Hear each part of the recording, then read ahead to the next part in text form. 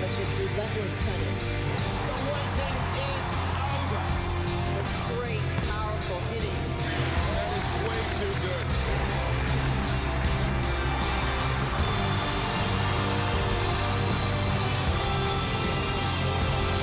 The queen of centre court. Champion of Wimbledon again.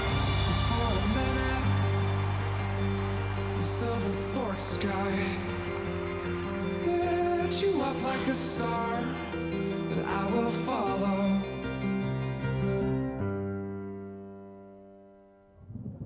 Well, hello and welcome along to Middle Sunday. Yes, this is traditionally a day of rest, but in 2016, Mother Nature has had her say once again. This is a sporting phenomenon that has occurred just 4 times in the 139-year history of the Wimbledon Championships. First, a quarter of a century ago in 1991, then again in 1997 after the wettest first week in Wimbledon history. Most recently, play on a Middle Sunday at Wimbledon was in 2004, and now here we are on Middle Sunday in 2016 with 6 third-round singles matches still to be completed. Of course, it all came after persistent rain in week 1, and tournament organisers announced on Friday evening that there would be play today for the first time in 12 years. 22,000 tickets were sold online yesterday, and they sold out in just 27 minutes after 111,000 people tried to get their hands on a ticket to the All England Club. There were 10,000 seats available on centre,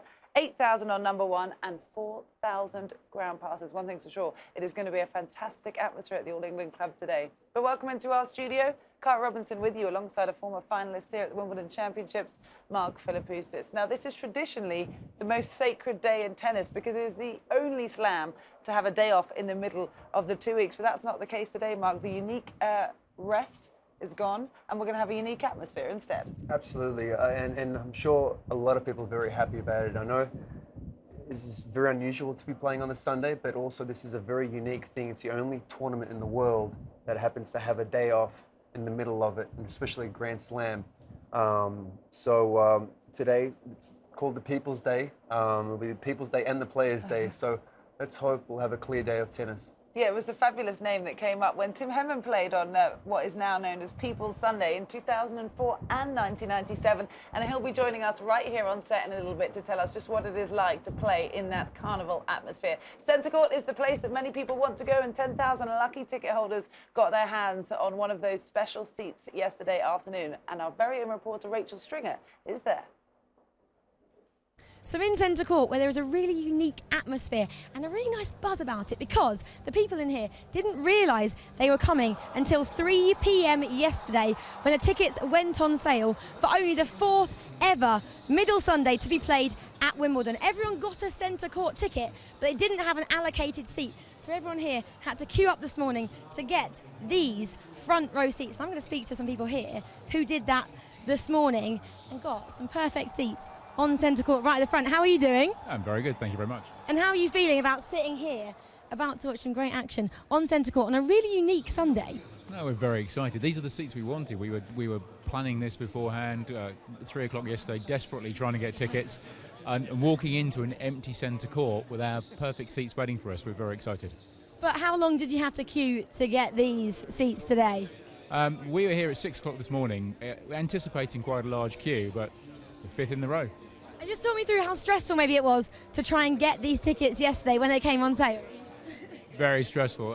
1 o'clock we waited for the announcement on the website, and then 3 o'clock when the tickets were available, constantly bashing the keys on the computer trying to get into the queue, straight away into the queue, and within minutes had my tickets.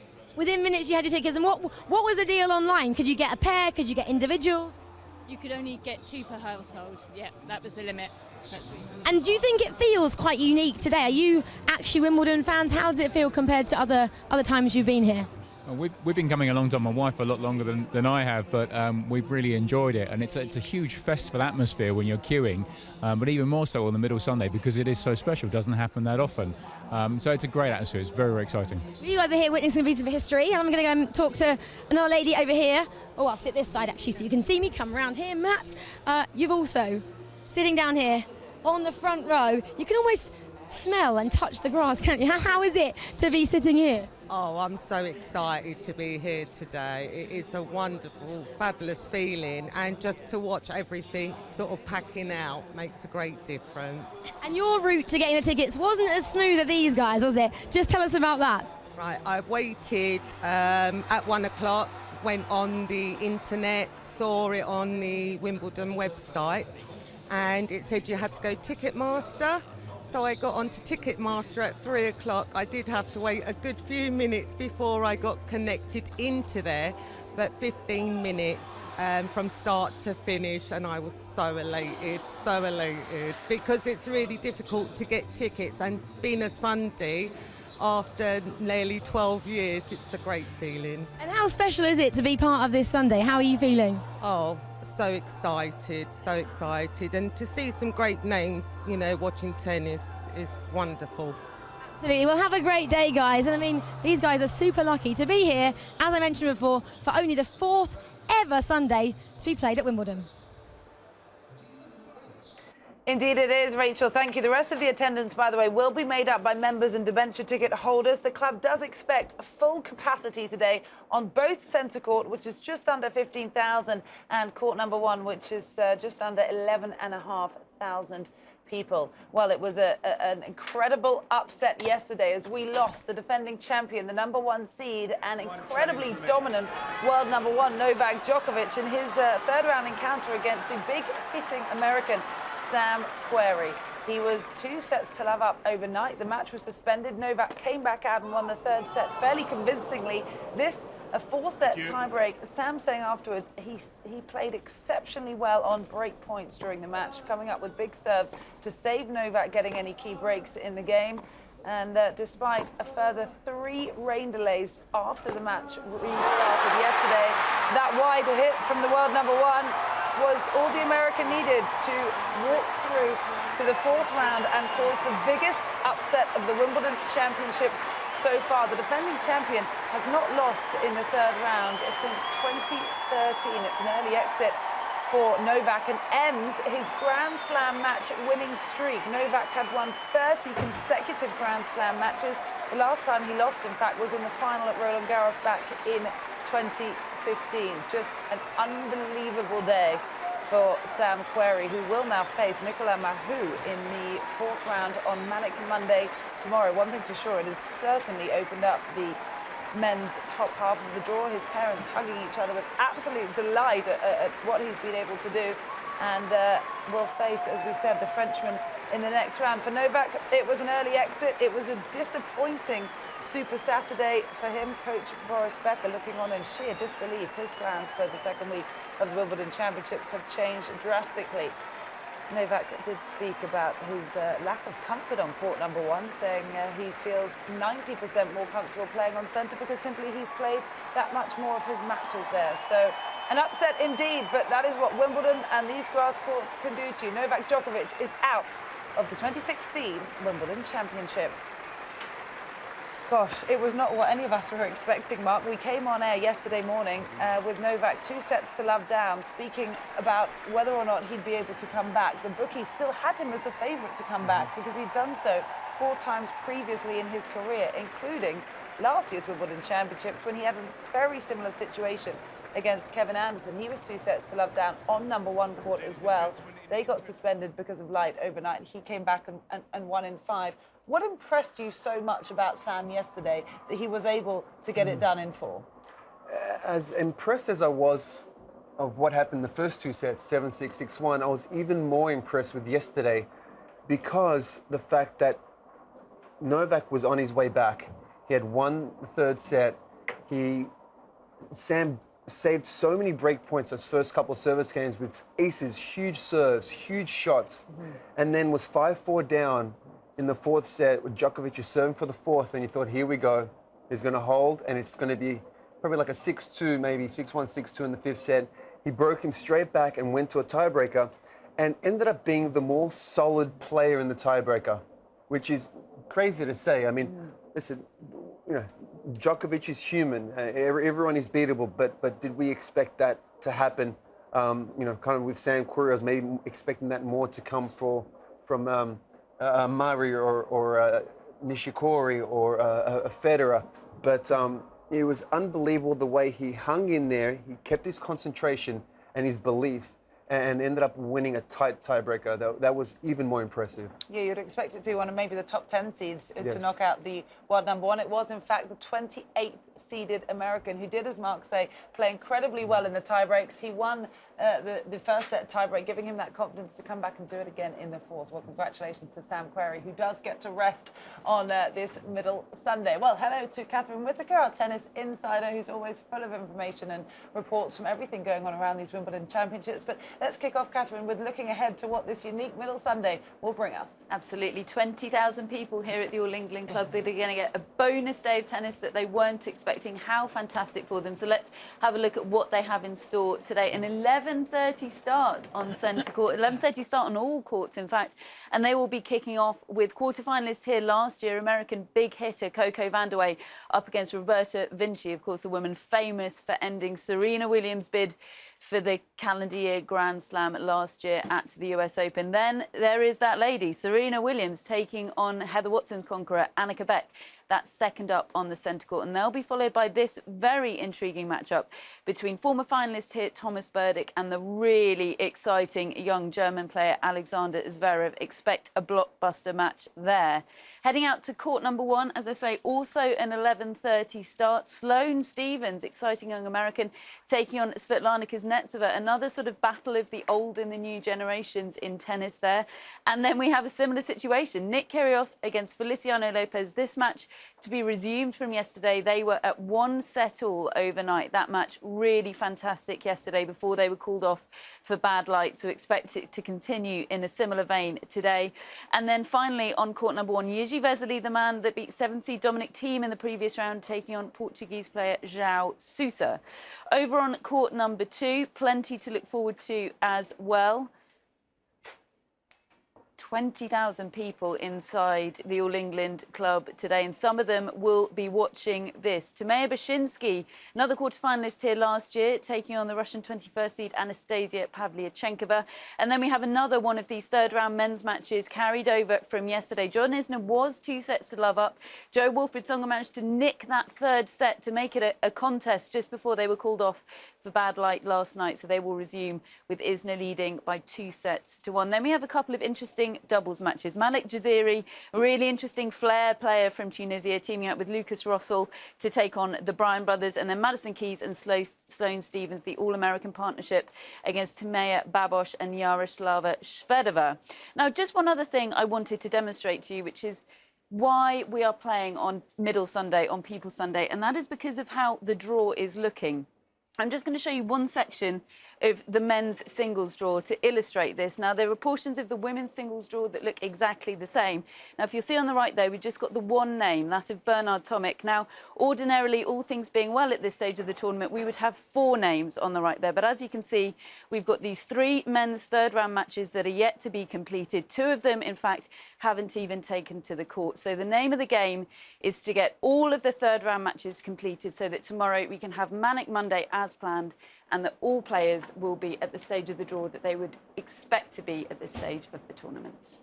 Yeah, fingers crossed we get the weather to participate with us today as well. Catherine, thank you. It is good to see how exactly the layout has been affected by the weather so far. We're hoping for a rain-free day here at the Wimbledon Championships. We'll let you know. But the lady tasked with opening up play on centre court today is one who reached the quarterfinals here last year. And as Catherine said, play begins a lot earlier than traditionally it does at the Wimbledon Championships here at 11:30 a.m. It'll be Coco Vandeweghe against Roberta Vinci. And Rob Walker has been out watching Coco prepare. Well, what a cracking atmosphere we've got here on this Middle Sunday. Only the 4th time we've had action, and the tickets went like hotcakes. Every single one sold out in 27 minutes. Apparently, they could have got rid of 110,000 tickets. Such was the clamour for the action here. We're watching Coco Vandeweghe just knocking up in the background, and the question is, can she draw on the inspiration of some great performances from her American compatriots? Yes, we might have expected Serena and Venus to make it through to the next round, but the American youngsters are having a cracking Wimbledon campaign. Madison Keys, Sloane Stephens and Coco hoping to draw on the inspiration of their performances, and of course her run to the quarters last year where she eventually lost to Maria Sharapova, but it was a good run here for Coco 12 months ago. Decent passage through to the third round. She beat Bondarenko and Babos in straight sets. And she's just recently heard, of course, that she's been selected for the American Olympic team for Rio. She'll be contesting the doubles with Matic Sands, with whom she won the doubles title in Indian Wells. But it's a big task facing the talented American. She's up against the Italian US Open finalist Roberta Vinci. Vinci, of course, famous for knocking out Serena Williams in that semi before losing to her compatriot Panetta in the final. And she's into the third round here at Wimbledon for the 6th time. She's been to the 4th round a couple of times as well, in 2012 and 2013. So the Italian number 6 seed will arguably start this match as the favourite. But it really has been a great campaign for the Americans, and actually not just the women. Stevie Johnson making progress, and then of course the showstopper Sam Querrey coming through against Novak Djokovic in 4, arguably one of the upsets as far as the male draw is concerned, probably for the last 4, 5, 6, 7, 8 years. So the Americans are riding high at the moment, and Coco would absolutely love to join her compatriots into the second week here at Wimbledon.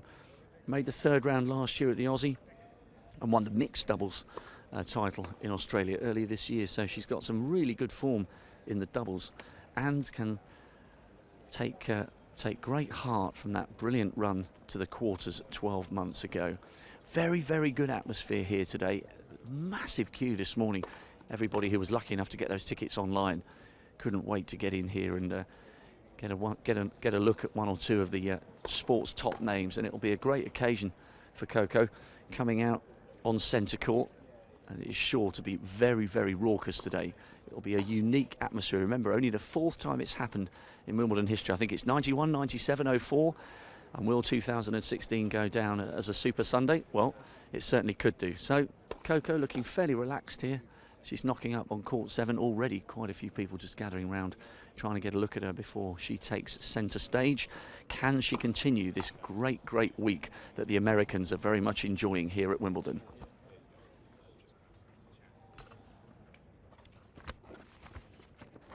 Well, just minutes until Coco Vandeweghe needs to make her way over to centre court for the opening match of the day alongside Italy's Roberta Vinci. That was court number 7. You can see the roof on centre court is well and truly open, and Rachel has been in there speaking to one of the busiest men during this first week of the Wimbledon Championships.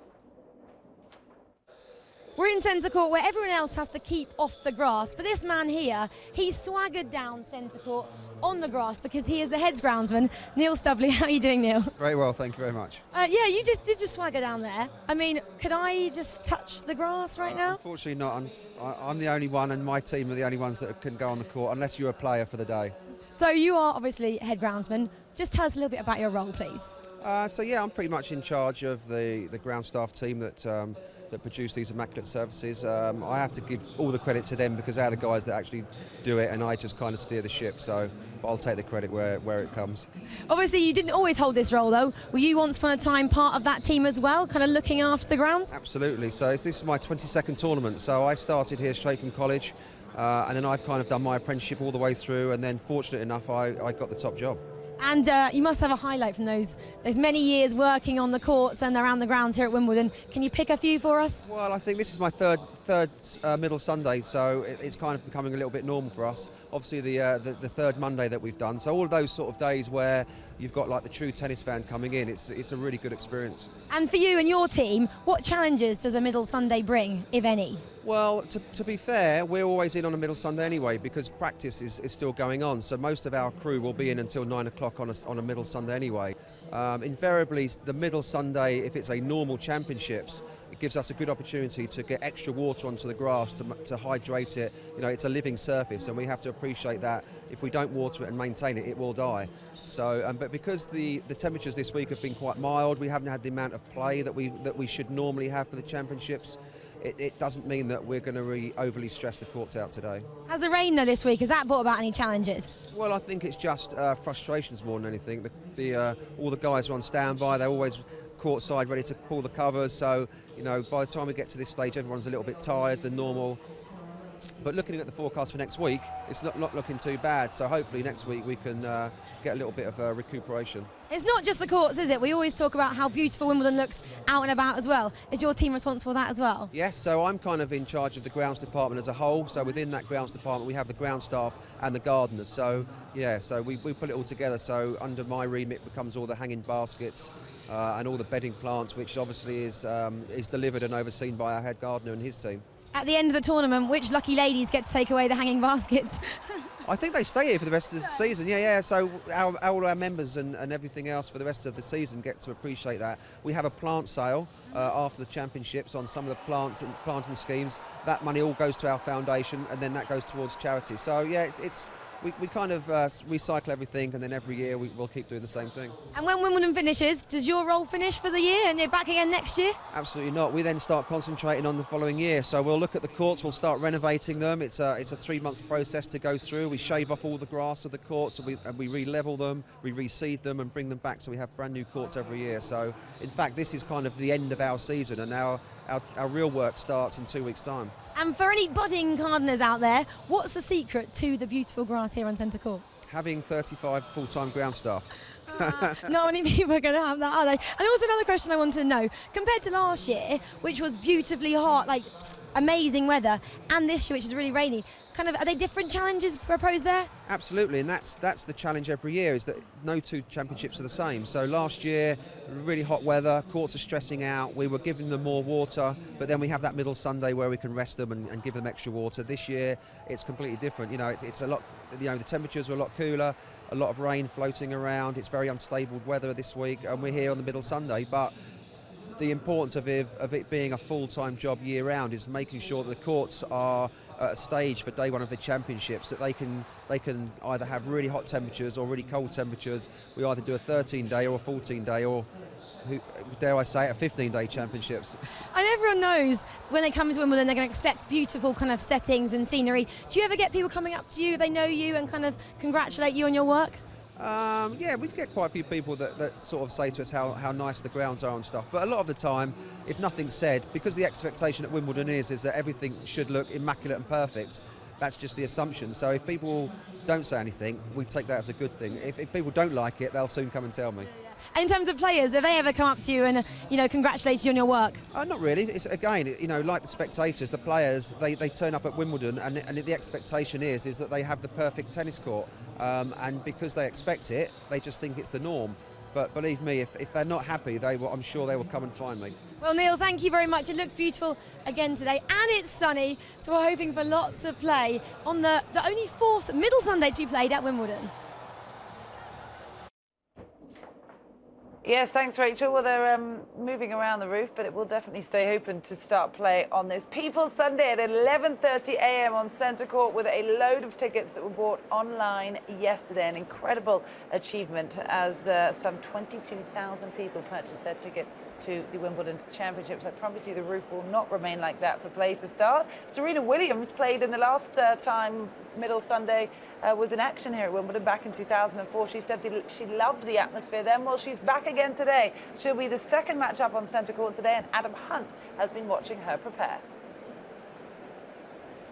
Well, yesterday saw the top seed, of course, Novak Djokovic in the men's draw crash out. Will Serena Williams be able to avoid that fate today? The top seed in the ladies' singles draw. Here she is on court number 14, just in the shadow of Centre Court. Behind her, getting ready for her match here on People's Sunday. A really interesting note about her match against Anneke Beck of Germany. The last time there was a People's Sunday back in 2004, Serena Williams played on Centre Court on that day. She played the Spanish player Maggie Serna. She said she really enjoyed the experience to be playing on the Sunday here at Wimbledon. So this is the second middle Sunday in a row that Serena Williams has taken to Centre Court. We've been watching her for quite some time down here on court number 14, working hard and intensely as she always does before her matches.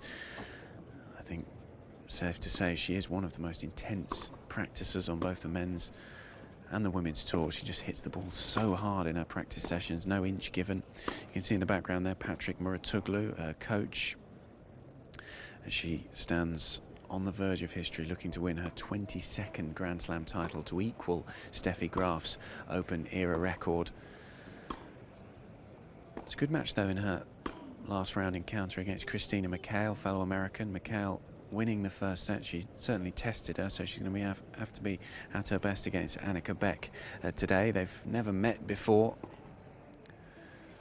Serena, of course, the #1 ranked player in the world. Annika Beck down at number 43. And if we compare their routes through to the final, to the third round, sorry, Serena beating the qualifier Amra Sadikovic in the first round, 6-2, 6-4, and then McHale in round 2 in 3 sets, 6-7, 6-2, 6-4.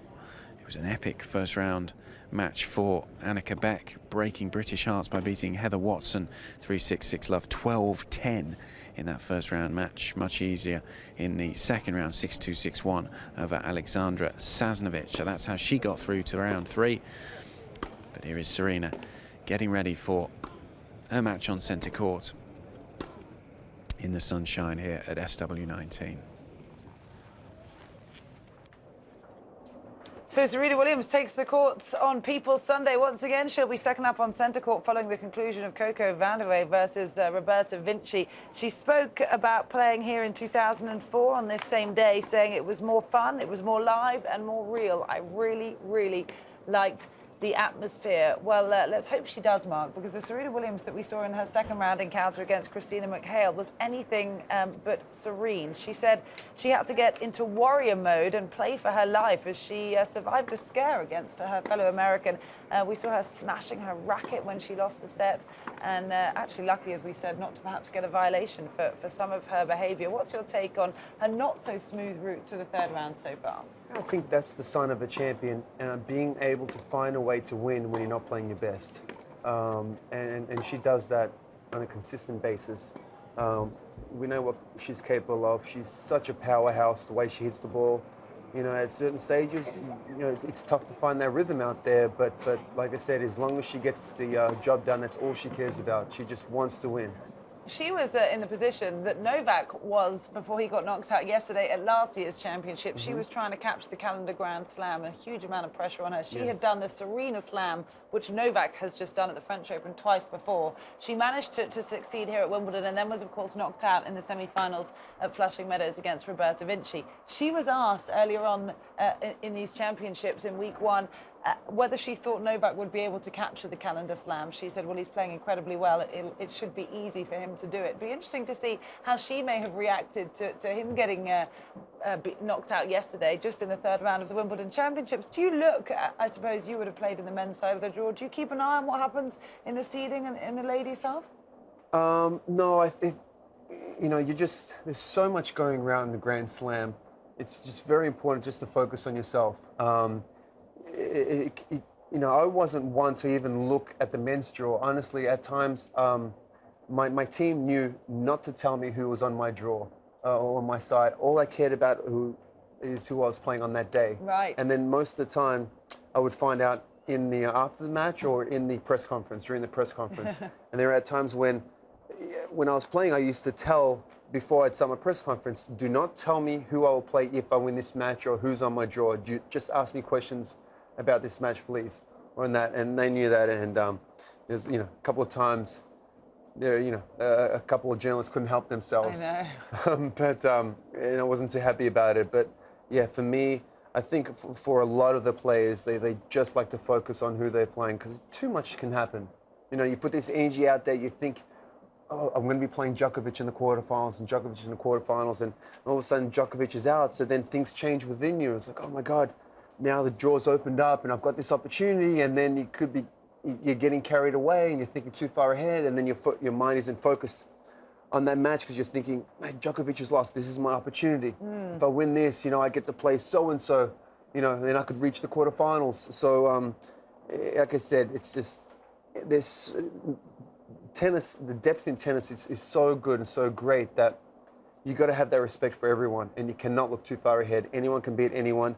and just got to focus on yourself. And I think Andy Murray summed it up perfectly after his match win yesterday over John Millman in straight sets. He was, of course, asked about Novak Djokovic getting knocked out, because if you are the number 1 and 2 seeds, you know that you would potentially meet each other in the final. You know, obviously, he would have been aware of what happened and how that could potentially affect him. But he said to the journalists, he said, look, I have to get to the final for that to have any impact on me whatsoever. And quite frankly, I've got some incredibly tough matches between now and then, none more so than his next round, which he'll play tomorrow between either Nick Kyrgios or Feliciano Lopez. They're currently tied at 1 set all. They're one of the 4 men's third-round matches to be completed today on this middle Sunday. There is still plenty more to come from this year's Wimbledon Championships. We can't wait to see it all unfold in front of us. But Rachel Strigger's been a busy girl out on the grounds all morning. We're going to say hello to her again. To finish off a great day at Wimbledon, why not come here to the Used Championship Ball Hut to buy a used championship ball? And all the proceedings go to the Wimbledon Foundation, which is a great charity run by the All England Club. And today they are also running something really special, because it's only the 4th ever time that play has been played on a Sunday, and that is by the Explore Wimbledon campaign, which you can see up there, which is kind of getting kids to have a great day out at Wimbledon as well. And today, just for the children, they can have a chance to win 2 championship towels, his and her. All they have to do is go on Twitter and tweet a picture of one of these trophies, either the females or the men's, which will be up here, using the hashtag Explore Wimbledon for a chance to win those championship towels. So come down here, tweet a picture with either this trophy or the male one, using the hashtag Explore Wimbledon, only for children, for your chance to win those championship towels. And that is just for today on this really special day. A special day. We're lucky and happy to be here, Rachel. Thank you very much. Well, Juan Martín del Potro is very happy to be here as well, after causing what was the upset of the championship so far when he beat Stanislav Wawrinka in the second round. That was, of course, before Novak Djokovic got beaten yesterday by Sam Querrey. Well, the tall Argentinian is trying to fight back from a wrist injury. He needs to fight back in his current match as well. He's 2 sets to 1 down against the seeded Frenchman Lucas Pouille. That will resume on court 12 today. And Adam Hunt has been over at Arangi to watch Delpo prepare.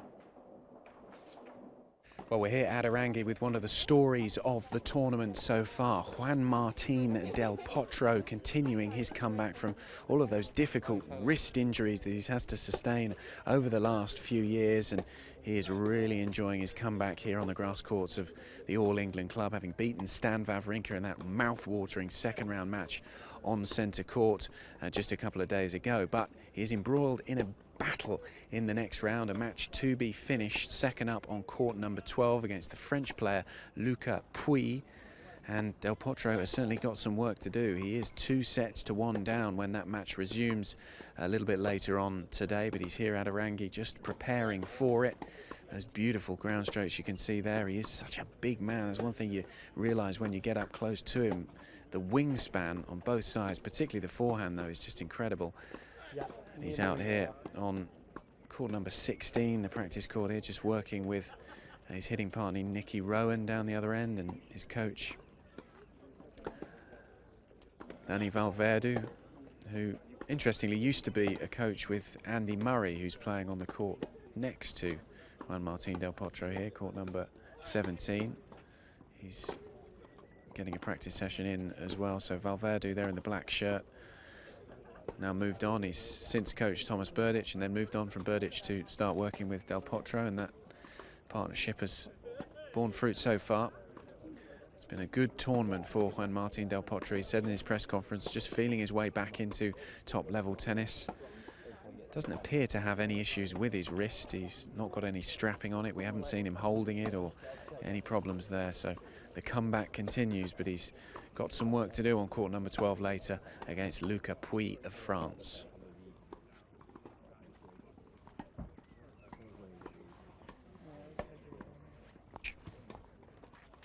Thank you, mate. Well, Juan Martín will have to wait until Vesnina and Boserup have completed their match on court number 12 before he takes out. Their play is just beginning, I'm delighted to say, because it's an early start on this People's Sunday. So let's take you over to court number 1, where this 2-time Grand Slam champion, Svetlana Kuznetsova, yes, she won the US Open in 2004, and then Roland Garros, the French Open in 2009, is taking on the lady, Mark, who was once labelled the new Serena. Sloane Stephens is an impressive young American. The likes of Madison Keys have slightly taken the limelight from her recently, but she is seeded at this year's championships at 18. Kuznetsova seeded as well as the 13th seed, and this is a fascinating encounter because the winner could well face Serena in the next round. Mark, who would you pick as the favourite in this one? Truthfully, Kuznetsova. I mean, Sloane Stephens is a great talent. In my eyes, better than what her results have been. She's got beautiful power, very easy power, very clean head of the ball, and I love the flow she has through her ground strokes and her serve. I just don't think she is as mentally tough as Kuznetsova, to be quite honest. I'm sure that's going to improve, but that self-belief that Kuznetsova has, being a two-time Grand Slam champion, I think is just going to get her over the line today. But look, yes, this could go either way, but I'm giving it a 55% to Kuznetsova for just getting through. Oh, well, yes, Svetlana did have a tricky first-round opponent in the shape of Caroline Wozniacki, a former world #1 who was unseeded for this year's championships, and she did come through in straight sets, 7-5, 6-4. She was then pushed to 3 sets by the British wildcard Tara Moore in the second round. She did come through that eventually, though.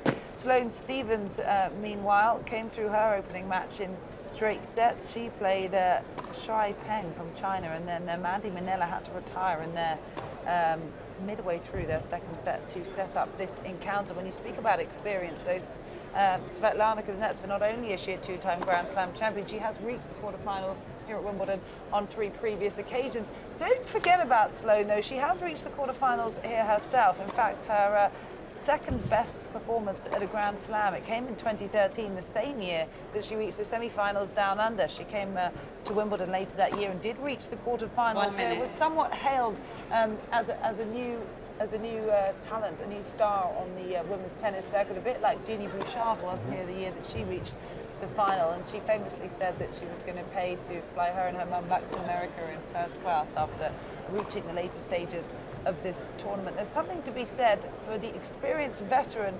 versus the fearless youth, perhaps. Yeah, I think a lot of the time it comes down to just knowledge, to be honest, on the court, the experience, and the heart, who kind of wants more. I think a lot of the time we're looking at these younger talent, and yes, they've got so much talent. When we expect them, we expect a lot from them. But in Grand Slams, it just, I think experience has a lot to do with getting through matches. Now, that being said, Sloane's an incredible athlete, a great athlete, and a great player. Can she win this match? Absolutely. It's not like I'm giving her no chance or anything like that, but I just believe because of what Kuznetsova brings to the table, that she'll just sneak through.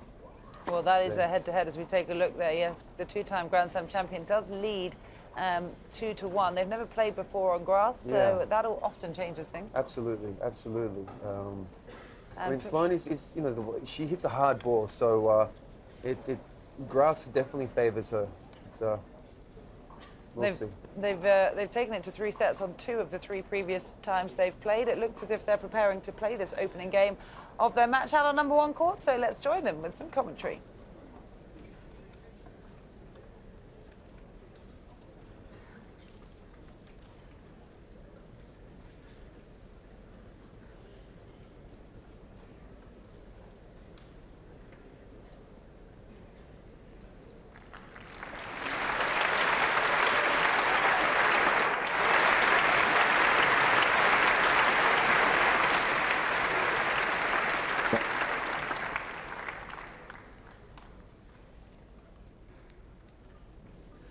Okay, 3rd round match here at Wimbledon. Scheduled, should have been played yesterday, but it's being played here in front of 8,000 spectators who got online yesterday afternoon and couldn't believe their luck when their computer gave them the order confirmed screen. And it's Svetlana Kuznetsova of Russia to start. Ready. Play.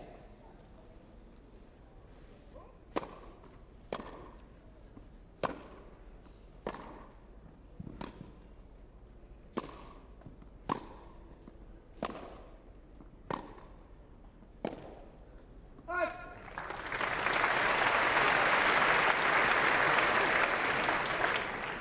15 love.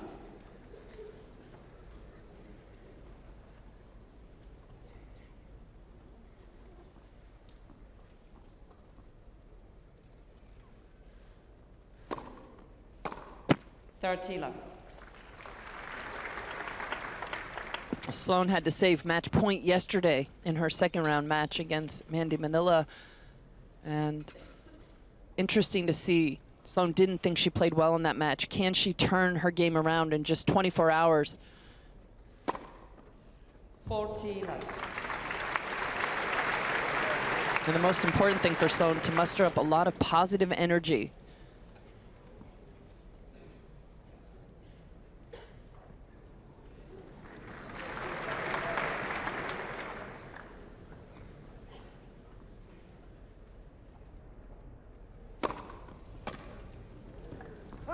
Game is. So Kuznetsova has no problems in holding on to her opening game of their match out on court number 1. It's one of the ladies' singles matches, third round to still be completed. Well, this is the live picture on Ladies and centre gentlemen, court. if you The leave your roof is seat, please make open. sure you There take are all some your very belongings with happy spectators. 10,000 unreserved If you have a centre mobile court phone, tickets please sold make sure out it in is around switched off. 15 minutes yesterday when they went on sale at Ticketmaster at 3 p.m. And this first round encounter is set to be a good one between the 27th seeded American Coco Vandeweghe and the 6th seeded Italian Roberta Vinci, who you may have been used to watching a lot in doubles with her fellow Italian Sala Irani. They've won Grand Slam titles before together, but she is also the lady responsible for causing the huge upset at the US Open last year. Serena was on track for the calendar slam, and Roberta beat her in the second round. This match, though, is a different story. The two ladies have played each other just once before. Their head-to-head is tied at 1-1. So as they prepare for their opening game, Coco Vandeweghe, of course, reached the quarterfinals here last year. She'll be hoping to progress to at least a similar stage, if not further this time around. Let's enjoy their opening game with some commentary.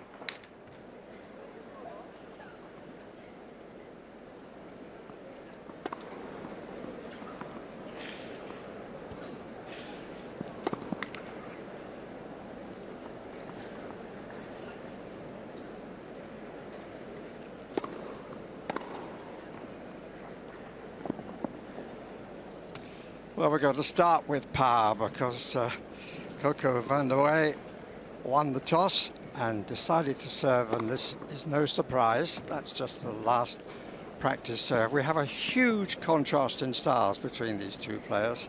One seeded for the first time ever, that's Vandeweghe, the American, and Roberto Vinci, who's now aged 33 and seeded number 6 with me, Louise Fleming.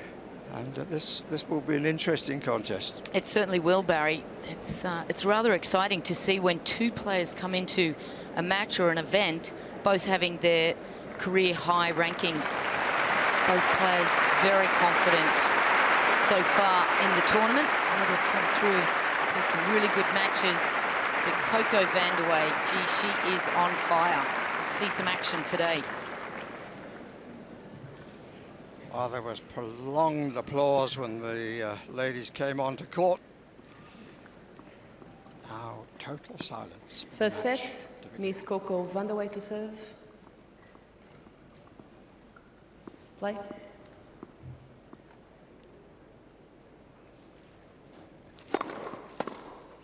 $15 love. The crowd will see some real fireworks come from the racket of Coco Vandeweghe today.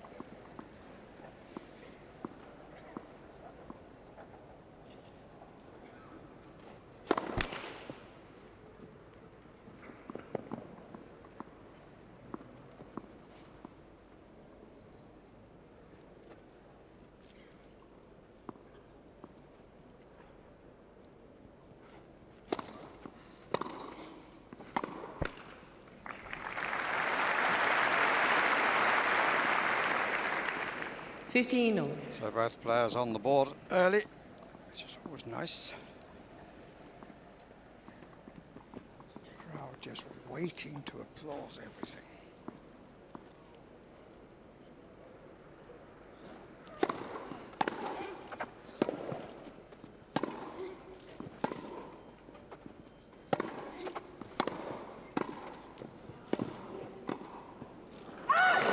Well, one's power and one's very clever.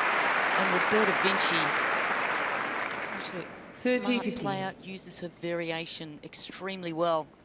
Tends to dismantle her opponents rather than overpower them.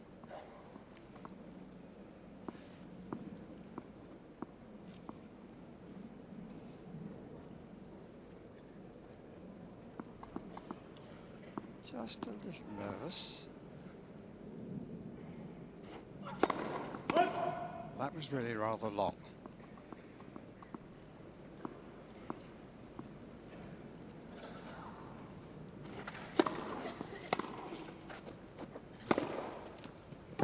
Oh, yes. We had no chance of getting to that.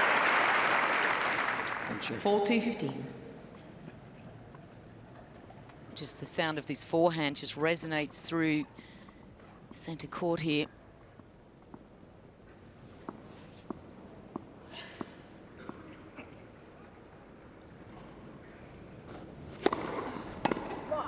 Game is Vandeweghe.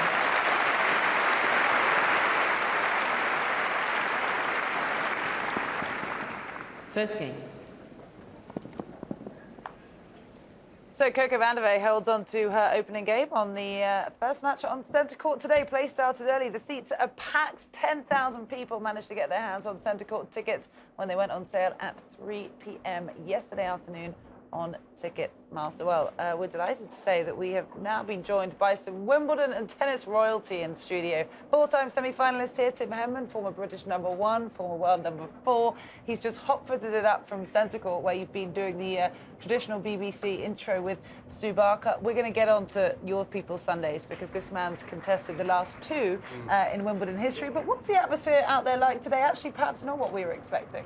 No, it was really, really quiet. It was almost if the crowd were a bit nervous. I heard a statistic that 90% of the people in the crowd had never been before. Really? Wow. So, and then also I heard that some of them were queuing from 3 o'clock this morning to make sure that they were in the front of the queue, because they would have had tickets. It was all done online, but they were pretty keen. So maybe they were just having a little snooze before the tennis started. That's the interesting thing. What's been unique about this year is you couldn't queue to get tickets, as you have been able to do on the past when Middle Sunday's in play. You had to buy them online, but they weren't seated, were they? So you could get in there first come first served to choose your seat. Yeah, that's right. So they did 22,000 tickets as such. There were 10,000 on centre court, 8,000 on court 1, and 4,000 for around the ground. So once you got access to the grounds, then you were, going to go to centre court with your ticket, and then you could sit anywhere. So about 9 o'clock, when they opened the gates and then the stadium, you just saw people,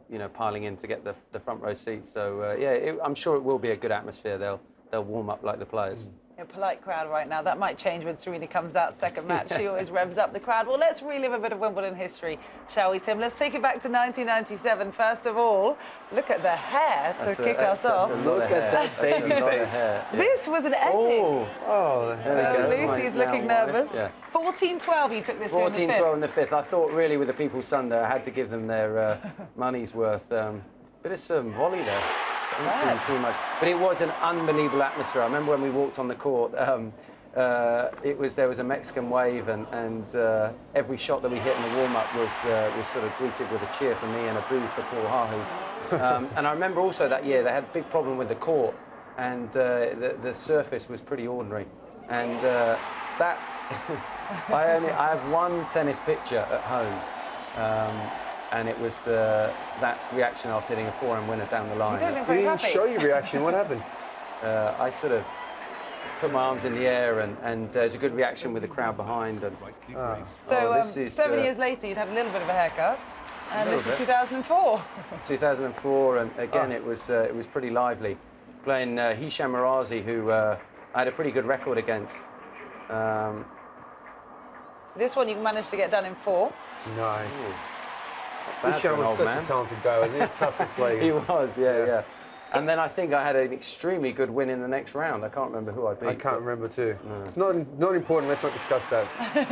Well, what's amazing is really it was this match, Tim, that I think coined the term People's Sunday, because it obviously helps when you have a home player like you, a huge crowd favourite playing on centre court, and everything that you've just said now, very similar to what you said back then, that the noise and atmosphere was just phenomenal and like nothing you'd experienced before. Could you liken it to any other stage in sport? Wembley Stadium or something, maybe? Yeah, it's just... I mean, having never experienced some of those other stadiums, when I reflect on all the stadiums I've played around the world, this is unquestionably my favourite, but those 2 days were incredible atmosphere and the circumstances. There's always a lot of chat, and I get asked, why don't we do it every year? Why don't we have this People's Sundays? And it's really for the court's point of view. It's grass is a natural surface. When the court isn't being used on a Sunday, it has to be watered massively, because otherwise if the court gets burnt, the grass will die. It's a little bit like golf greens, when they're in a tournament, that's only 4 days. They need to water the green, otherwise it dies.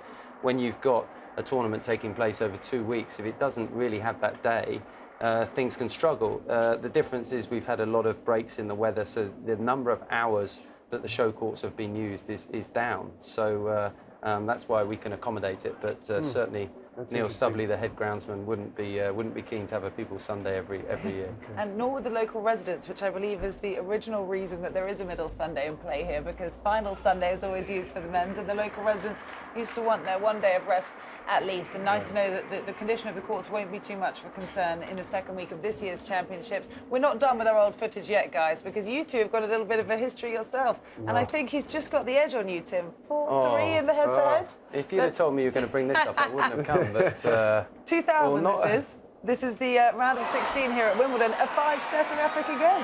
I mean, they're just such a lucky miss-it return. That one just I'm not sure the reaction's great here from me on match point. Oh, I hope you don't show match point. Yeah, you were serving cannons that day, as you quite often did. But I seem to remember there's not a great reaction when you serve another ace past me on match point. But my brother, my eldest brother Mike, has the remains of... Is that 3 aces in a row? That's a bit antisocial. You were known, weren't you, as the scud mark, and you didn't hold back against him. Watch. Oh! How was that foot? Wow. More importantly, how was the racket? Well, I think the director did you a favour there, Tim. He cut off fairly quickly. Just in time. So 4 years later, at the same stage of the tournament, Mark's hair has grown a little longer this time around. You get your own back in 4 sets. Yeah, I remember you started unbelievably well. I think you won the first set 6-1, and I was sort of hanging in 6-2. There we go. I was hanging in by the skin of my teeth. But, you won the first set 6-2. Oh, did I? Yeah. Oh. Oh. I don't remember that. 6-2, Me too. 7-5. I didn't think you had that shot. There was a tie-break in there, wasn't there? There we go. The tie-break in the okay. fourth. 6-2, 7-5, 6-7, 7-6. Basically never in doubt, was it? So one apiece on the grass at Wimbledon, at least. What was he like to play against then? Obviously a huge server. Always difficult to play people where you didn't really feel like you were in control. When he was serving well, I mean, one of the great serves out there, and I'm not just saying that because he's sitting in front of me, but, if he's hitting 135 in the corners, there's nothing you can do, so you're really having to try and stay patient, and if you get a look at a few second serves, he was mad enough to just keep going for first serves on his second serve. So, no, difficult guy to play against, but also, a good friend of mine. We practiced together a lot, and we had some good battles. We played at US Open, and so yeah, good memories. It's great to see some serve bowling. I know. It's a beautiful, kind of a game to watch, and it's a shame I don't see too much over these days. No, that's right. I think with the reflection on the conditions, how they've changed, the grass has changed here.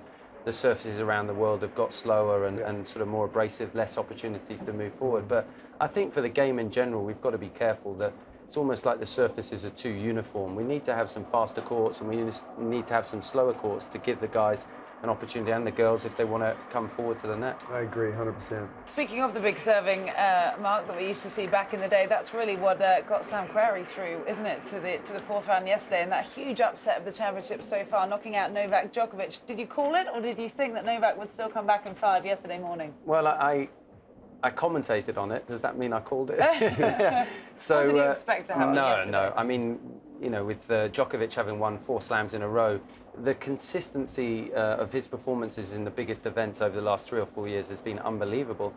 And the problem is he set the bar so high. We've seen him time and time again come through those matches where he's not playing his best. But the first 2 sets, which were on Friday night, Querrey was unbelievable. He only lost 4 points on his serve in the first set, which he won 7-6, 8-6 in the tie-break. And then in the second set, when you're expecting his level to drop, and then Djokovic was obviously hoping it never happened. So he was up 2 sets to love. And then you get the delay. They've got to come back the next day. And you really felt that when Querrey came back on the court on yesterday, he had something to lose. His footwork wasn't great. He struggles because he's 6'6". He's not the best mover, but he wasn't getting in the right position. He was still trying to be aggressive with his shots, but he was making more unforced errors. It was windy. Then you had the rain delays. It was a hard match, but Djokovic still had a chance. He served for the 4th set at 5-4, played a terrible game. And, you know, Querrey was able to maintain the belief and finally get across the finishing line. So huge upset, great win for Querrey and a great opportunity for the top half of the draw. It certainly seemed like something was up with the world #1 yesterday. We'll wait and see what the next few weeks may or may not reveal from Djokovic's camp. Well, everyone jumps to #2 seed, don't they, when the favourite gets knocked out of the tournament. Andy Murray was, of course, asked after his win yesterday over John Millman in straight sets about his reaction to Novak going out. Very mature reply, Tim, you know, saying this really won't affect him at all unless he makes it to the final, and he's got some incredibly big matches to face before then. This was him earlier this morning practicing out at Orangi. He seems to come to the club every day, obviously, even his days off, and practice and warm up. What did you used to do here at Wimbledon, and also how far did you let yourself look ahead in the draw? Well, certainly with regards to Andy, he has benefited from playing his matches on centre court, having the roof, and he has not been affected at all by the rain. He's bottom half of the draw. Obviously, Djokovic opened as the defending champion on Monday, and he's played Tuesday, Thursday, Saturday. He's won quickly. He's had his day off in between to practice, so he's really come through the first week in perfect fashion. Yeah, likewise, you know, I'd be here, and as all the players, if you've got a day off, you're going to come and practice and, you know, work on any aspects of your game that you feel need a little bit of work. But he'll be delighted, and he'll be aware of Kyrgios and Lopez on court today to see who comes through. And you know, either opponent is not easy. They both serve well. I'm sure from Mark's point of view, you'll be hoping that it's Kyrgios. He hasn't really been pressed yet. I mean, yes, every match is tough, but he hasn't really played anyone to give him any kind of problems. I think this is the first match where you got a couple of guys who can kind of give him some trouble. Absolutely, and you know, you reflect on the French Open when he played 2 5-set matches in the first 2 rounds. I really don't think that was a good start to the tournament moving into the second week. By the time he was in the semis and finals, he was probably a little bit more fatigued, whereas, as you say, he's really come through this first week in excellent form. So he'll be ready and raring to go whoever he plays. If you had to pick, would you choose now at this stage of the tournament a Federer-Murray final, or would you pick someone else to make their way through? Yeah, I mean, I said I felt Murray was going to win the tournament before the event started. I think that sort of Lendl factor, the way that he's played in the last couple of weeks, I better just say Roger Federer because he's just walked past the studio. Giving us away. So yeah, I think we'll go for a Federer-Murray. I'm sure there's a lot of people that would quite appreciate that matchup. Absolutely. Yeah, I'm sure they would indeed. It would be a hugely popular one on centre court. Before we let you go, Tim, you guys are now both very handy golfers. I see Tim often on the golf circuit. Mark's been telling me he plays off, what, 4 or 5? Not even close to Tim. Not close to this guy. Really? This guy's another level. Yes. I'm at the addiction stage. Yeah. And so you know, once this tournament's out of the way, then I'll definitely be looking to get back out there, and if the weather improves, because I do love the game. I love the challenge, and I'm sure we can.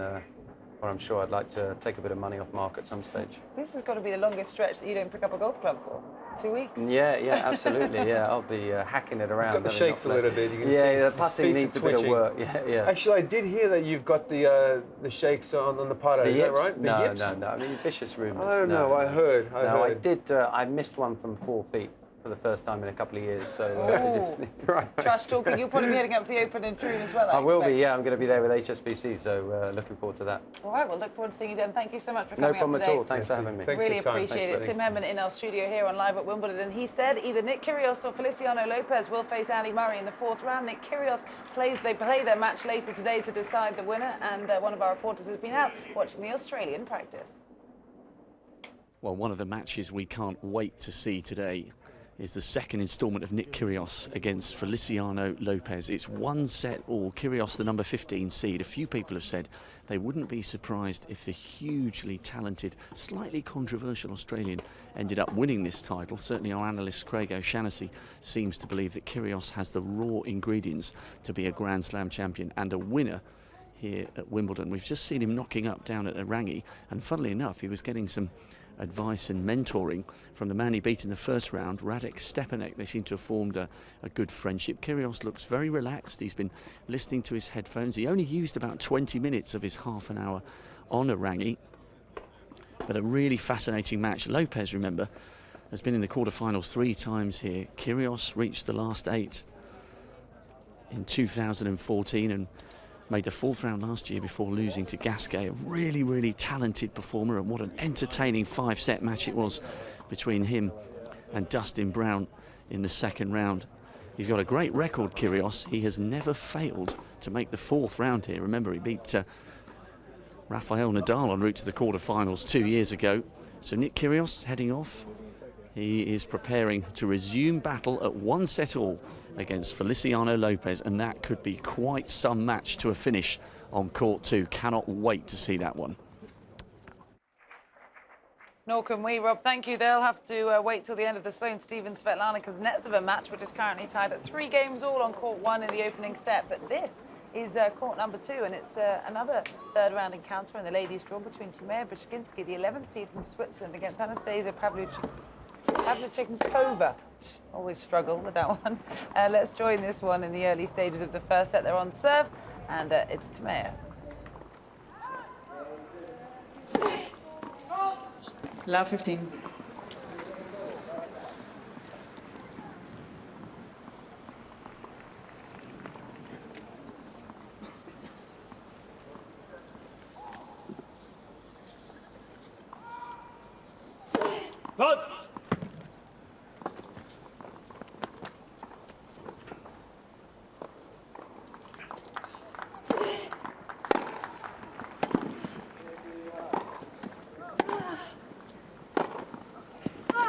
Terrific. Making a move here now, Pavlyuchenkova, having saved the break point.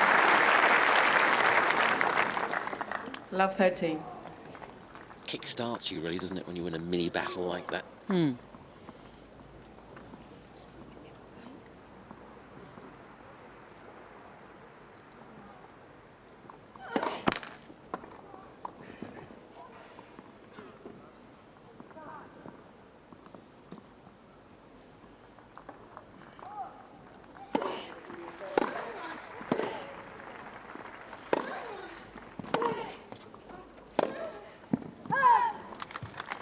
Well, there's a bit of a let-off. She had the ball there, Pavlyuchenkova. Bacsinszky was on the run, just mishitting the forehand.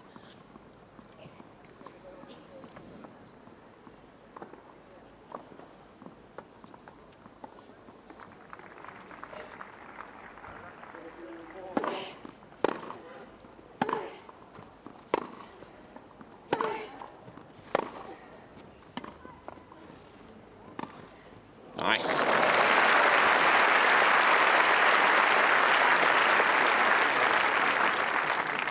$15-14. It was nice, this slice. Good variation. There's the drop shot. Good form on the slice approach. A shot that's so underused in tennis now, not only in women's tennis, but in men's tennis. That transition shot. A couple of break points here.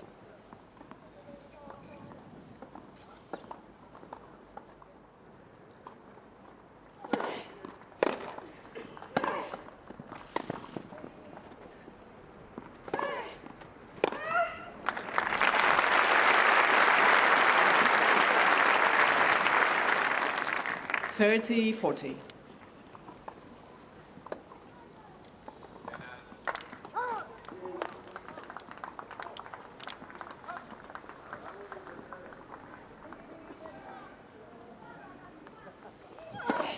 Let first service.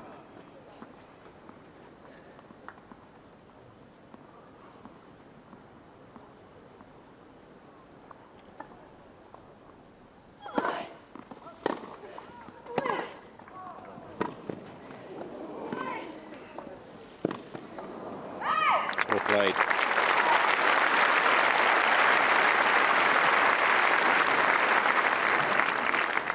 Use. That's the shot there that did the damage, enabled Bacsinszky to move forward, and hitting a backhand from the forehand side of the court. That tells you that she prefers the backhand side to the forehand. And again, we so often see players serve now and their immediate reaction is to move to the left of the court so they can hit a big forehand. But with Bacsinszky, she holds the ground in the middle of the court, and if the ball comes down the middle, she'd much prefer to hit a backhand off it.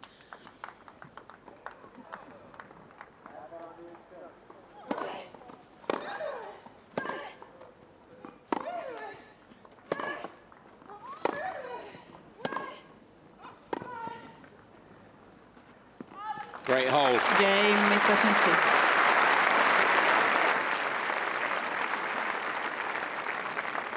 Three games all, first set. So the Russian manages to hold on her serve there, Anastasia Pavlyuchenkova against Timea Bacsinszky. That's out on court number 2. There's tennis going on all over the grounds here now, as you can see at the All England Club. Play started at 11:30 on every court, including centre and number 1, where Coco Vandeweghe is actually up a break in her third round encounter against Roberta Vinci. They're 4-2 in the opening set. Meanwhile, it's on serve over on court number 1 between Sloane Stephens and Svetlana Kuznetsova, 3-4 in their opening set. Quite a quiet scene here at the championships, actually. There were just 4,000 ground passes available today, which might explain the reason for the slightly quieter environment over on Henman Hill.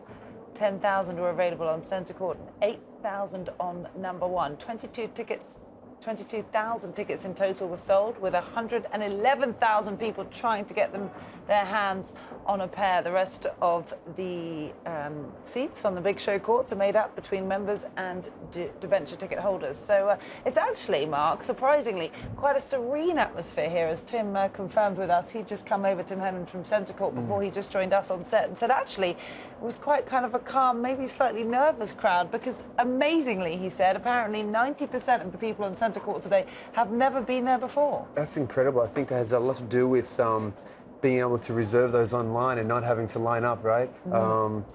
Yeah, I was looking around before. It seems very relaxed, very, very quiet, it is kind of weird. It is kind of weird, but it's gonna, things are gonna heat up very quickly, especially on those show courts and those outside courts. We've got a lot of great matches still to play, and I'm just looking forward to watching them. Yeah, it's very unique. It's always unique middle Sunday at Wimbledon, whether we have play or we don't. Yes. But we do have play for the 4th time in the 139 history of this great Grand Slam. And it may be quiet, but there's still plenty of people out there to talk to. Rachel Stringer has found some more.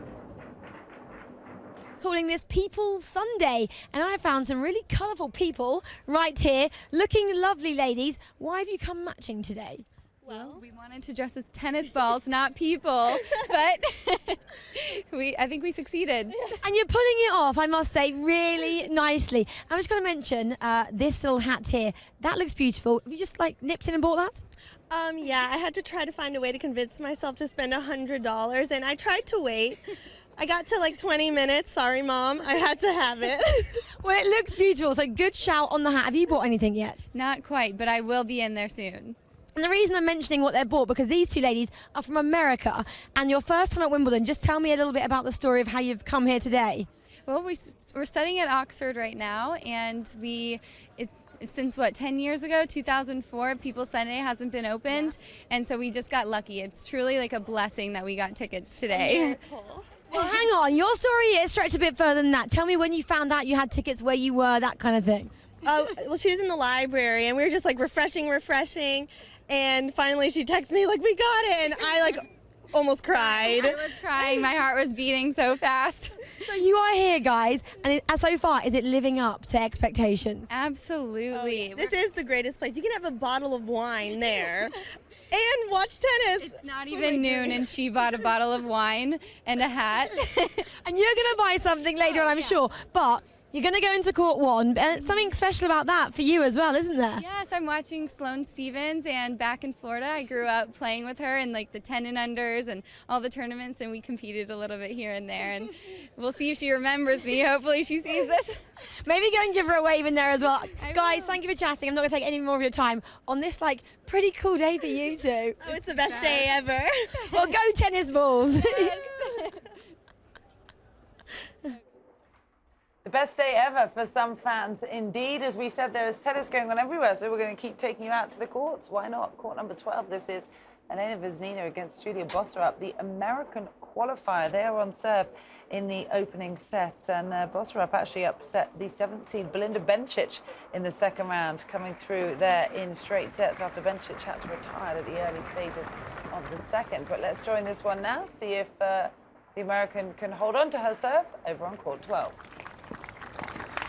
15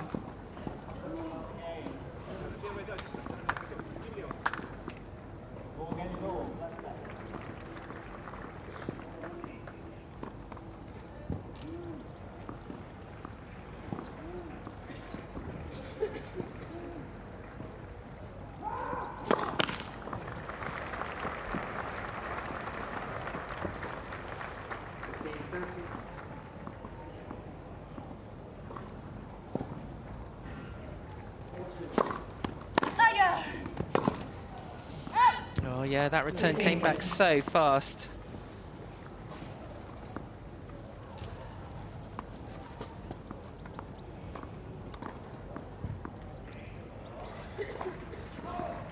So we know that Vesnina is going to be targeting that second serve, as that statistic demonstrated.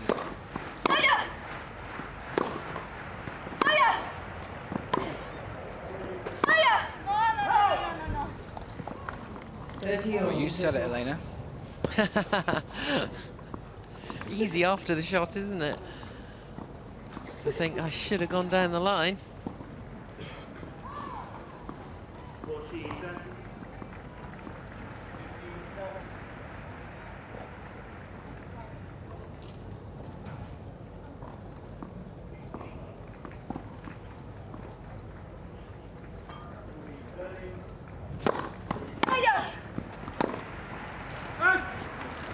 And again, some of these serves are coming right back at the body. It's not as if they're being pushed wide or back down the backhand channel and tighten that.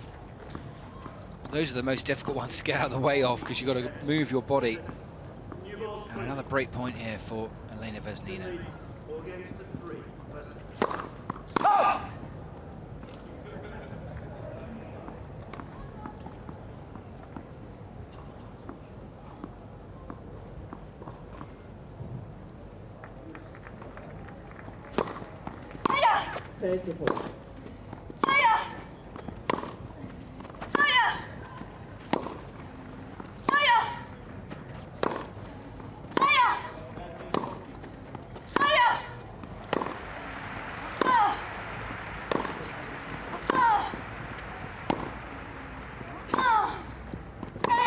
Well, the grunts changed, didn't they, during that point? It did, midway through. We went from double barrel to singular. It was a tough rally. Well done to Boserup for sticking in it. Just feel she's so under pressure at the moment. She's just got to weather the storm here a little, hasn't she? Bit of self-belief. Just reassure herself that she belongs here.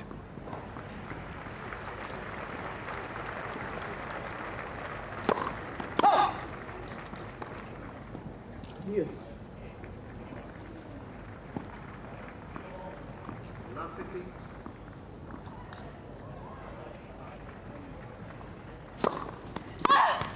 Great serve, right into the body.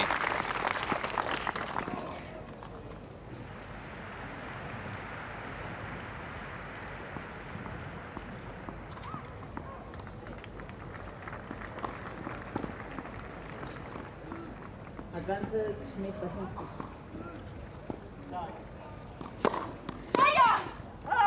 Great game there from Julia Boserup. She had to dig deep. 4 games all, first sets.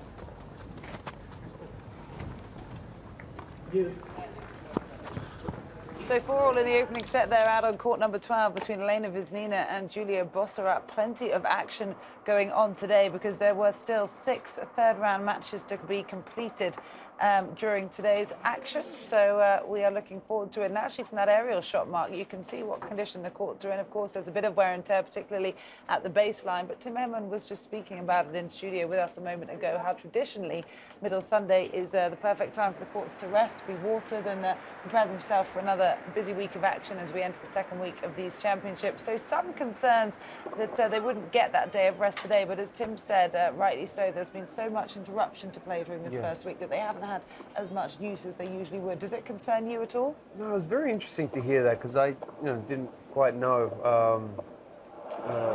Kind of you don't know about those things that happen behind the scenes and about the courts. All you do is you come here and play, and there's so much involved day in, day out with these events. It's incredible, especially on grass. Like I said, it's a natural surface. So many things have to be prepared in order for us to go out and play, and we just take that for granted, So it was very interesting to hear that and to learn that. Well, Vandeweghe has taken the first set fairly convincingly out on centre court, 6-3.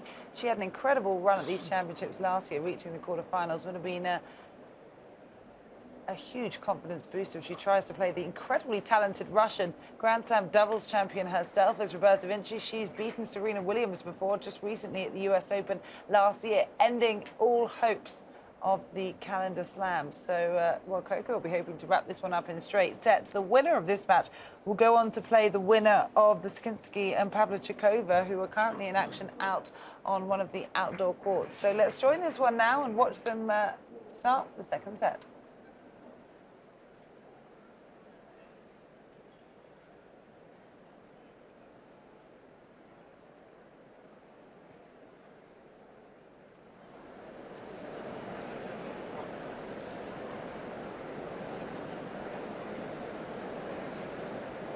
Time.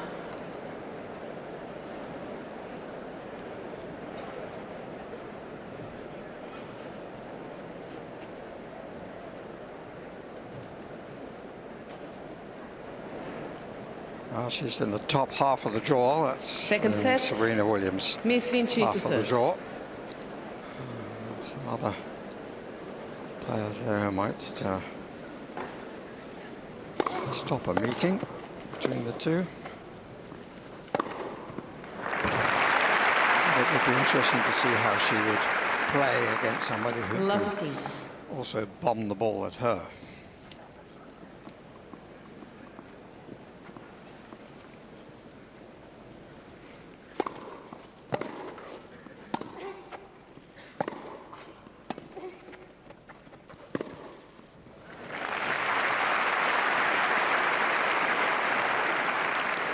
Love 30.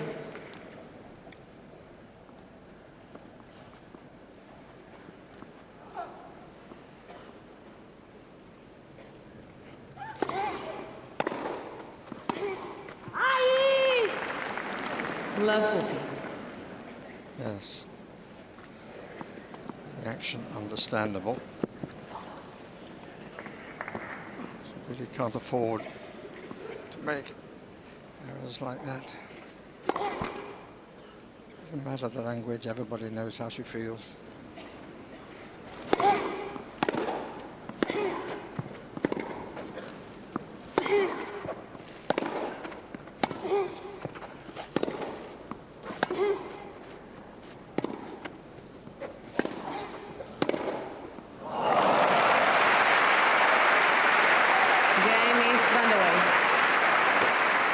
Vandeweghe looking incredibly dominant, convincing break there in the opening game of the second set, having taken the first 6-3. This is just one of a few ladies' third-round matches to be contested here on this middle Sunday at Wimbledon. Only the 4th time in the history of these championships that we've had play on this traditional day of rest. So we'll keep you posted what happens out there. Meanwhile, it's 5 games all on court number 1 between Sloane Stephens and Svetlana Kuznetsova in that opening set. We will update you on what happens. But welcome back into our live at Wimbledon studio. Carl Robinson with you alongside Mark Philippoussis and our tennis insider Catherine Whitaker, who I have to say has brought us some of the best stories of the week so far on social media, because that's just the way of the world these days. We find out so many good snippets of information online, and today may be no exception. So what's going on, Catherine? Well, hashtag Middle Sunday seems to be doing pretty well. If you are here, or even if you're experiencing this special day of tennis at home, then do use that hashtag, and I'll be keeping an eye on it. I'll bring you a few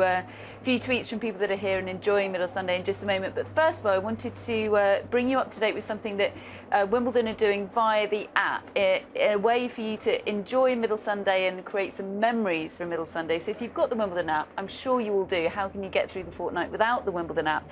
There's a tab on there. If you just have a look at what I've got up on my screen here, this is what you'll see on the home screen of the Wimbledon app. And you see on the right there, Create My Story. Now, if you click on that, then you will come through to a page that looks a little bit like this. So Create My Story, and what you do here is you take pictures of yourself doing these key Wimbledon-based activities. So mixing a summer drink, wearing whites, watching with friends, preparing some strawberries, listen to Live at Wimbledon Radio. I think that should really say watch Live at Wimbledon TV, but we won't get too precious. Find a big screen, play tennis, juggle tennis balls. There's a few more on there as well. And then once you've uploaded, you don't necessarily have to tick every box. It's quite an itinerary. But once you've uploaded a few pictures, then you hit Preview My Story at the bottom there. And what happens is something like this. Our lovely reporter, Rachel Stringer, has been out and about and has been capturing her Middle Sunday experience while she's been doing it. And this is what the app creates for you. A little video of your Middle Sunday Wimbledon experience. It will run throughout the week as well, but just given how special a day this is, we thought many people might want to use it today to capture their experience, especially given what Tim said about 90% of the centre court crowd, apparently this being their very first time at Wimbledon. So I'm sure lots of them will be wanting to do something like this. There's Rachel experiencing the outside courts. She's been having a great week so far, hasn't she? Watching some people practice, bringing us all sorts of unique stories. So you can keep this and present. It stays in your camera roll, I suppose. It does. You can save the video and you can keep it forevermore as a memento of your Middle Sunday or just your regular old Wimbledon experience. It's a really nice thing, I think. There she is with two members of our crew, Matt Baker and Paul Salmon, helping her get around the grounds. Those were the very vocal John Millman fans that she met yesterday before their match with Andy Murray. I was there, and many people might be saying that about this Middle Sunday. Well, that's the thing. There are so many I was there moments. I mean, just look at Sam Querrey and Novak Djokovic yesterday. I mean, if you were there on number 1 court, I'm sure you'll be wanting to capture the experience in some way. So, I mean, Wimbledon, the perfect place to create memories like that, and it's nice that that function has been created on the app to help people do that, I think. Yes, indeed. Yeah, I will, as promised, bring you a few tweets from people that are enjoying Middle Sunday, because so many people, it's not just the 20,000 people that are inside the grounds today who seem to be having a just magnificent time. The atmosphere is definitely a little bit different, isn't it? It's very interesting what Tim was saying about the sort of slight air of tension and just so much anticipation in the air. And if that stat is true, about 90% of people in here, it being their very first time at Wimbledon, that's just wonderful, isn't it? People that ordinarily wouldn't have had the chance to experience this marvellous tournament, getting the opportunity to. I think it's just fantastic. And just to give you a flavour of that, here we have some people that are inside the grounds today. It must be my lucky week. Centre court, sun emoji. The sun has just gone behind a cloud, but generally speaking, it's a lovely day today. Hashtag the queue, hashtag Middle Sunday. Another one here, Billy Owens says, hashtag Middle Sunday tennis at Wimbledon is a gift from the heavens. Sadly, it's the same heavens that opened up to cause a ton of rain delays, pointing out what a cruel mistress the weather can be. But, you know, the upshot is that we do have this fabulous extra day of tennis. Rob Owens, I don't think any relation, says, boom, managed to get Wimbledon People Sunday tickets using 2 phones and a laptop. Our baby is due in 9 days. Please not tomorrow. Yeah. This was obviously tweeted yesterday, so Look fingers crossed. That was great. Fingers crossed for him that he can enjoy an uninterrupted day of tennis today. And one last one here. Here is somebody enjoying their Middle Sunday in stylish fashion. Absolutely. We often see some beautiful pieces of headwear here at the Wimbledon Championships, and all this middle Sunday is no exception. It is funny how it is a lot calmer here everywhere, even here in the broadcast centre. The roof is normally buzzing with action. Understandably, not every single person that's booked to work the 2 weeks of the Championships is here, because it is traditionally a day off, and some people had plans that couldn't be changed. But it's just lovely to hear the tennis balls being hit behind us, to hear actually a very polite Wimbledon crowd enjoying the action. So we'll keep you posted what's happening on the courts, and it might be a very delicate start to the day with some perhaps quieter ladies out on court. We've got some belter of some matches to be completed later. 4 matches, third round matches in the men's draw that are already halfway through, and some of them exceptionally close. But this is one of the ladies' third round contests out on court number 2. Bacsinszky, Pavlyuchenkova, and the Russian took the first set 6-3. So that was over in a fairly short amount of time, and we can enjoy this one for some live action now as they start the second set.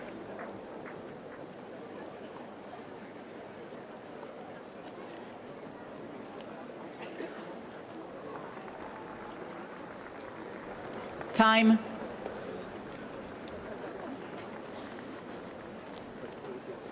Doesn't generate as much pace, but she can come in after it. She can hit drop shot off it.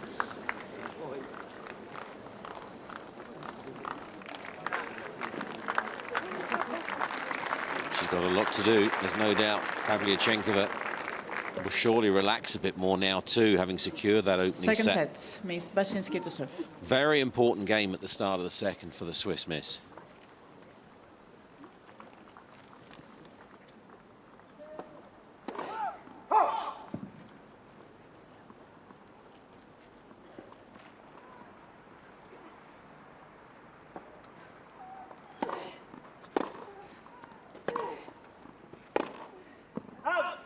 Love.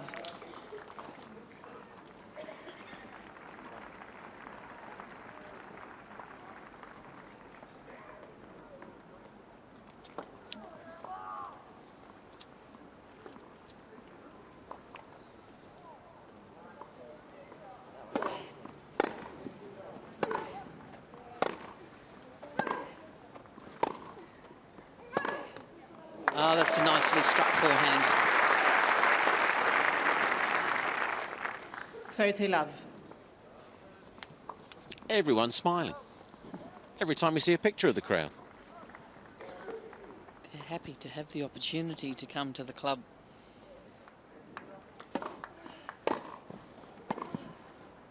Ooh, just missed. It's got nothing to do with the fact the sun's shining for the 4th time this summer.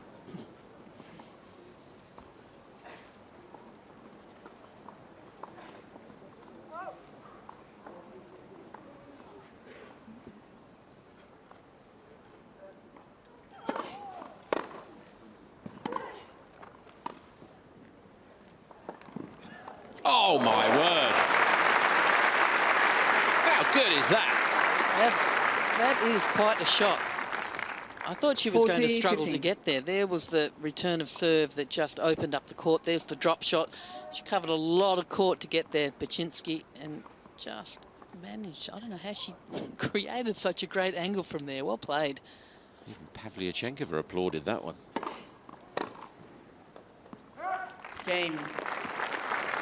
Miss Bacsinszky. First game, second set.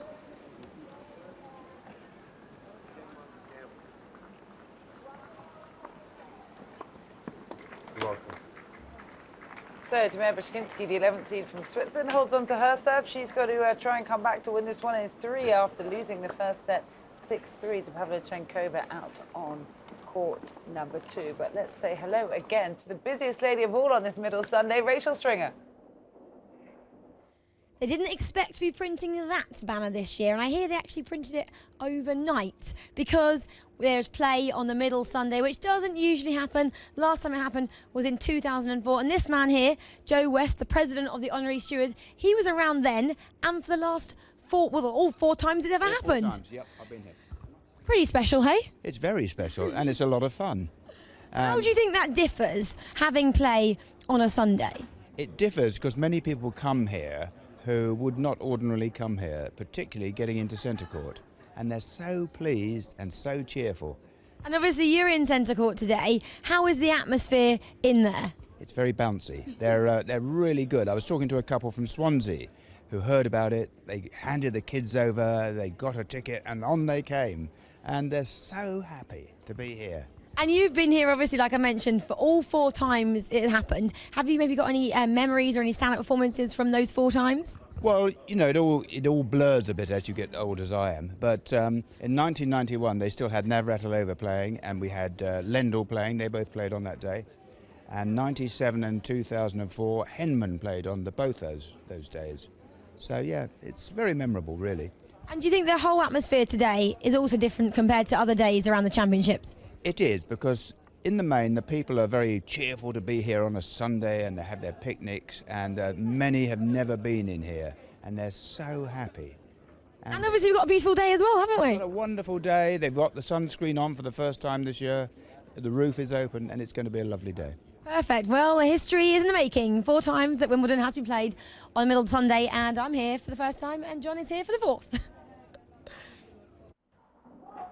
Thank you, Rachel. It's a beautiful day as well. Well worth the extra day of play because the sun is shining down on these beautiful grass courts at SW19. And we told you that Coco Vandeweghe taking the first set out on centre court. She's already up a break on the second set against Roberta Vinci, the 6th seed from Italy. Well, following her, Serena Williams takes on Annika Beck, the lady who's ranked as the world number 43, who beat Heather Watson in 3 sets in the opening round. Just imagine if Heather had won that one and got through her second round. She could have had a rematch with Serena after getting so close to beating her at these championships last year. Well, earlier on in the week, I caught up with Anne Kjofevang to learn a little bit more about the game of the 21-time Grand Slam champion.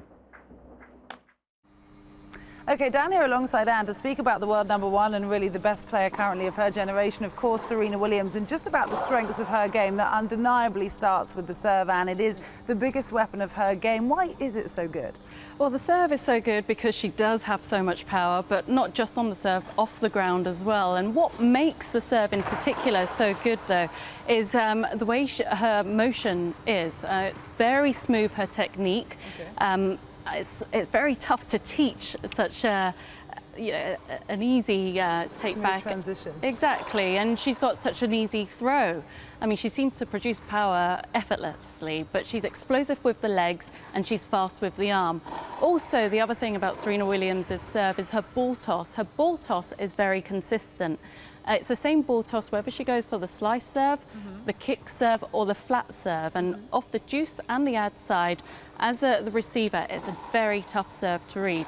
So it's pretty hard to judge if you're the receiver trying to guess what serve it might be. If you are facing Serena Williams' serve, then as a lot of ladies will be in these next 2 weeks, what can you possibly try and do? Well, as the receiver, you've got to make sure you change your court position. Whenever you're up against a big server, it's important to give them a different look. Sometimes stand a little further behind the baseline, sometimes stand further wide. And you've got to find ways to just get into their mindset. To, yeah, get them thinking and just perhaps try and get in their face a little bit as well, bouncing up and down, giving them a different look. You never know what you might be able to force from your opponent just by where you stand on the court. Maybe just distract their focus a little bit. We know that Serena All within Williams, the rules. Yeah, okay, good to know, because we know that she does tend to blow opponents off the court sometimes with her serving. If you are playing Serena though and you do get into more of a rally situation, is that where you stand most strength against someone of her power? Yeah, the longer you can get the point going for, the more chance you have of winning the point, unless you got her on an off day. But what's important, whenever you're up against a powerful player, you have to look for ways to neutralize them. And also, off the return, you've got to give yourself big targets. And a lot of those targets, straight through the middle of the court, deep, get yourself into the point, and then try and work something from there. Fundamentally, throughout her game, what makes her so powerful? Well, physically, she's in a different league to the other players. She's so strong, she's explosive with her movement and explosive with her power, the way she's able to accelerate and get her body weight behind every shot. That's how she produces power, but also it's about timing, and the same on her serve. When she's serving well, she's timing everything well. The ball toss is in the right place all the time, and she's getting up, and you've got to have good rhythm. That's the key to having a great serve as well. And so just to go back to the ball toss, you were talking about how Serena's is so consistent. It's tough to read what kind of a serve she's going to produce. How does that differ from some of the other girls on tour where you can read through their ball toss? As a returner, you can often read your opponent's serve by where they place their ball toss. If you're playing against right-handed player and the ball toss is out further to the right, there's more chance that they'll be hitting the slice serve, so therefore they'll be coming around the outside of the ball. Or if the ball is further back behind their head, the chances are they're going to hit a kick serve, and that's the easiest way to wrap your racket around the back of the ball and produce topspin.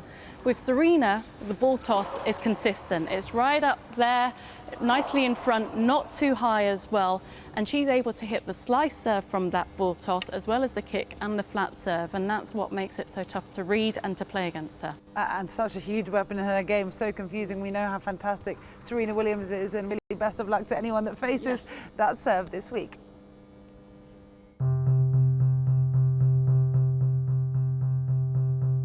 Wimbledon is a traditional championships, but there's so much technology hidden behind the scenes. There are around 120 broadcast cameras around Wimbledon's grounds, broadcasting to a global audience of around 1 billion. The movement of the players and the ball is tracked around the court by 10 different cameras, tracking 50 frames a second. There's the sensors in the roof that track the humidity, the sensor on the net cord, the LED displays showing the score, and the speed of serve. There's the data entry system capturing stats from all the matches. There are 110 miles of television cable running around the grounds. But we hide as much of the technology as we can. It's about being able to stay true to our original ideal, tennis in an English garden. We're here with Robinsons to get a real taste of Wimbledon, and today it's all about strawberries and cream. You're ticking the two things to do at Wimbledon. Tennis, tick. Strawberries and cream. Okay, you're about to be ticked. Would you mind tasting them for us, please? And just telling them how they are. Really good, yeah. Brilliant. Very good. Best strawberries ever. Summer is Wimbledon, summer's tennis, summer's strawberries, and champagne as well, of course. The strawberries go really good with the cream.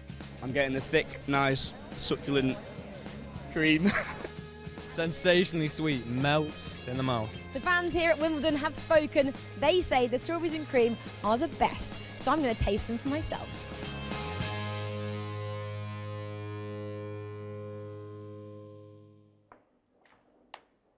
So this is the current scene at the All England Club. Play started a little bit earlier on, 11:30 a.m., which is very unusual for centre and #1 courts, who usually have to wait until 1 o'clock. Coco Vandeweghe is trying to march through her third round encounter with Vinci. She's a break-up, having in the second, having won the first. But let's take you out to court 1, where Sloane Stephens has just won the opening set in the tiebreak, 7-1 in the tiebreak, no less, over the two-time Grand Slam champion Svetlana Kuznetsova. That is an incredible achievement from the young American, who seeded 18th. Kuznetsova seeded 13th. She beat Caroline Wozniacki in the first round of these championships. Mark, whenever you get to a tiebreak in a match, particularly in a Grand Slam, of course, it must feel all the more better to take the set when it's come so close. Absolutely. I mean, that was a great set. Kuznetsova served for the set at 5-3, and then she had another set point at 6-5, break point, set point to her.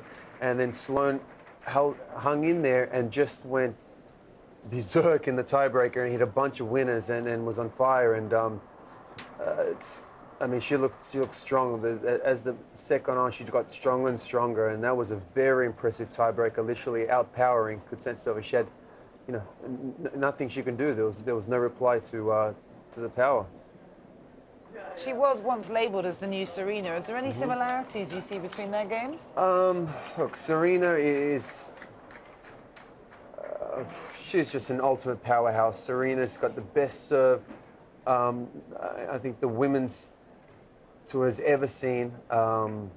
What she brings to the table as far as her strength, physically and mentally, is gears above anyone else. So it's very difficult to you know, kind of put anyone next to Serena. But as far as next hope for kind of US tennis, I would definitely say, you know, she could be leading that. She's got a great game. It's about putting it together in the big situations. at the right time, and she has in certain matches, but not consistently throughout her career, and especially in Grand Slams. Yeah, her and Madison Keys definitely holding the flag for women's American tennis. Some wonderful pictures there in that break between sets of the lucky fans that managed to get their hands on the 10,000 centre court tickets that went on sale yesterday afternoon for this People's Sunday. Let's join the start of the second set with commentary.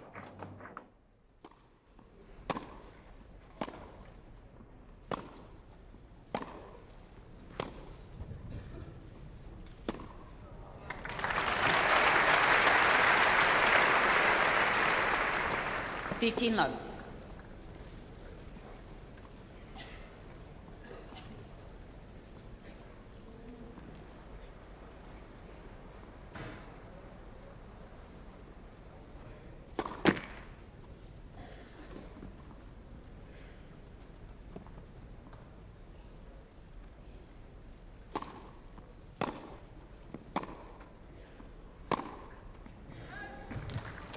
Love.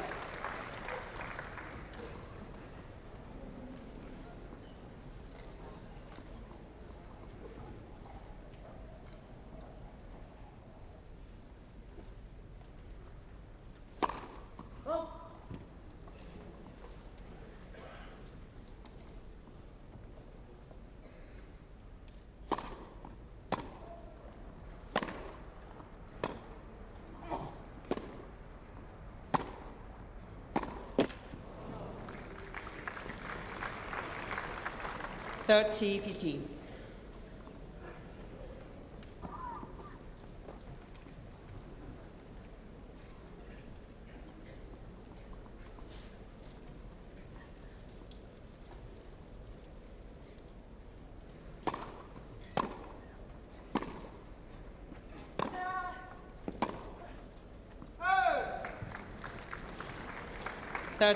Okay, this is when Sloane really wants to keep her foot on the gas and not let up.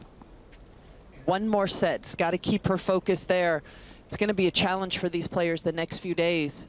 Sloane came through a very tough match yesterday, actually saved match point in her 8-6 win. Sloane's also scheduled for doubles later today. Obviously, round of 16. Singles are all on Monday with the quarters on Tuesday.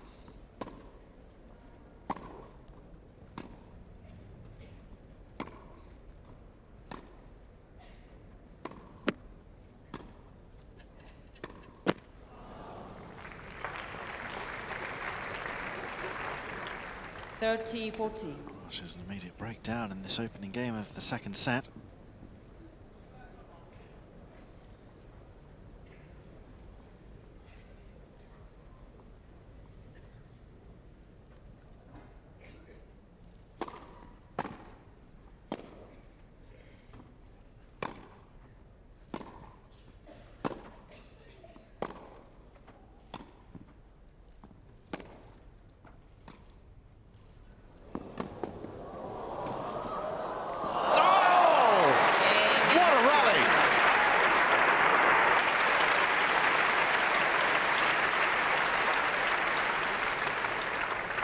First game, second set.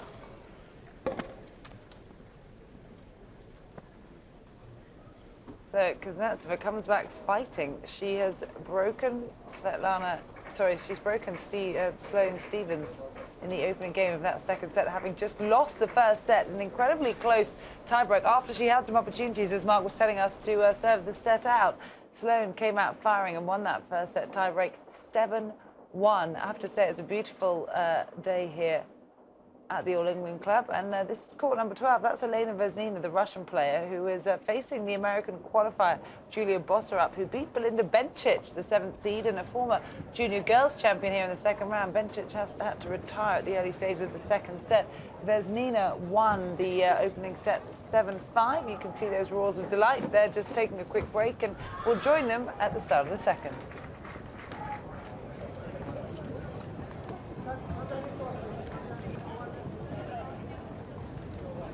Well, as you said, James, those first serves for Boserup kept her going in her own service games, but she had the break points, of course, only 1 of 8. And that was really the tale of that first set, because Vesnina, for a lot of the time, I felt, was just hanging in there enough, and Boserup had a lot of chances. Court 12, just down there in the bottom right of your picture, with Court 2, just to the right of that. It's a beautiful day here at Wimbledon. It's not a sentence we've been saying most of this week. Centre with the roof off. Let's hope it stays that way. And a real buzz here, isn't it? Time. A nice contented murmur.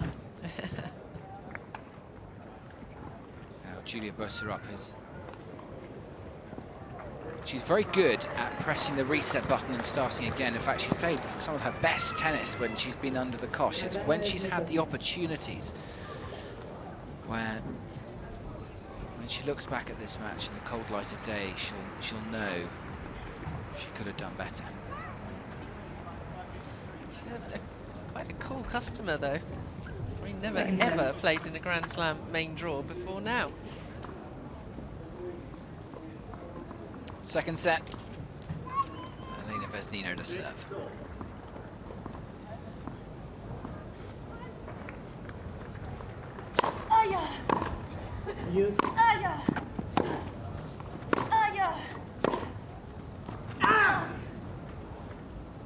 Is that out?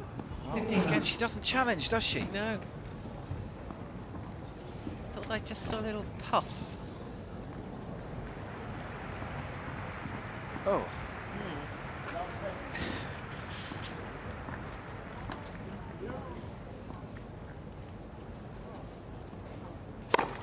Oh!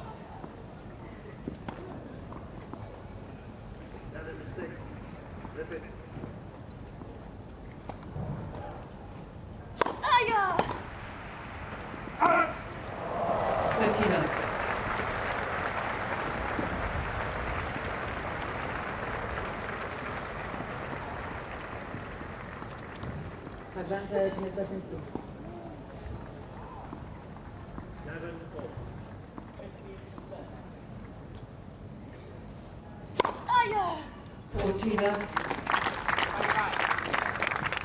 Third ace for Elena Vesnina.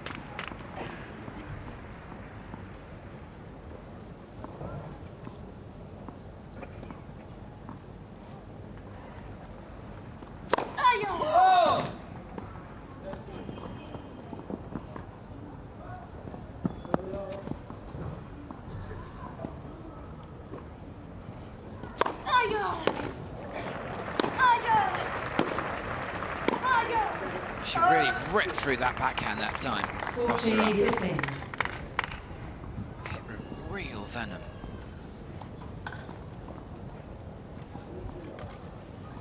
But again, we could be at 30 all here instead of 40-15. Yes.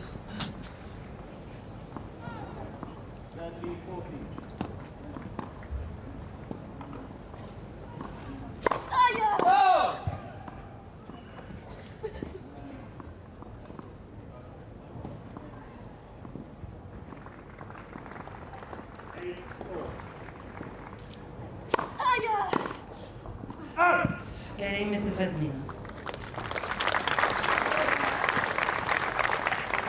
So that action out on court number 12 sees Vesnina hold on to her serve in the opening game in the second set, having won the first set 7-5. We are progressing through these third round ladies matches to be completed today. There is 6 of them to be determined and 4 on the men's side. So plenty of action coming away. The ladies all scheduled first. The men will be coming onto court later. And in fact, 4 of the men's third round matches are, well, all 4 of them are all halfway through. There's some incredible storylines and scores for us to wait and experience. The one that hasn't started is Thomas Berdych against the 19-year-old hotshot Alexander Zverev. That's the third match up on centre court. Third and final match today. We've then got Nick Kyrgios, Feliciano Lopez tied at 1-all. Winner of that match will play Andy Murray.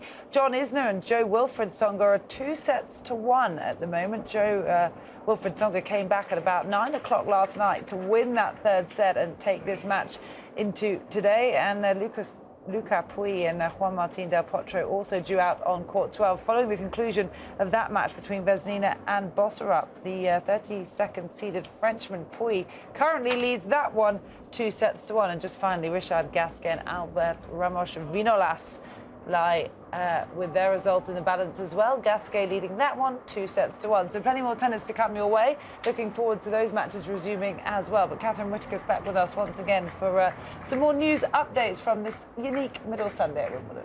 Yeah, well, I actually thought it might be interesting to see how Novak Djokovic's exit yesterday and Sam Querrey's fantastic victory has been reported, because there are so many facets to this story, and it is such an enormous upset. It's almost difficult to capture just how seismic it was, just what the feelings were, the atmosphere was like at Wimbledon yesterday when it looked likely, and then when it eventually happened, because it is just the most enormous shock. Novak Djokovic, possibly, as many people say, the most dominant tennis player at any one moment that we have ever had in the sport. So to see him lose at this stage to somebody like Sam Querrey, yes, Sam Querrey is a top 40 tennis player, but he's the sort of player that always sort of plays to his ranking. He's never really pulled off a big upset in his past before. So this really is just the ultimate seismic shock in tennis, and lots of people searching and grasping for reasons why, and not wanting to detract anything from Sam Querrey. He played the match of his life. He played out of his skin. But unquestionably, Novak Djokovic was not himself, and people are grasping around for reasons that there might have been. And I think possibly one of the reasons why there's so much speculation is because of how Novak Djokovic dealt with his press conference yesterday. He said just enough to suggest that all was not well, but didn't give any specifics about what exactly wasn't well, and that's leading to some of the headlines that we're seeing here. Novak Djokovic beats hasty retreat from Wimbledon. We do understand he's already left and gone home to Monte Carlo. He doesn't enter any of the doubles events at Grand Slam, so he, as this Telegraph article says, has beat a hasty retreat. Lots of headlines along these lines. Novak Djokovic, I just want to get away from tennis after shock Wimbledon defeat to Sam Querrey. Wimbledon, Novak Djokovic admits not to being 100% during defeat. Miguel Seabra, a Portuguese journalist, saying word is Djokovic has a shoulder problem but isn't talking about it, refused to address any issue in his presser, and lots of pickup as well of the fact that he said categorically that he won't be playing in that Davis Cup tie, Serbia against Great Britain next week, or the week after next, that in Belgrade, in his hometown. So that's a big thing for him to count himself out of, and to do it so categorically. He was very clear yesterday that he not only needs some rest, he needs some time completely away from tennis. He says he needs some time with his family, and that's leading to all sorts of speculations that it could be something to do with his personal life, it could be injury. The fact is, we have no idea, but we know that something is up with Novak Djokovic. We know that something very, very shocking and surprising happened on court number 1 yesterday, and the tennis world is searching for reasons why. It's quite surprising that he's not going to be playing that Davis Cup tie, as you say, and it's taking place at home. What do you read into that? Is there a particular reason why? Is it just that he needs that rest?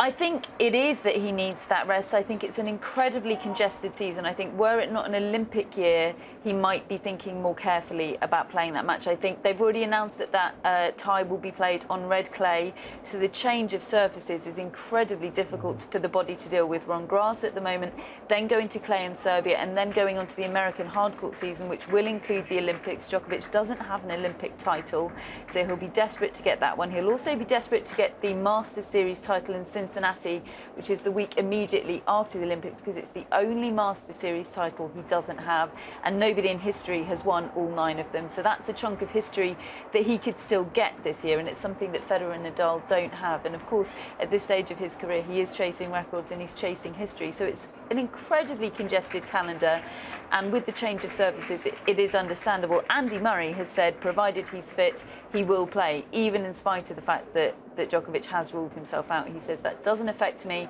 If I'm fit, I will be there representing my country and playing on the Great Britain team.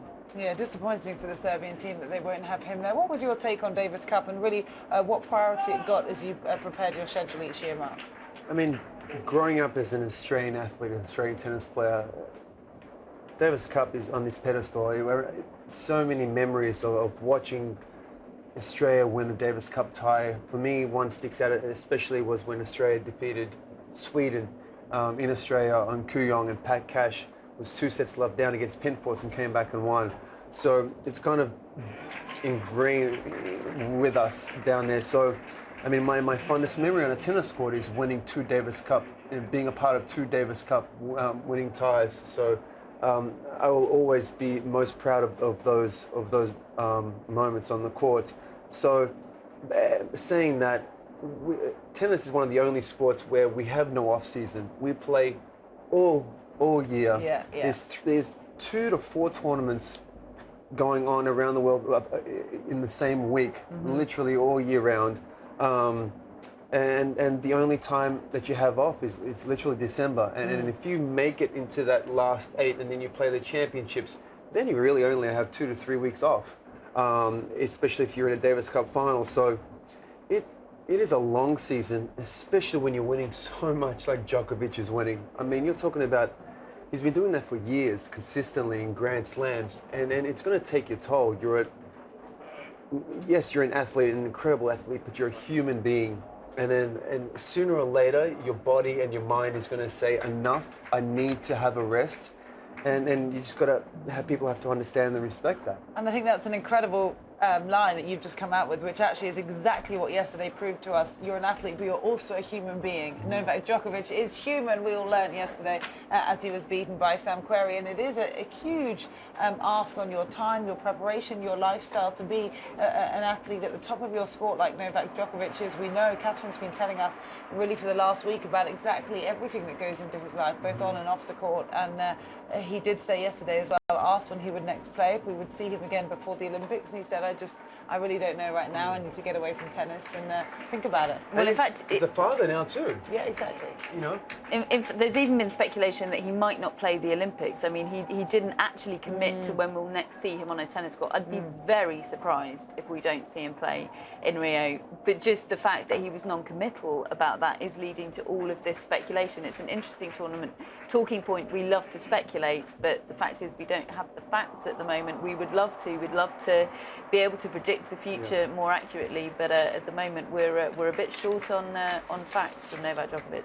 Yeah, he was rather non-committal about everything in yesterday's press conference. A lot of questions fired at him. He came straight there within about 15 minutes of the match finishing. He was there. He wanted to get the job done and get out. Someone even asked him if that was the case, and he said, yeah, I'm hoping me coming here straight away makes your questions shorter. It's, of course, a disappointing moment when anyone leaves the Wimbledon Championships, but none more so than the world #1 and defending champion. But play still continues. This is Middle Sunday. We've got some ladies' third-round matches in action, and Coco Vandeweghe has made very quick work of a lady seated higher than her out on centre court. She won the first set against Roberta Vinci. That was match point in the second set. She gets the job done in just over an hour, 1 hour and 8 minutes, 6-3, 6-4. Coco Vandeweghe, the number 27th seed from America, marches through to the fourth round with a huge grin on her face, where she will await the winner of the match that's currently out on court number 2, Bacsinszky Pavlyuchenkova. Pavlyuchenkova won the first set. She's 5-2 up in the second, so it looks as if she could be facing the 21st seeded lady from Russia. And if she was to progress through that match, she would reach the quarterfinals for a second straight year at the Wimbledon Championship. So huge congratulations to the American player, who's got an incredible record on grass so far this year. She's, well, now got an 11-1 record, having won 11 matches on grass so far this year, losing just 1. And Mark, knowing how short the grass court season is, that's particularly impressive. Absolutely. She has got a dangerous game, especially on the grass. She's a strong player, strong athlete, and hits a very, very heavy ball off both wings. Her confidence is building each match she's playing, and looks happy and looks relaxed out there. And let me tell you, she's going to be tough to stop. Yeah, she is. I really didn't know much about her before the Wimbledon Championships last year, in all honesty, and I was incredibly impressed by her demeanour as she made it through, as we said, to the quarter-final stages. This is undoubtedly her best Grand Slam. She's never reached the fourth round at any other slam. The quarter-finals here at Wimbledon last year was her best by any stretch. She'd never made it past the second round here before that. So huge congratulations to Coco Vandeweghe, that really seems to have found her feet on this surface. Well, it's not all about centre court today. She will face the winner of the match out on court number 2, and Rob Walker is there now. into this brilliant middle Sunday. And I tell you what, Pavlyuchenkova is on the verge of a big, big win here against Timea Bacsinszky. She's 30-all on her serve, so it's 5-2. She's got a double break in this second set. And Timea Bacsinszky, who's made the quarter-finals here last year, she's no mug. She had a great run in the French last year and backed that up with the quarters this year. In fact, I think the number 11 seed has made the quarters or better in 3 of the last 5 slams. But there's a break point for Bacsinszky, so she's just about hanging on here. But Pavlyuchenkova has had the lion's share of this match so far. It's been a really good performance, and a little slump of the shoulders there. You can hear a ripple of applause. That's because Bacsinszky has been unable to make advantage of that break point. So it's back to deuce on Pavlyuchenkova. And interestingly enough, Pavlyuchenkova, who's been around quite a long time, she hasn't made the 4th round here at Wimbledon before, and this is her 10th year here at the All England Championship. So she's really had to fight for this and do it the hard way. And I'm just glancing over my shoulder to check that I think that's going to be match point, and indeed it is. So Pavlyuchenkova is 1 point away from a first appearance in the 4th round. And of course, I'm pretty sure I couldn't hear everything that was going on in the studio, but I'm sure you've already pointed out, Cara, that the opponent in the next round will be Coco Vandeweghe, who's come through that straight sets victory in fine style against Roberta Vinci. Oh, pulled back to deuce. A little tiny slump of the shoulders from Pavlyuchenkova, on the verge of something pretty special here. And those crowded round on court 2. Of course, we'll be looking forward to the conclusion of John Isner and Jo-Wilfried Tsonga next. So there's some cracking action here on court 2. So Pavlyuchenkova serving deuce, 5-2 up. Gets that first serve in. She's definitely been the aggressor. You could see her there coming to the net.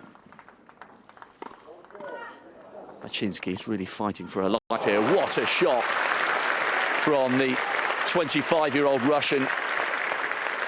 3rd round here, but a long time ago, 2008, 2010. Her best performance in a slam was making the quarters of the French and the US. But that was 5 years ago. Pavlyuchenkova on the verge of uncharted territory here. Led for service. You can hear a pin drop here on court 2. It is one of the best outside courts to come to. We've had some cracking tennis here. And this is another really good performance from the Russian.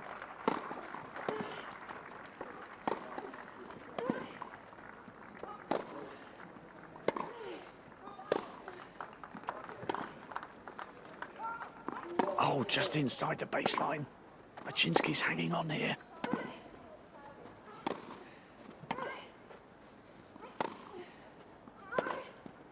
Great point of tennis. And there's the winner. And she turns to exchange a glance with her coach, who's up on his feet. Anastasia Pavlyuchenkova, for the first time in her career, is through to the 4th round at Wimbledon. 6-3, 6-2. That is a great win against the number 11 seed from Switzerland, Timea Bacsinszky. And listen to the response from the crowd, all on their feet. An excellent victory. She has been around for a long time. She's had 34 consecutive Grand Slam appearances. And she is into what she hopes will be a mouth-watering 4th round encounter against Coco Vandeweghe. What a fantastic championships the Americans are having, by the way. So, great performance. Timea Bacsinszky just walking off. She gets a little ripple of applause. But how about that from Anastasia Pavlyuchenkova, just watching over my shoulder to see what kind of reaction she gets when she leaves. She's into the 4th round for the first time here in 10 visits. So a cracking performance there from the Russian, who, by the way, has just found out she's going to be competing in the Olympics for the first time in the singles. And quite a few players who are taking part here at this year's championship have just been given the news that they've got the official nod for their respective countries. So we're really gearing up to a great Olympic tournament down in Rio. So Pavlyuchenkova in uncharted territory, just watching there. She could just hear the applause as she walks off, not stopping to sign any autographs. She wants to wait to see if she can replicate her run to the quarters that she produced in the French and the US back in 2011. So from court 2, let's go back to centre stage, because none other than Serena Williams is about to get underway again on centre court. A little bit of a scare in the previous round, but the multiple Grand Slam champion, still on the hunt to tie Steffi Graf on 22 slams, is still very much alive in this championship. And I'm pretty sure the last time we had middle Sunday action in 2004, Serena Williams also played. So she's in familiar territory here, and centre court, when she's on form, is really her home.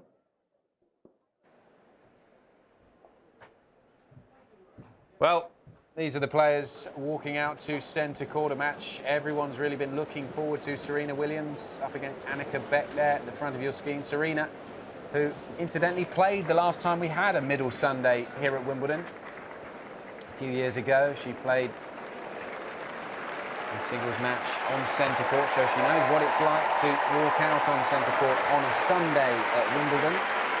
Annika Beck has perhaps surprised people with how well she's played here this week so far. A great performance from her against Heather Watson, saving match points in that one.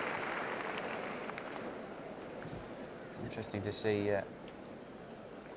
how she gets on against Serena today. Serena, all the talk coming into this tournament, can she finally claim the 22nd Grand Slam title she's been chasing? She's on 299 Grand Slam wins as well.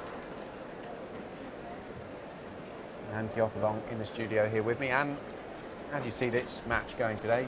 Firstly, I suppose, one positive note, the weather's slightly better today. It is. The sun is out. I'm feeling pretty warm. What about yourself? But good to see the roof open out on the centre court. Serena Williams taking on Annika Beck. Annika Beck, the German woman who took out Heather Watson in the first round. We could have been sat here talking about Heather Watson because she had match points in that match against Beck. A repeat of that great match last year. Yeah. Where Heather Watson came so close to taking out Serena Williams. Whether Annika Beck can get as close as Heather Watson last year, I mean, I guess we'll wait to see. Serena Williams will certainly want to get off to a better start in this match than she did in her previous one against Christina McHale. That was a real tough battle against McHale. Williams coming through 6-4 in the final set. She's making her opponent wait out here. Now, this is typical of Serena Williams. Doesn't like to rush once she comes out on court. Takes her time, keeps her opponent waiting at the net as well as the umpire. I suppose shows who's in charge. Making a player wait can be intimidating, particularly for the younger players. You want to get moving and keep things going, keep the momentum going, keep warm. And Serena's making you wait. Yeah, and I'm sure Annika Beck is feeling nervous out there. Especially first time if you stop the point. Centre court. Any questions? She's got a huge challenge ahead of her. And, Tails. In terms of her Wimbledon record, she's not got past the first round in the last couple of years, back in 2015, 2014, losing in the first round, both of those occasions. She's only made the second round once in her career other than this occasion. That was back in 2013. So really not too much in the way of grass court pedigree before this year's Wimbledon. No, but she was a very good junior, French Open junior champion, I believe, world #1 in the junior ranks. And it's just taken her time to work her way up. So much has been promised of her, but she's got a good game. She's a consistent player, a real flat ball striker from the back of the court. Great athlete, moves very well along that baseline. But she does lack a huge weapon, I must say, and often anyone who has the ability to take down Serena Williams would possess a weapon to really hurt her. In Serena's matches so far, particularly against Christina McHale, McHale played brilliantly in that first set. What did you see from the players who played Serena that could perhaps give Annika Beck some confidence? What can she draw on from Serena's previous matches? Well, Serena's obviously not at 100%, and we saw her she was quite temperamental in that match against McHale. I think the racket took a bit of a hammering at one stage. But McHale showed no fear, and there were times where she served well, kept Serena on the move and took her chances. And Annika Beck will look to do the same. I don't think she can afford to get into too many long rallies. With Serena Williams, it's all about first strike tennis. But I think it's important for Annika Beck to get off to a good start here against Serena Williams. That's what Christina McHale did. And that helps settle your nerves, and it gives you a bit of hope when you're up against one of the world's greatest athletes. Absolutely. And just your general thoughts on Middle Sunday here at Wimbledon. You said in your career when you were a player, you played on Middle Sunday. You know what it's like. Incidentally, that day that Serena Williams played on Middle Sunday. What have you made of the day so far, the atmosphere around the grounds? I think, to be honest, there's a huge difference between playing out on centre court on Middle Sunday and playing on one of the outside courts, because obviously not as many tickets available for ground passes as there usually are during the week. So it's rather quiet around the grounds, but on centre court I'm sure there'll be a bit more of an electric atmosphere. Certainly. Looking forward to this match. Serena's only lost to 2 Germans previously in her career, Sabine Lisicki and Angelique Kerber, both of them playing at this year's championships, of course. Can Annika Beck become the 3rd German, only the 3rd German, to beat the great Serena Williams? We can join commentary on centre court for this one.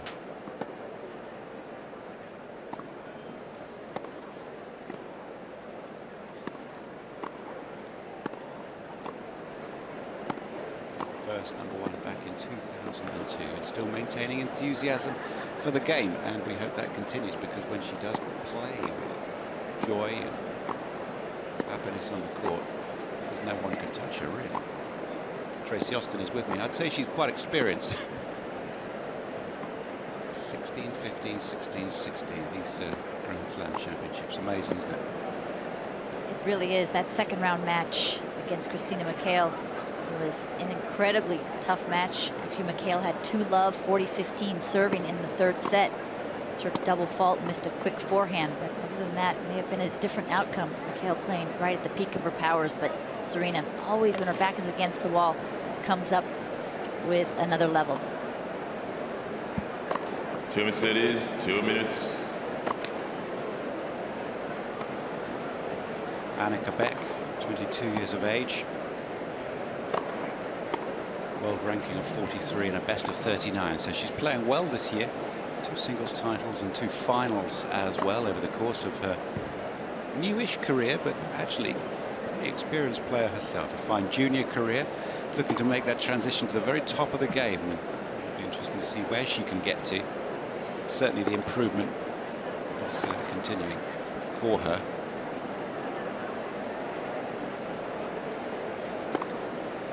Second round in 2013, her previous result, best result until this year.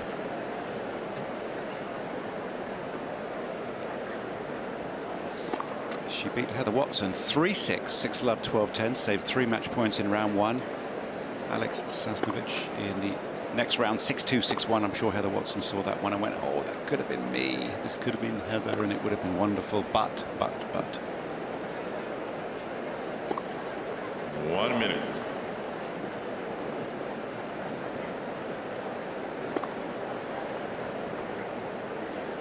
And a first meeting across all competitions for these two, Williams versus Beck.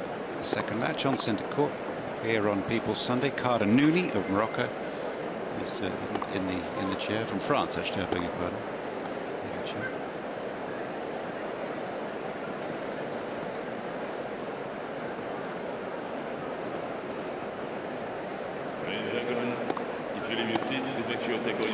People went online to pick up these tickets and they went very, very quickly indeed. People's Sunday. Not a full Royal box at the moment. I hope that fills up a little bit.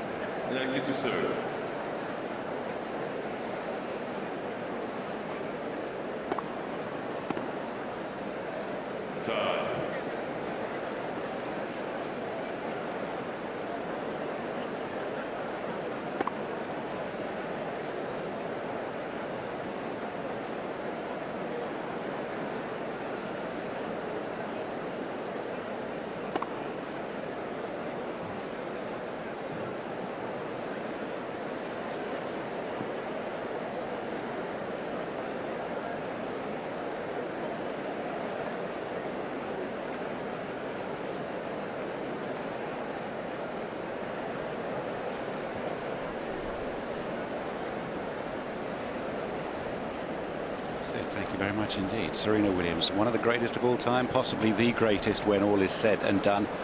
an awesome physical presence on the court, a wonderful athlete when she plays with joy, when she plays with patience on the court. No one can touch her. So a sporting phenom, really, with an amazing story. Her first meeting between these two players. This is Annika Beck of Germany, number 4 in Germany. It's a strong time for German tennis with Kerber at number 4 and Petkovic and Laura Sigmund as well. But Annika Beck in the 3rd round for the first time at Wimbledon, and what a moment this is for her to face Serena Williams. First set. 6 times. Serena Williams to serve. Wait. Possessor of the most fabulous serve. Play. So a 3rd round match here on centre court.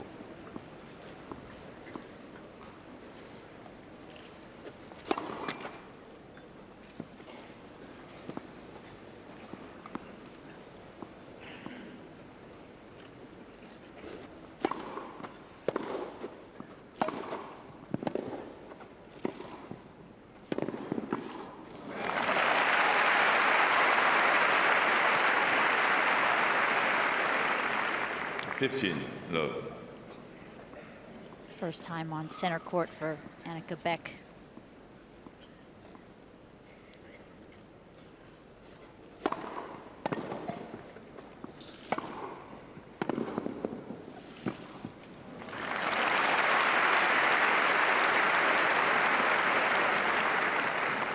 Love.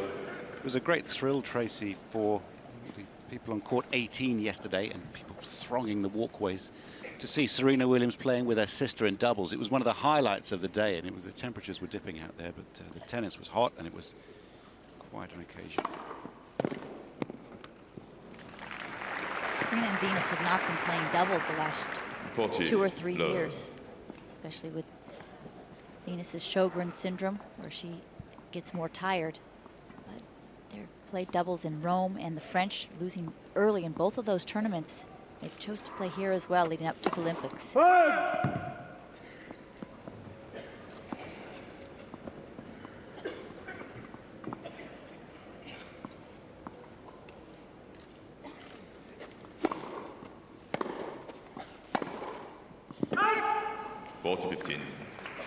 Talking about that doubles pairing, Venus and Serena Williams, 3 Olympic golds together.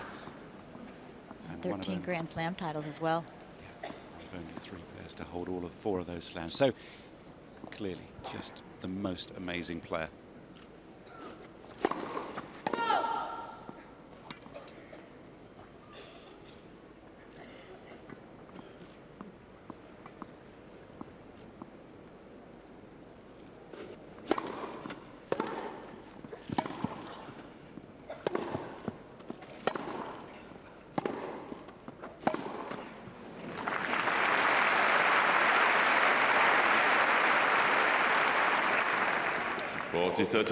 Annika Beck has ended the last 3 years in the 50s in the rankings. 22 years of age now, beginning to really push up to the higher echelons of the women's game. Very mobile, very quick and athletic. A former French Open junior champion. Will she have enough power to bother Serena today?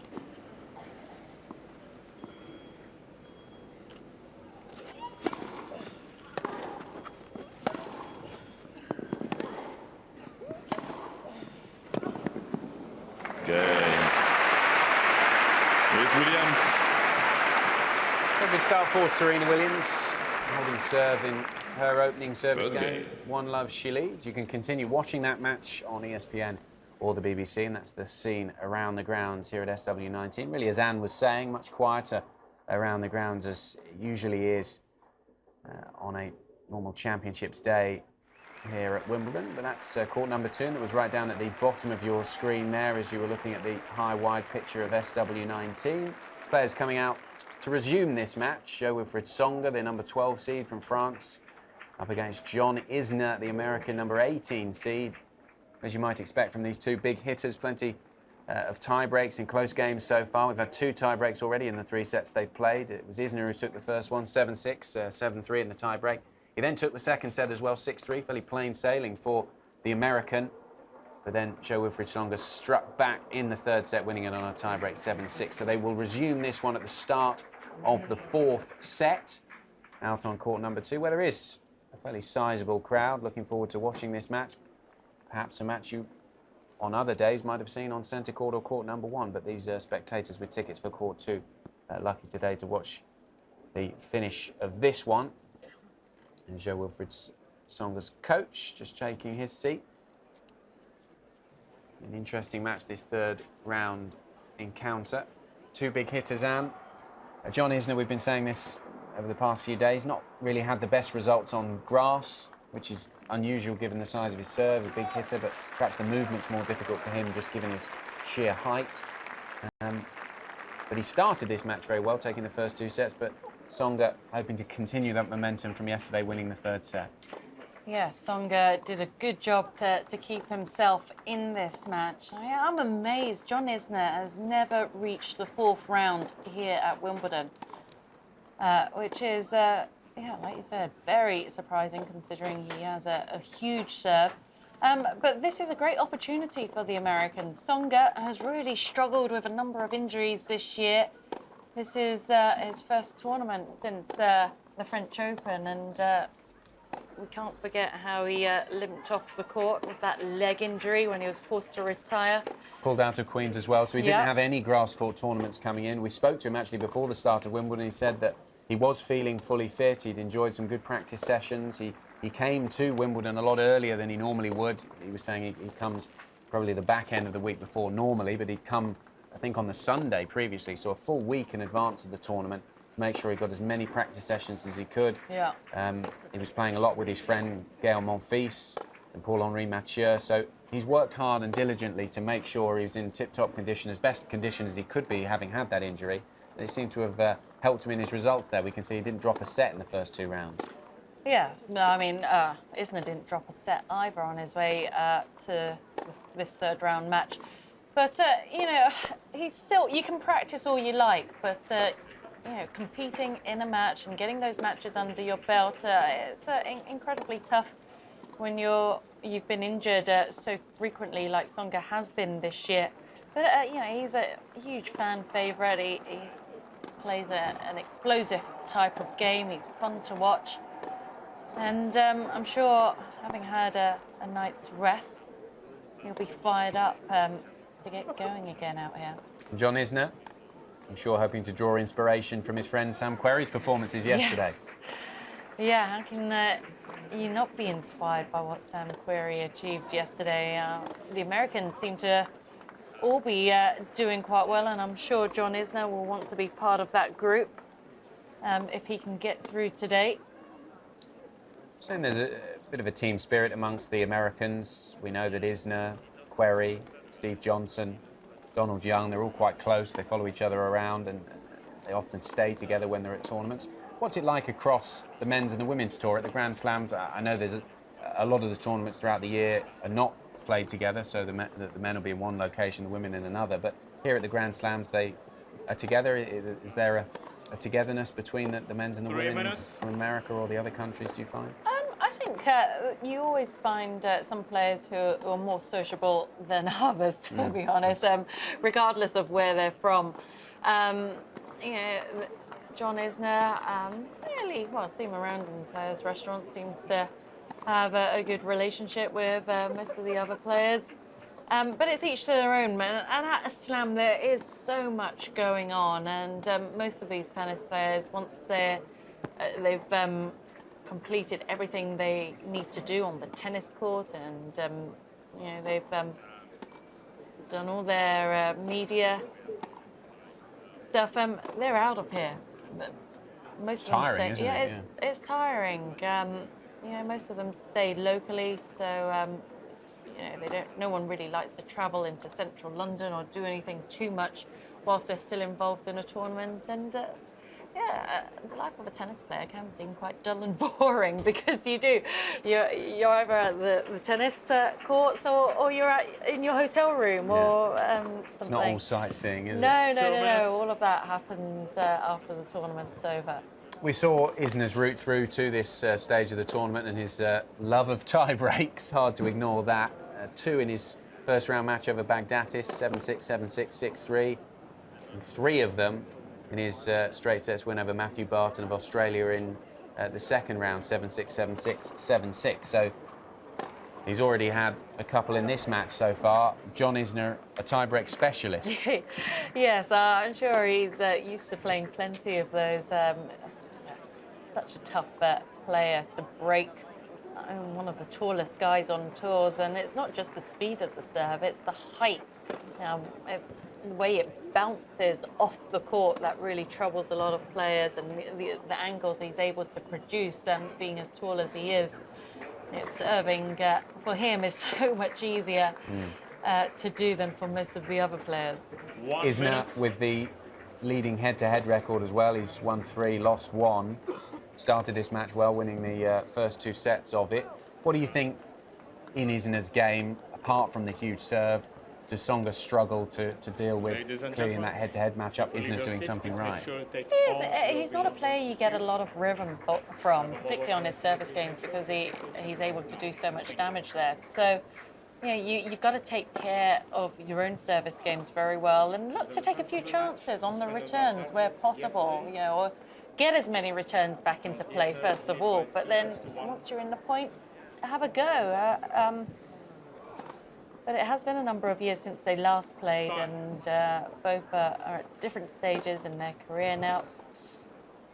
For Tsonga, I guess he's still got a lot to prove, and where he's at physically, I don't know, it's not something we know for sure. Hopefully, the 3 sets they played yesterday hasn't taken too much out of him, and he was able to recover and feel fresh for this match to resume today. Yes, looking to return to a Grand Slam final. Jo-Wilfried Tsonga, he really announced himself on the world stage, didn't he, back in 2008 at the Australian Open, the runner-up there, but he hasn't been back to a Grand Slam final since. A couple of semi-finals at Roland Garros, quarter-finals at both the Australian Open and the US Open, semi-finals as well here at Wimbledon. So he has produced some great tennis at the Grand Slams, but hasn't quite managed to get back to a Grand Slam final. Will this be his year? That's the big question. Up against John Isner there on court number 2. We can join commentary of it. Just a reminder of the score for you. Isner leading by 2 sets to 1, 7-6, 6-3. Wilfried Tsonga won the 3rd set 7-6, and he leads 2-love at the start of the 4th set. And you can join the commentators down there on court number 2.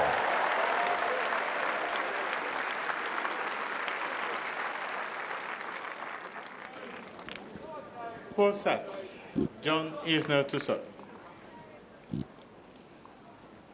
Play.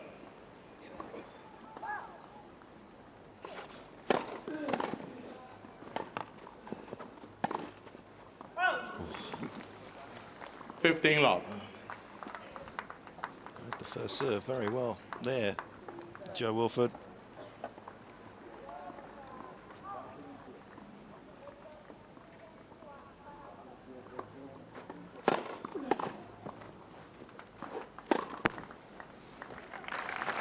Not such a bad return against Isner. It's so difficult, even though he stands at 6'10", to generate pace when the ball just plops towards the baseline and sits up like that. Getting your racket on it and making him play it is a good play, no matter where it goes. I think that was well done, to be honest, by the lines person there.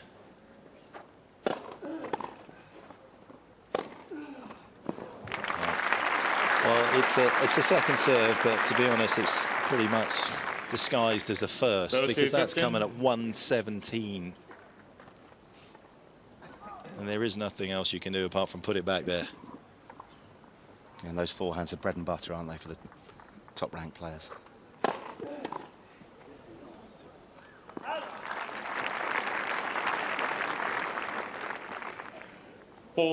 Sometimes it's just self-preservation returning these serves, isn't it? It's almost cruel that he goes at the body sometimes. Well, ever really seen Isner foot faulted before, to be honest. That may be a first for me. He's not looking too happy, is he?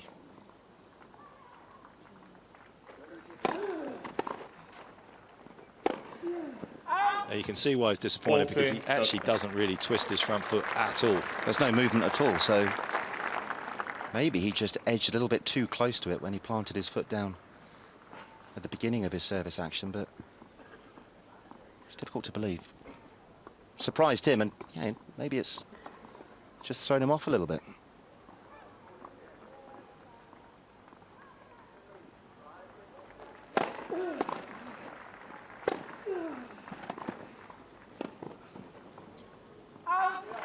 Well, he's going to be dwelling on that foot fault call, because he'd won this game if it hadn't have been called. And, well, he's not the most nimble when he comes in. Speaking to the American Davis Cup captain, Jim Courier, he's not a big fan of Isner taking up too many positions at the net, whether it be serve and volley, and you can see why, especially on the grass court. Just couldn't get his feet to the ball.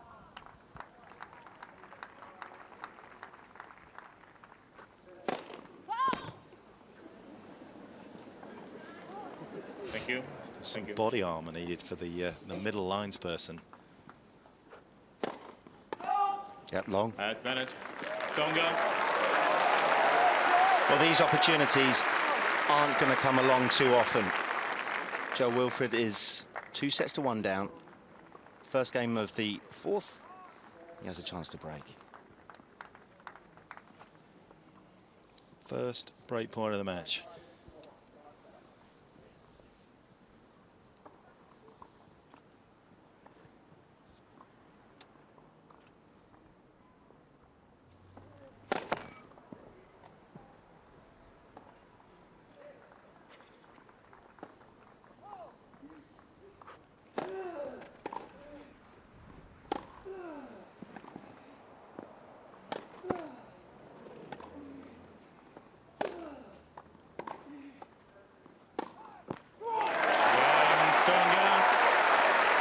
Incredible start by the Frenchman. New balls, please. And he's got the benefit of the new balls. The good news keeps coming for Tsonga. First game, fourth set. So a great start for Jo-Wilfried Tsonga. The comeback continues out there on court number 2. We can take you from court 2 there, the very south end of the grounds, right at the bottom of your picture, as you can see there, the largest stand towards the bottom of the screen, right at the other end of the grounds, behind our studio here on the broadcast centre roof. Court number 18, where we've got a ladies' doubles match. Plenty of doubles matches taking place out on the court at the moment. Probably the busiest day in terms of doubles today so far. The sisters from Chinese Taipei, the Chans, up against number 3 seeds, up against Jankovic and Krunic. Jankovic, former mixed doubles champion here at Wimbledon with Jamie Murray a little while ago. It's turning into an intriguing encounter, this one. It was Jankovic and Krunic who won the first set 6-2. Chan and Chan striking back 6-4 the second set. Jankovic and Krunic lead with a break in the third set, 3-2. 50 love.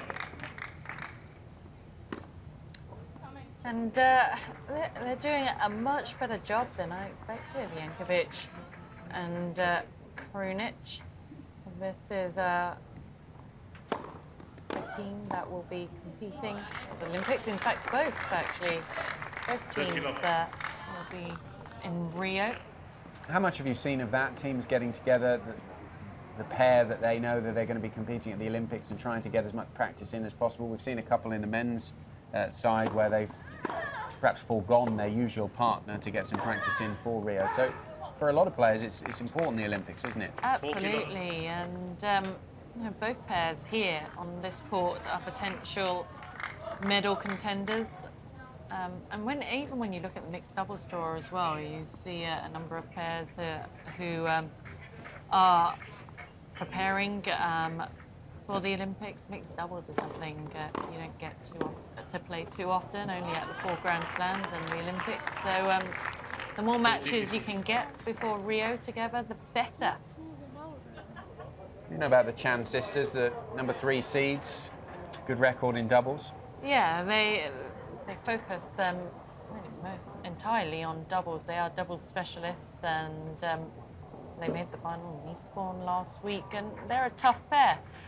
But Jankovic is also someone who is a very good doubles player, not your kind of traditional doubles player, someone who's very solid. So good performance from Jankovic and Krunic so far. They lead with a break in the third set, 4-2. And with all that doubles that's taking place out on court, here's something we filmed before the tournament started. We spent a day with the Bryan brothers, who are in action later on. Crowd favourites. Everyone loves watching the Bryans in doubles action, and they've teamed up with GoPro to produce this special video. Perhaps the most coveted trophy in tennis and in all of sport. A 9th tournament win. Can you do this?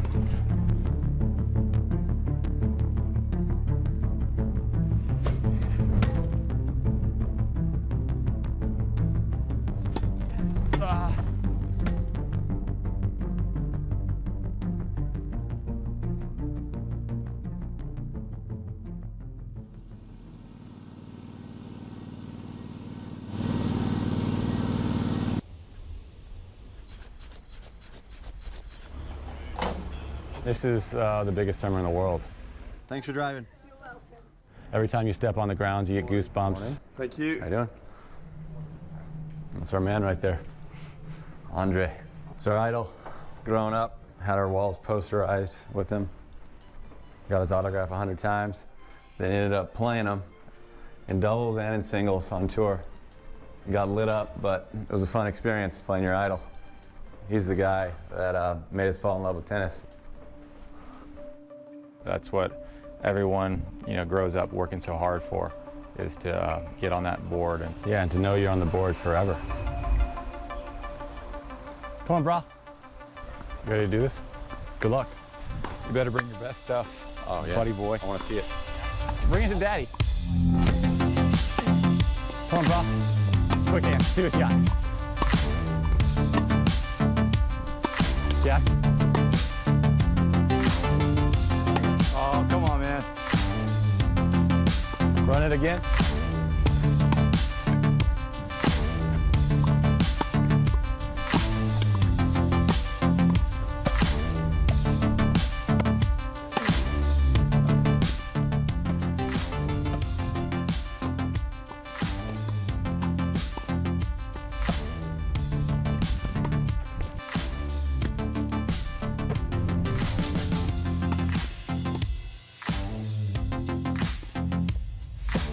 No way.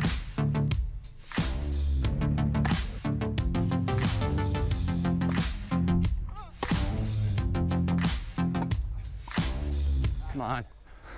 Shake my hand. Let's do serving together. We'll be on the baseline here, and we'll make contact at the same time. Oh, you still got it, buddy? That was tight. The attention to detail at this place is unbelievable. This is what it's all about in Wimbledon. This right here is what makes Wimbledon great. That's attention to detail right there. Can I try? We're just getting that dirt out of there, right? Yeah. There's a few more lines here. Yeah. Good luck. The traditions here at Wimbledon are unlike any. Everything on the grounds is pristine. It's like walking through a museum.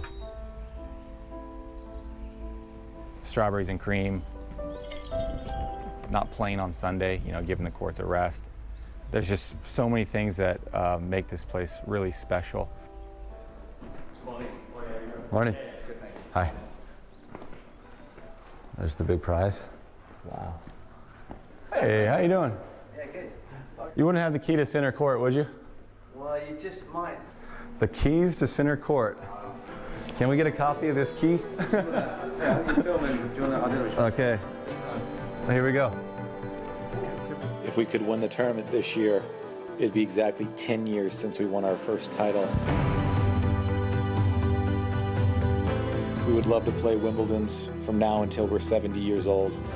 but truthfully, this could be our last Wimbledon. We're going to go as hard as we can to try to hold that trophy up at the end of the 2 weeks.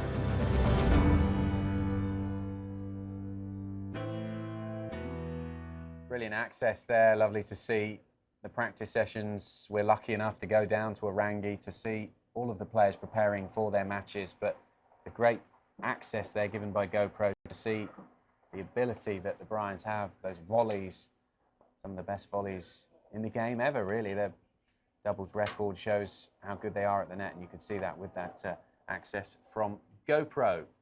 Now this is action from court number 3 in the warm-up there. Katerina Makarova, what a performance from her yesterday against Petra Kvitova, and she's back in action. She hasn't had too much of a break. A real upset to beat Kvitova. And she is down there on court number 3, up against Barbara Strycova of the Czech Republic, the number 24 seed. Makarova looking to continue that confidence. Yeah, she played an outstanding match against Kvitova. Makarova, always a dangerous player to face on whatever surface, really. She's done well, whether it's been the grass, the clay, or hard courts, and often performs her best at the slams. Yeah, she's a good lefty. Plays a lot of doubles as well, which I'm sure helps her at Wimbledon, particularly because she's coming in and playing more from the net. Yeah, partner is Elena Vesnina, who is also in action today. Elena Vesnina taking on the American Julia Boserup on court 12. But here, Barbara Strycova, a very good competitor, former quarter-finalist here at Wimbledon. This is, in fact, their 3rd meeting here at Wimbledon. They played against each other back in 2009 and 2007. 2007, Strycova won in 3 sets. 2009, Makarova won in 3 sets. Let's toss a coin for this one. Yeah. Save ourselves the trouble, just toss a coin. Just to let you know where these two are in the draw and how the draw is opening up for them. They are up towards the top, in the top half of the draw. It's this part of the draw that's slightly more behind. We were saying Makarova's having to play 2 matches in 2 days. That top half of the ladies' draw, slightly behind the bottom half. This is a 3rd round match. Plenty of players already through to the 4th round. Strycova has dropped just 1 set on the way to the 3rd round. Makarova also dropping 1 set in her 1st round match against Johanna Larsson of Sweden. She then was able to beat Kvitova, the number 10 seed, the former champion, 7-5, 7-6 to get through to the 3rd round. And we can join the commentators there on court number 3.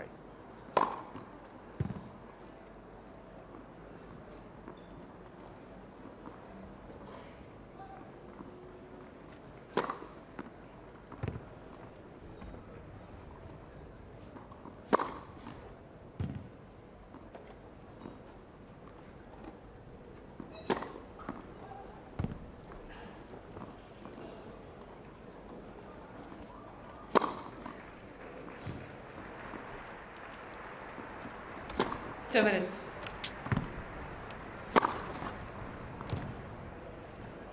And Katerina, who comes off the back of a really fine win against 2-time Wimbledon champion Petra Kvitova, 28 years of age.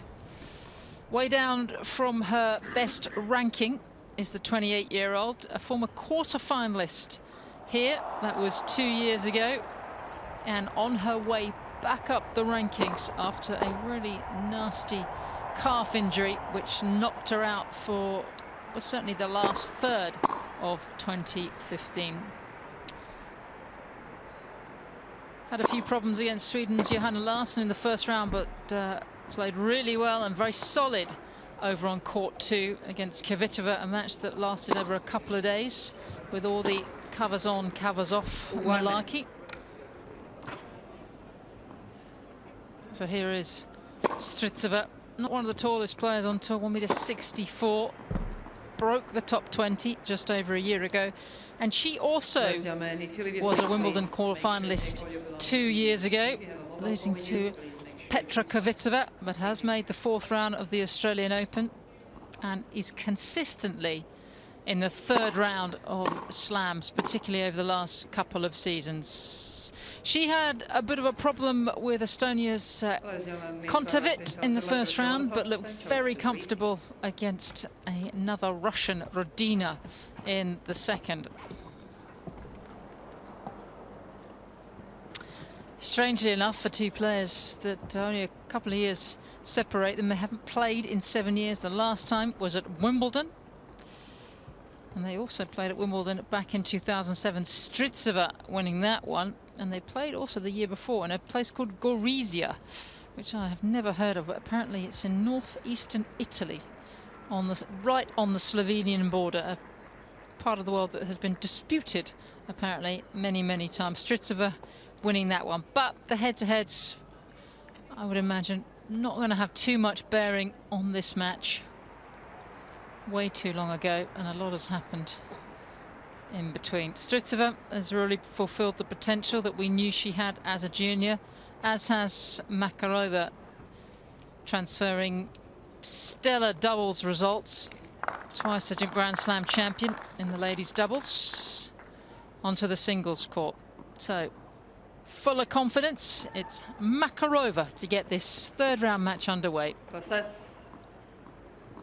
Miss Ekaterina Makarova to serve. Ready. Play.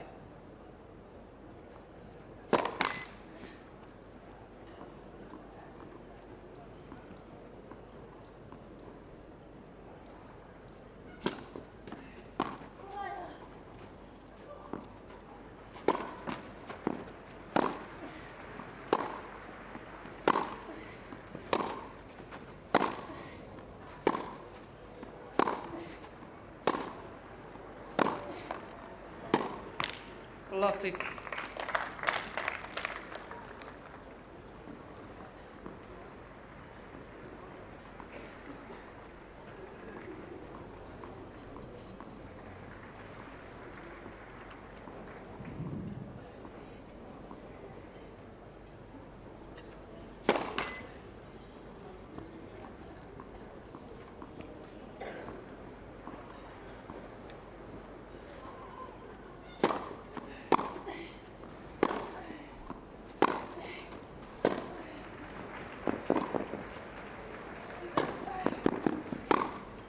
Love 30.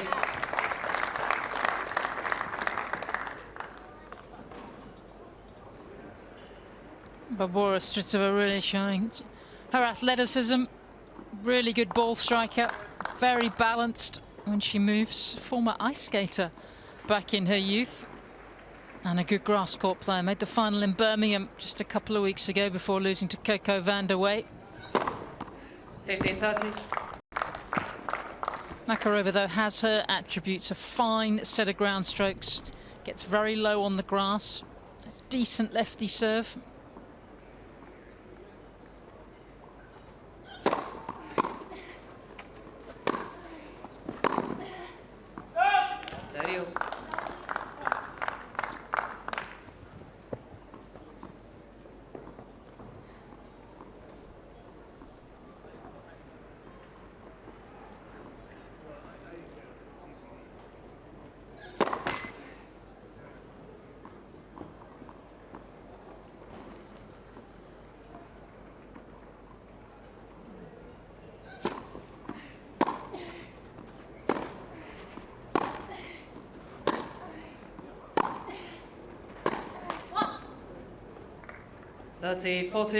Court's still rather soft because we've had so much rain this week. They haven't been really baked to harden up, and certainly this court, it's a much newer court here at the All England Club, does play more like the old grass courts.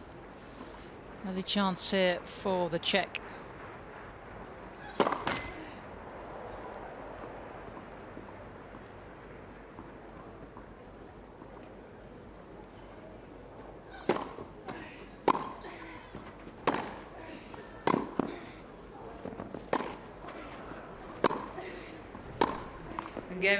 Really good start for Strycova.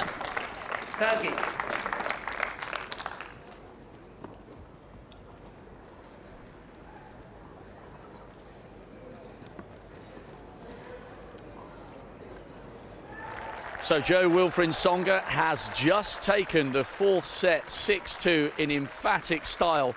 Great round of applause for him. So that now ensures we move to a fifth and deciding final set. John Isner looking out of sorts. The trainer's been on twice.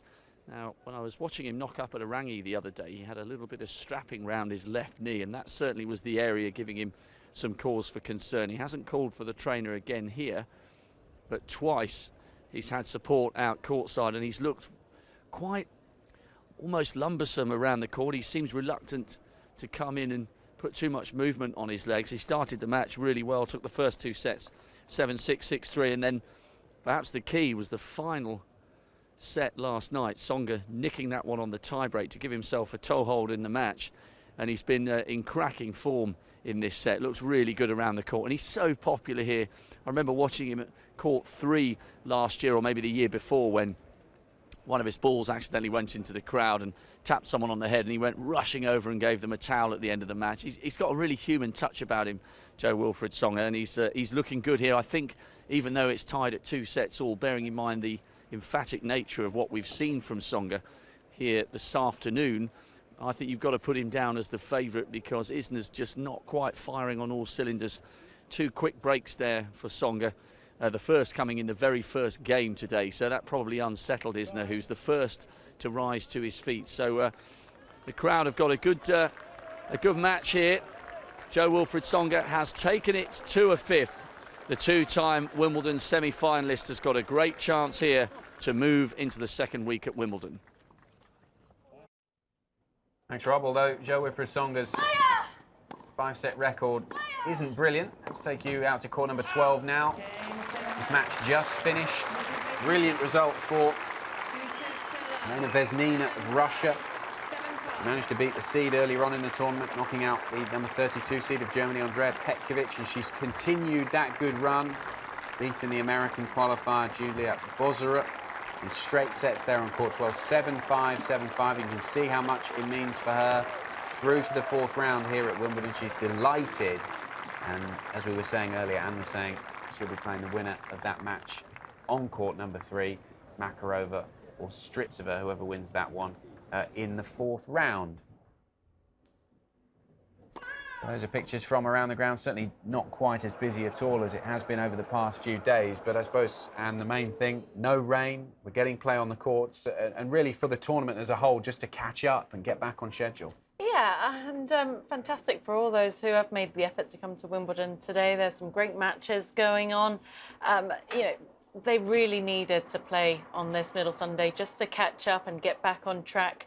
You know, it's just quite a nice atmosphere here at Wimbledon. Very relaxed, nice Sunday feeling here.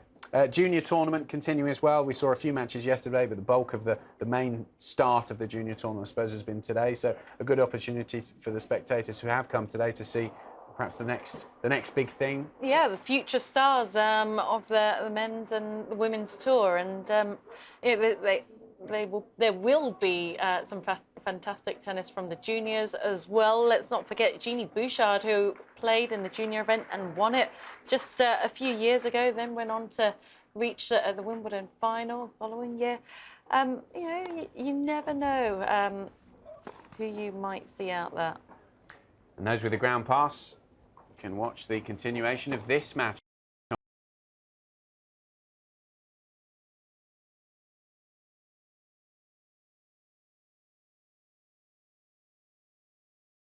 End of this match on court 12. A real thriller so far between Luca Pouille, the number 32 seed of France, and that man in your picture there, Juan Martín del Potro. All the tennis fans delighted that he's back in action, getting over his wrist problems. It was a great performance on centre court a couple of days ago to dismiss Stan Wawrinka in the second round, but he's got a fight on his hands. He's down against Luca Pouille. Pouille winning the second and third sets, having lost the first set on a tiebreak 7-6 to Del Potro. So they will begin that match at love all in the fourth set. So Del Potro staring defeat in the face, really, and Pouille, a player who doesn't really have too much grass court pedigree. He's got some great results on clay, but really surprising everybody. He is, and he's taking his chances. against Del Potro, and quite surprising, really, the scoreline so far in this match. One would expect Del Potro to still find a way to come through, but I guess he hasn't played an awful lot of matches. He hasn't played any best-of-5 set matches, really, for some time. Still trying to find his match fitness. Now working with Dani Valverde, who is in your picture there on your left, former hitting partner, coach to Andy Murray and Thomas Berdych. And then, I suppose, what's the priority for Del Potro as his comeback continues? Probably just to play as many matches as he can. We were saying with Jo-Wilfried Tsonga, I know he was coming back from a much shorter injury layoff, but it doesn't really matter how much you practice. If you want to get really back to the top level, you've got to just try and play as many matches as your body allows, really. Yeah, and I'm sure he's looking to go deep in this tournament, but I'm sure he'll take each match as it comes as well. He skipped the French Open to make sure he was ready for Wimbledon, Del Potro, and I'm sure he'll want to build after that on his win over Wawrinka and do better here. OK, let's join commentary for the first game. The score for you. First set, 7-6 to Juan Martín Del Potro, then Luca Pouille won the next two, 7-6, 7-5. As you can see, it's love all at the start of the fourth set.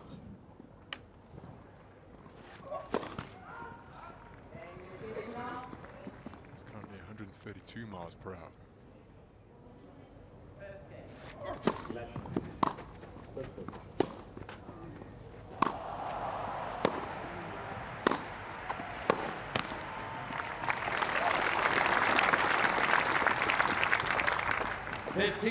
And interestingly, to begin this fourth set, Del Potro has opened up with the two-fisted backhand.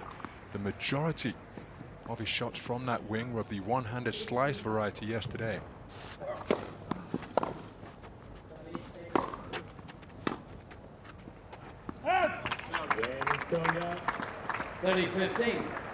Prior to this match, he had hit just one backhand winner for the entire tournament, but during this match so far, he's produced 5 from the backhand flank. 40-15. It's number 15 for Pouille.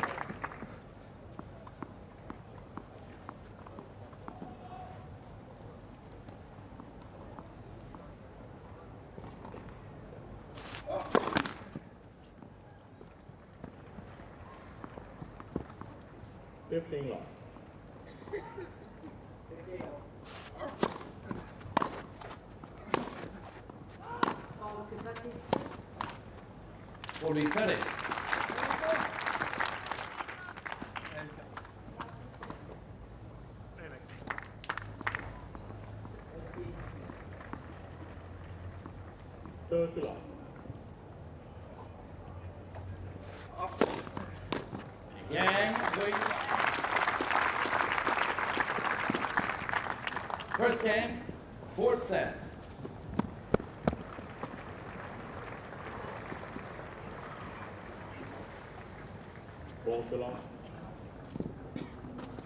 OK, let's take you from court number 12 there, where Luca Pouille has continued his good form, started the fourth set well. 1-love, he leads there. Over to centre court, where Serena Williams is continuing her demolition job on Annika Beck. She took the first set 6-3. She leads 3-love with a double break in the second set.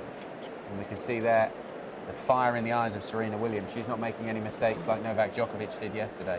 No, it was a slow start for Serena Williams in this match, but she finally found her form, and she doesn't want to hang about for too long. So she'd like to get this match done and dusted as quickly as possible, and then spend the rest of the day with her feet up. Exactly. Certainly, as we were saying before, such an intimidating player. When she's on her game, it could feel like an unstoppable wall down the other end with the ball coming back at almost double speed. Yes. Yeah, Beck, unfortunately for her, doesn't quite have the power to match Serena Williams. Off both wings as well, the forehand and the backhand. We know how big the serve is, but the forehand and the backhand is so difficult to deal with.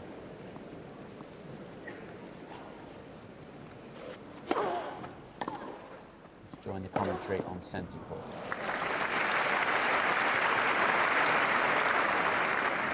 15 low.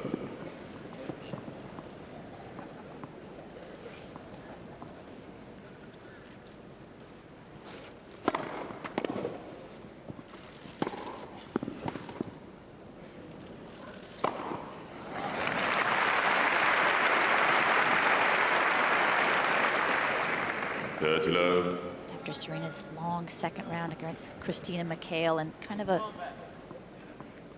clogged first week at the end of the first week because of so much rain. This is a good match for Serena to have today. Not pushing her much physically, yet finding a groove.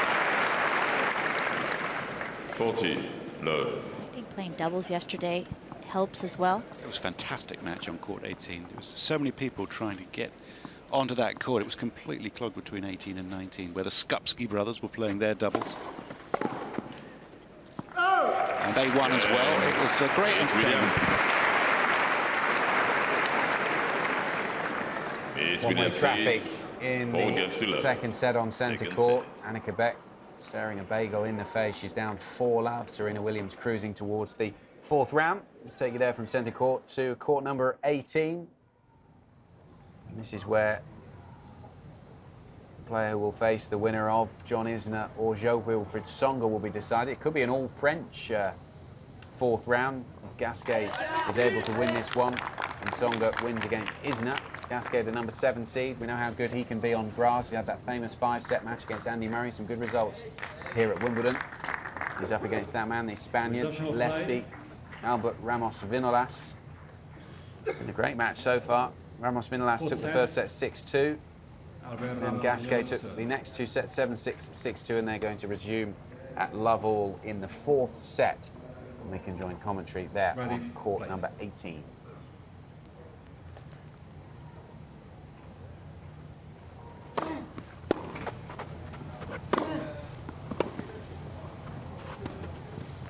Love 15.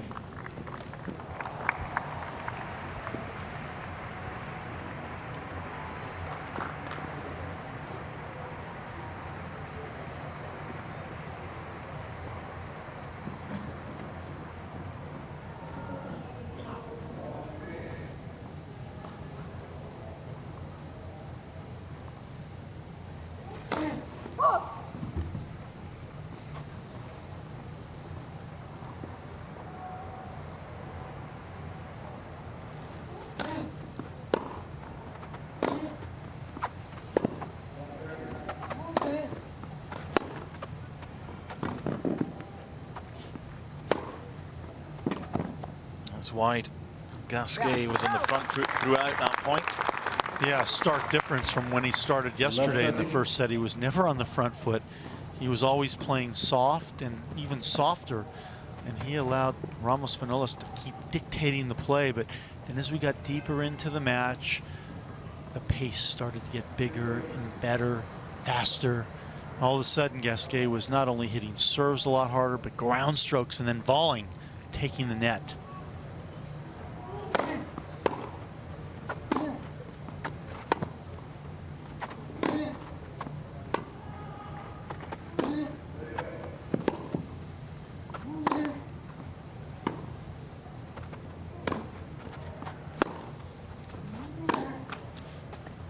A stark difference today, isn't it? Beginning yesterday, Albert Ramos-Vinolas was ripping forehands, pulling Gasquet off the court, opening up the court. And today, a lot of unforced errors just at the beginning. 3 break points. First time Gasquet's had more than 1 in a game.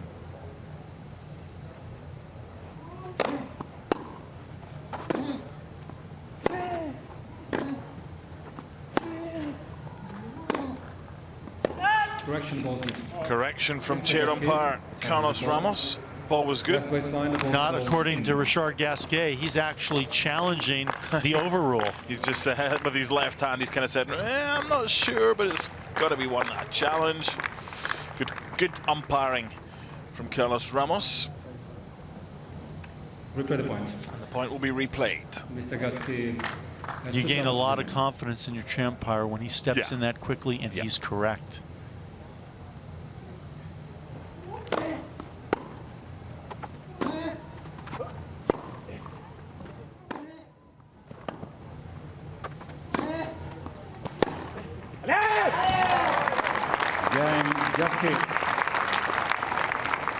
Really is one of the best one-handed backhands in the game when it's on fire. Richard Gasquet, he's got his eyes on the next round. Starts that fourth set well with the break. Leads 1-love on court 18. This is what's taking place right now on court number 1. Sloane Stephens, promising American player, up against Svetlana Kuznetsova. It's gone the distance, 1-set-all, and Kuznetsova serving for the match and a place in the next round to win the country.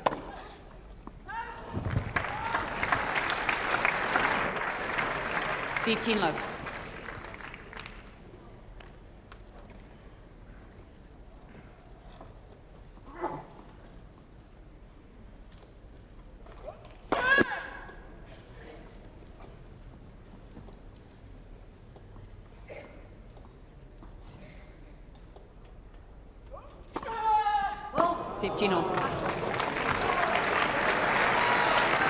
Just a second double fault of a long match, Kuznetsova.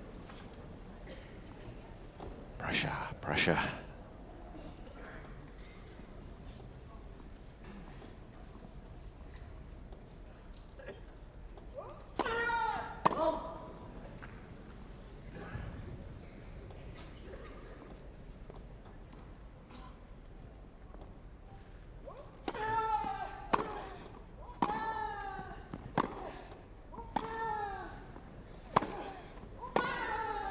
Good shot.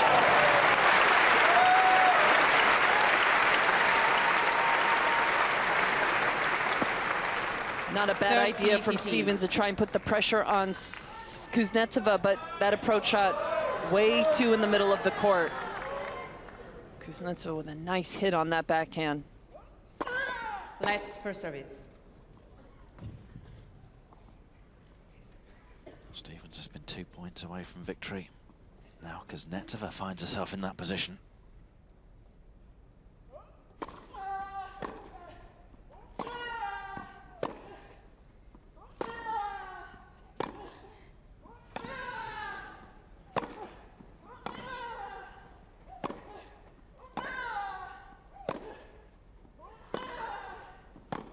Oh, it's edge of the seat stuff, it really is. It's not always of the highest quality. Challenging the call on the left baseline, the ball's called out. But this is tense, it's tight, and now Hawkeye's getting involved in the fun.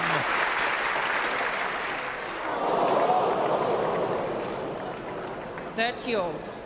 Miss Kuznetsova has 2 challenges remaining.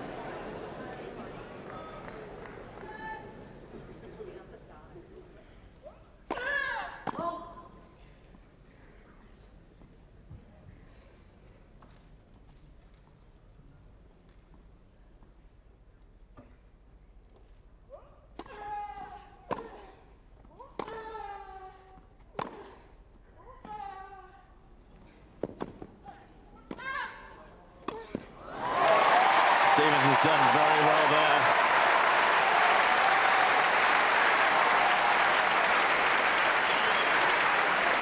The butterflies will have been fluttering all around that volley. 30-14. And that backhand pass. Thank you, thank you. Break, back, point.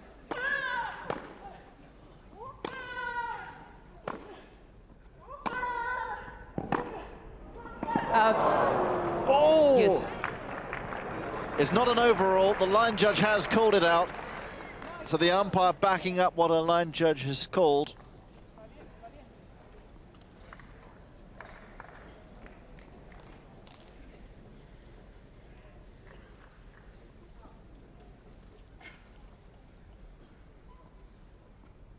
So surprised she didn't challenge that.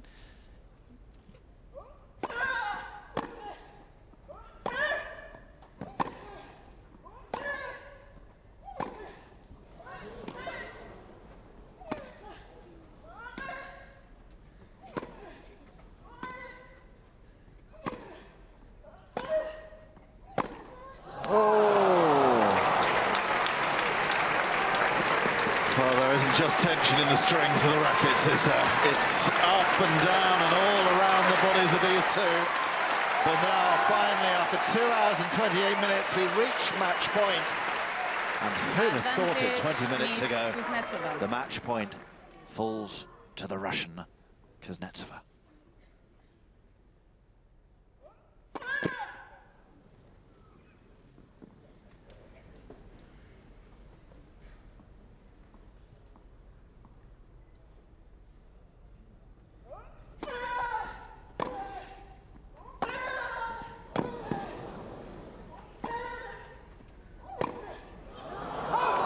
It's called wide.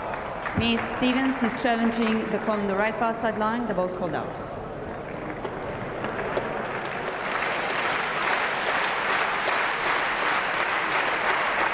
That's the match. Game, set match, Miss Kuznetsova. That's Miles says it all. Svetlana Kuznetsova through to the next round, through to the 4th round where she'll face Serena Williams. And what a match that should be. A really entertaining one, this one. It went the distance against Sloane Stephens. She had to battle back, lost the first set 7-6.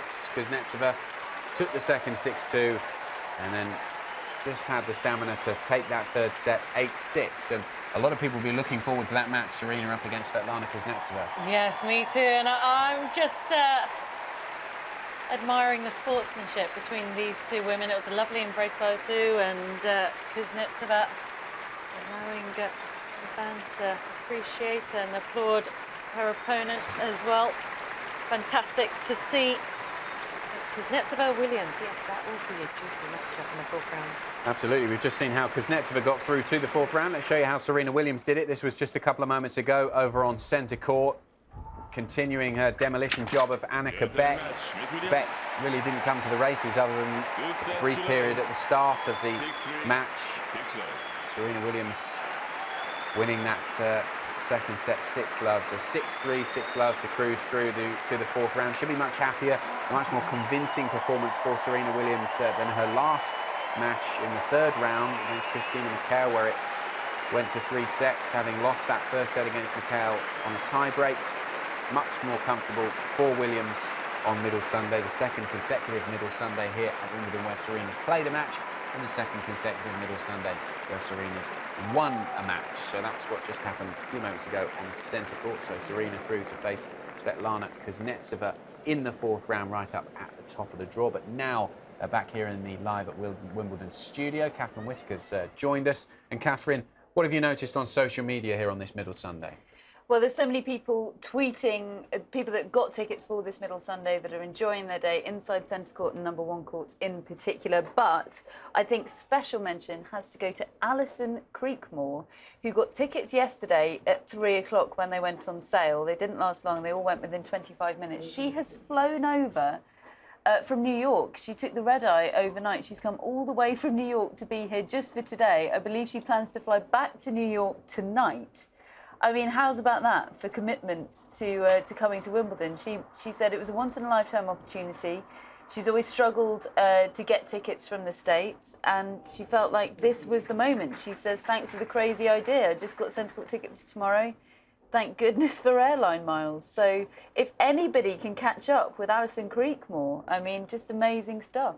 Brilliant. That is commitment. And I hope she's not too tired and she doesn't fall asleep during the tennis today after all of that. Well, that's the thing, isn't it? You do find the queuers that have to spend, you know, all night sleeping in tents out there, as desperate as they are to see some Wimbledon tennis, they find it hard not to nod off. And I think it's the perfect temperature, isn't it, for a sort of lazy Sunday, Yes. sitting there on centre court. Not too hot, not too cold, nice little breeze, some tennis going on in the background. Pretty easy to doze off. We're fully awake here, though, in the studio. No sleeping up here. What's next? Hashtag Middle Sunday, doing well, trending. Do tweet at Live at Wimbledon with hashtag Middle Sunday if you want to tell us how you're enjoying this unique day of Wimbledon tennis. The BBC account has tweeted that a proposition that it should be renamed hashtag Dog Sunday. I do like to pay tribute every year to the police sniffer dogs that do a just marvellous job here. Don't get nearly enough credit. I know they love it.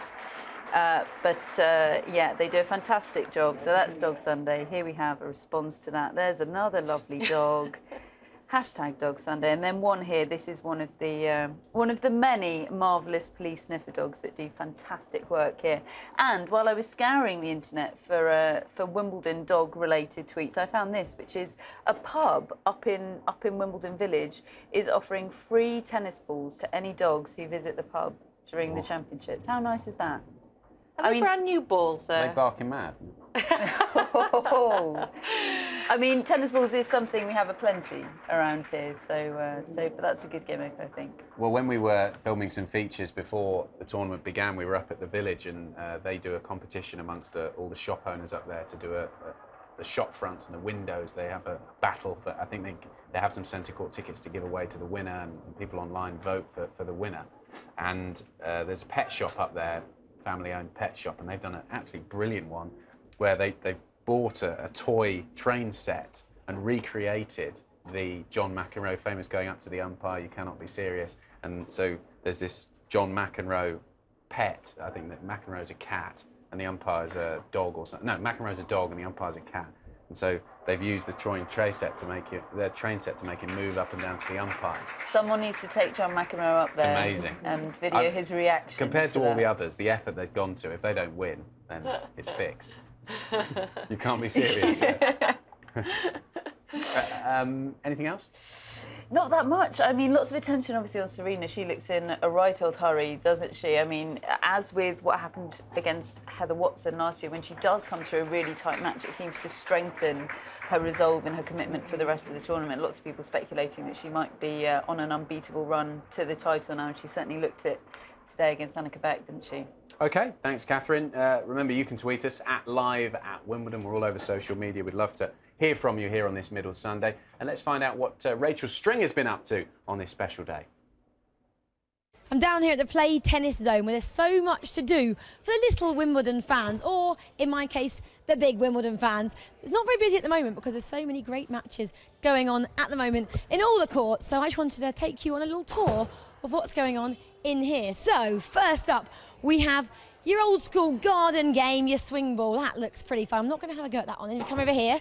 You've got your interactive, your interactive game up there, EA Sports. You can have a go at virtual tennis. I'm also going to leave that to the experts. I'm not very good at that. If you come over here, you can test your serve. Look at this guy go. You can try and get on the speed of serve leaderboard right here. Jack H, he has scored 81.1 miles per hour and he's currently in one. This guy's doing pretty well. 57.3. Wow. Maybe John Isner, Milos Raonic, watch out for this little fella in the future. I'm going to have a go when he's finished. I'm going to see if I'm any good at this. I'm going to put my mic down and see if I can get any close to that. Right, okay, I'm not very good at tennis. Okay, wait a minute.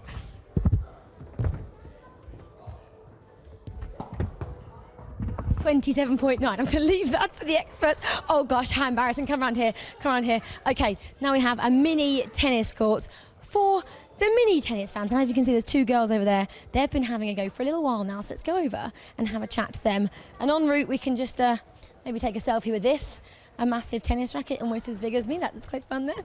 Okay, carry on. This is loads going on around here. Loads going on. I'm going to go and chat to these two girls over here who look like they're having fun. Hi, girls. How is this in here? How is it fun? Yeah. What have you done in here? We've been playing a match of tennis with the coach and, yeah. And have you been improving your skills? Yeah. What have you learned in here? What have they taught you? Well, we've been doing some backhands and forehands. Wow, pros right now. And what else have you done today at Wimbledon? Well, we've been on court 12 watching a couple games of tennis, and I've also been on Murray Mount watching big TV screen. Wow, that's so good. And what else are you looking to do today? Maybe getting some strawberries?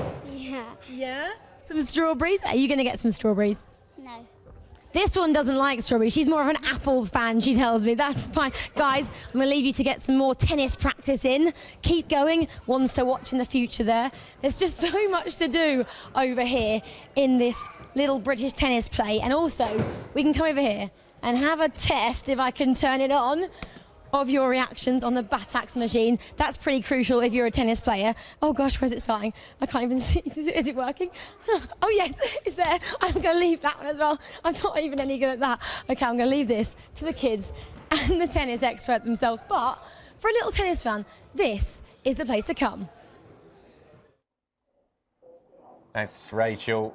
A great spot in the grounds, particularly if you've got kids, to head down there to the play tennis zone. Plenty to keep them occupied here on Middle Sunday. And these are scenes on court 1 at the moment. Another match everyone's looking forward to watching the continuation of. Nick Kyrgios, Feliciano Lopez, 2 fiery players. Kyrgios, rising star, having announced himself on the world stage. Very controversial character, we must say, but certainly love watching him. And Feliciano Lopez, always difficult to play on a grass court. Lefty serve. Big ground strokes, and very good at the net. And just to let you know where this one is, Kyrgios won the first set fairly comfortably, 6-3 yesterday, and then Lopez struck back in a tie-break in the second set to take that 7-6. So they're going to begin this one at 1 set all. Lopez, another player similar to Isner, plays his fair share of tie breaks. It's quite difficult to break, but not perhaps got the best returns in the game, so he doesn't. That's why he's forced to play quite a lot of tie breaks. Already played 1 so far in this match. A real test, I suppose, and for momentum, this one, because it was Lopez who had the momentum late last night when they stopped, but throughout the evening that'll have dribbled away, and a chance for Kyrgios to reimpose himself on the start of this third set. Yeah, and I guess in some ways now these 2 men can look at it as a best-of-3 set match. That's a good point. They're almost starting again, aren't they? Starting again, they've had time to rest up and to think about how they want to approach it. But you were talking about Lopez playing tie breaks, and I'm just looking at his the number he plays. Yeah, career tie break record. He's won 262 and lost 221. That's an incredible number of tie breaks. As we were saying with Isner, it's quite understandable because of the sheer size of his serve. He's just so hard for the other players to break. But explain why you think it's the case with Lopez, because we know he's got a big serve. Is it because his returns just aren't quite as good, so he's not able to break so many times? Yes, but he's also tough to break himself. I mean, he's got a great serve. I think that's the strongest part of his game, and as a lefty, it's effective across all surfaces, particularly so on a grass court, and uses that swinger on the ad side very well. And he makes himself tough to break. He's one of the few serve and volleys out there, so you never feel like you're getting that much rhythm on his service games. He plays a classic type of game on the grass, which is good to see. You saw Feliciano Lopez earlier on this morning. He was at one of the coffee shops in Wimbledon Village having his breakfast with his coaching team around him. Were you stalking him? I wasn't stalking him. I just popped in for a coffee. But he was there. A very animated conversation with his coaching team. It sounded like they were talking about football rather than tennis. I think probably dissecting Spain's loss in Euro 2016 a couple of days ago. He's a big football fan, Feliciano Lopez. Loves often at the practice courts you'll see him playing a bit of foot tennis as a warm-up. And as for Nick Kyrgios, fiery, controversial. Yes, but a great prospect. Love him or hate him, he is entertaining to watch. And this match is very even, in my opinion. Not too much separates these two in the rankings. Kyrgios ranked 18 in the world, Lopez 21. Interesting to see down at Orangi in the last couple of days, Kyrgios choosing to hit with Radek Stepanek quite a lot. Looking as to why that was, and found out that not only did he play Radek Stepanek in the first round here, but he's also sought some advice from Stepanek and come quite close to him. They've become fairly close friends over the last few weeks, and they're playing here, choosing to practice together.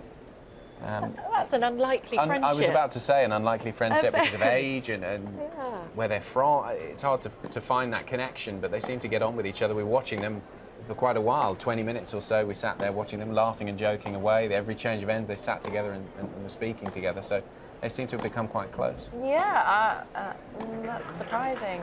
Stepanek, not everyone's cup of tea. But they played a great match in the first round, and you know, Stepanek is a man who has a lot of experience on tour. He's been out there for years. Almost evergreen, Stepanek. Nothing ever seems to change when you watch him. It's the same style, doesn't seem to slow down. Oh, it's great when some of the older players can help younger players coming through. And it's good to see Kyrgios seeking advice from someone like him. Okay, so 4 of the last 6 sets between these two players have gone to tie breaks. I think it's safe to assume we might see another tie break, at least one, as this match continues. Kyrgios taking the first set 6-3. Lopez the second on a tie break 7-6. They will resume at Lovell in the third set, and we can join the commentators there on court 1.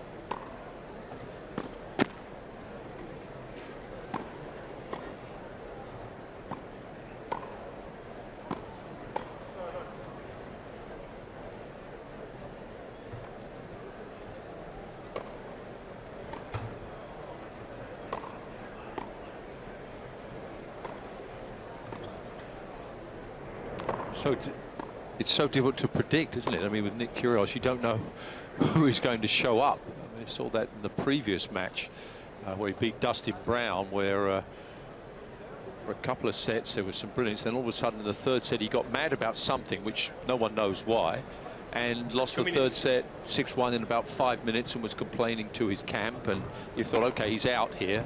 And then he got his focus back and hung in there and played brilliantly and won the match. So you just don't know what to expect with him. Feliciano Lopez is different. He plays a very sort of solid grass court and flair player, but you sort of feel it's still in Kyrgios' hands. If he plays the way he's capable of, he should win this match, but he's playing an excellent grass court player with his opponent. So I don't know, flip of a coin. I'm still going with Kyrgios, but barely. Well, Kyrgios won one of his games against Dustin Brown 3 days ago in 38 seconds. Yes. Just, you know, bash, bash, bash, bash. Let's go to the chair now. Well, you don't have to, the umpire never has to worry about giving a time warning, that's for sure. I mean, he's the quickest player in the draw. I've never seen anything like it. You look at it and you think most players, if they play a bad point, they'll take a little bit extra time to compose themselves, to think about what they're going to do on the next serve, perhaps. He just doesn't. He takes 5 seconds, throws the ball up, hits inevitably an ace or a big shot, and you go, okay, there's the next one, and then off he's ready to play again. Well, this was a truly extraordinary game yesterday, if only because of the behaviour of both players. And I don't know if it was because it was late at night and they'd been waiting around all day and they were expected to be on at 4 o'clock in the afternoon, and it was 7:30, 7:45 before they came out. But Lopez was in an extraordinary mood, and Peter Fleming was here last night for the first 2 sets. He said he'd never seen Lopez in the kind of belligerent mood that he was, irrespective of whether he won the point or lost the point. He was berating his coaching panel. He was just talking to them like Murray was at Roland Garros. And then Kyrgios, at various points during the match, was utterly serene.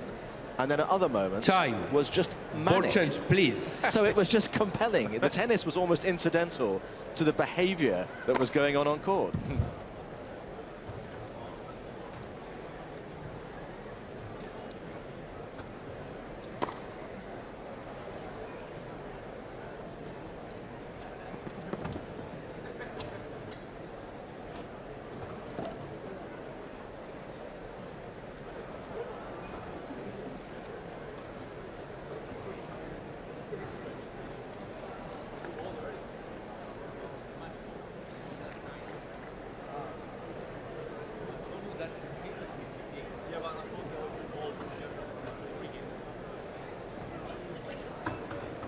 Well, this is the match of People's Sunday 4 because of the cast that you've just been alluding to, Sue.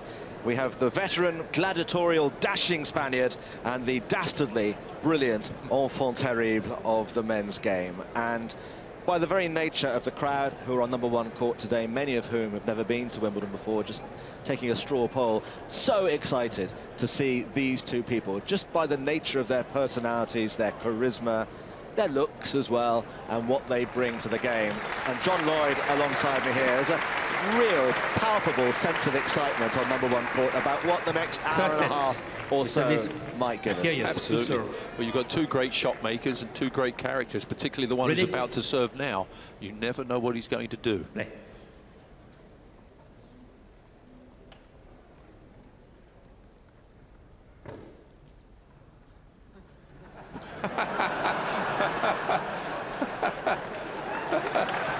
That's the slowest he'll ever serve in the whole match.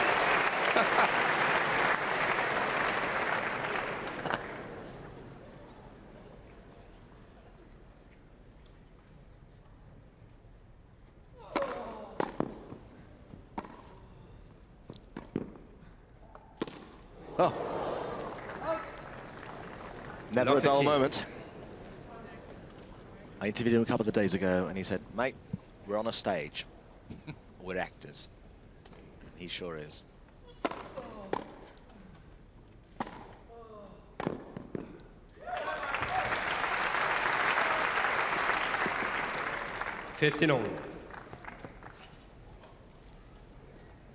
And it's actually going to be interesting to see whose side the crowd is on here, because it's a very different crowd from last night.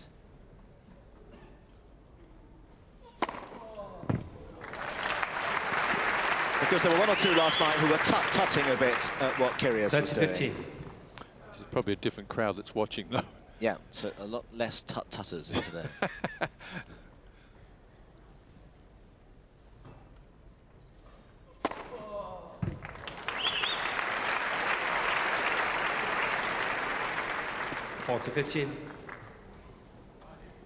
It's Kyrgios' 16th ace of the match so far. I mean, two huge servers here, but also providing some great rallies too.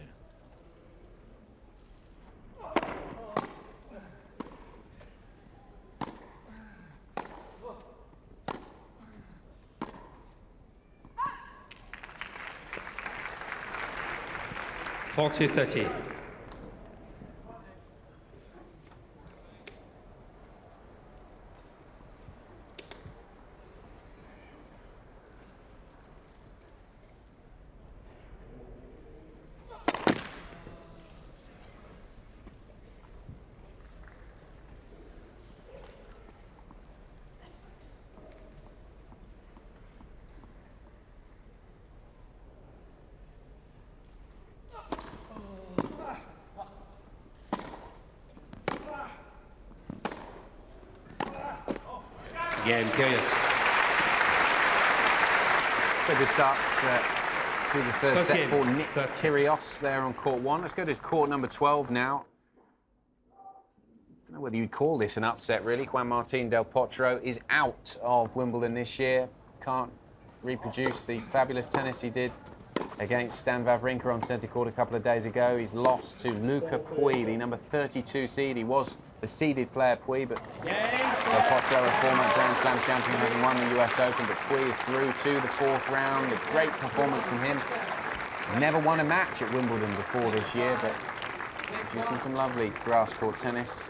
Lost the first set 7-6, took the second set 7-6, 7-5 in the third, and then 6-1 in that final set today. Took just the 24 minutes to make it through to the 4th round there on court number 12.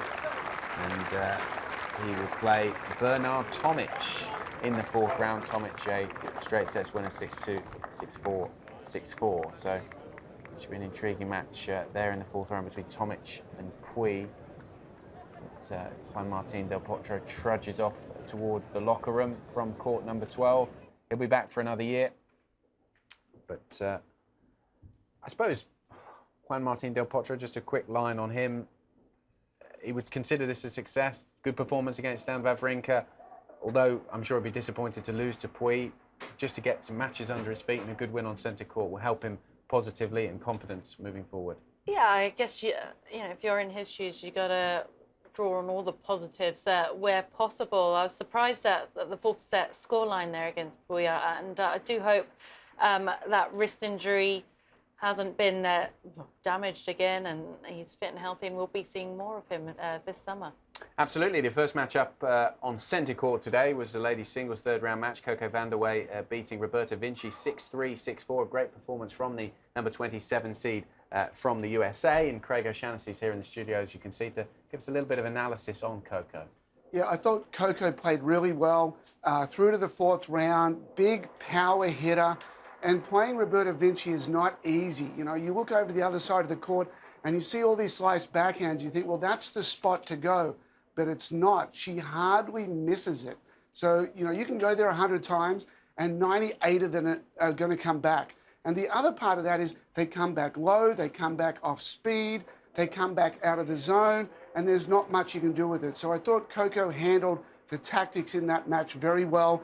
A couple other things, she won 14 of 17 at the net. So she's figuring out hit big from the back of the court, finish at the front, and she also came to the net 3 times serving and volleying, won all 3. Now, there's some idea in tennis that we can't serve and volley anymore in the men's game and the women's game, and it's just simply not true. So far in the women's tournament, there's been 171 serve and volley points. The win percentage is 72%. It's off the charts. The net play is 63%. Baseline play, the average is 48%. So the serve and volley is always a much higher win percentage. And, you know, we've got to get over this hump that we think, you know, globally that we can't get to the net anymore, we can't serve and volley. You actually can. The men's game, the women's game, little kids all over the world, sprinkle it in. And even 3 times, it just creates a little bit of an illusion for the opponents. Like, am I going to serve and volley? Am I going to stay back? And particularly off big serves where the return is floating that back, that's where you want to serve and volley. So we're going to look at a few points here to see what Coco did so well in this match against Roberta Vinci. Serving down the other end. And this is what she's all about. It's a big forehand. It's a power game. And when you see players run around, you think, uh-oh, they're leaving the other side of the court open.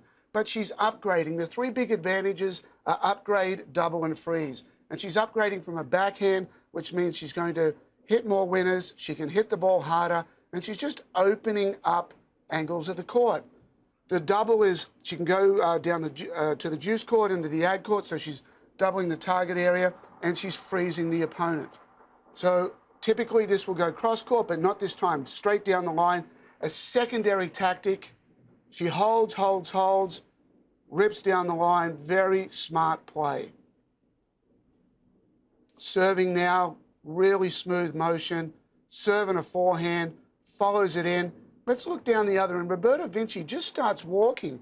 She's playing possum. Let's look at those feet there. She's like, I'm in pedestrian mode down the other end. Don't worry about me. And then all of a sudden, she starts running. Very difficult ball, gets a racket on it. Coco's smart to go behind there. But that's a veteran, savvy move from Vinci to kind of just completely stop in the middle of the point and then take off again. Like the overhead, like the motion. This is a fantastic serve. In the match, there were 12 serves out wide off the first serve in the juice court, only 5 down the middle. And the reason is you will never put the forehand under more pressure with this serve than anywhere else in the court. So let's examine. We've got a slice forehand here. We're stretching, we're reaching for the ball, which means it's going to come back weak and we can attack it. So Coco's ready for the short ball, jumps on the backhand, all the way into the net. Nice little knockoff volley. See Andy Murray do that a lot as well. He loves that little backhand down the line. Craig Carden from Dallas is doing a great job of getting the game plan right in Coco's head. Returning now, stepping in, down the middle, nothing on. Notice the ball comes back down the middle. It's a little bit of cat and mouse. That slice is so effective. Coco says, I'm going to slice this one back at you. And now, instead of, most players right now will go and plow away at that backhand. The better tactic is to go cross-court to the forehand side, which is exactly what we see here. Roberta doesn't even move. A lot of slice, a lot of side spin on that ball.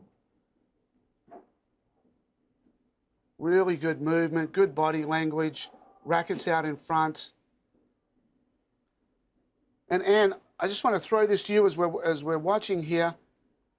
Stepping forward and ripping. What a great graphic from Hawkeye.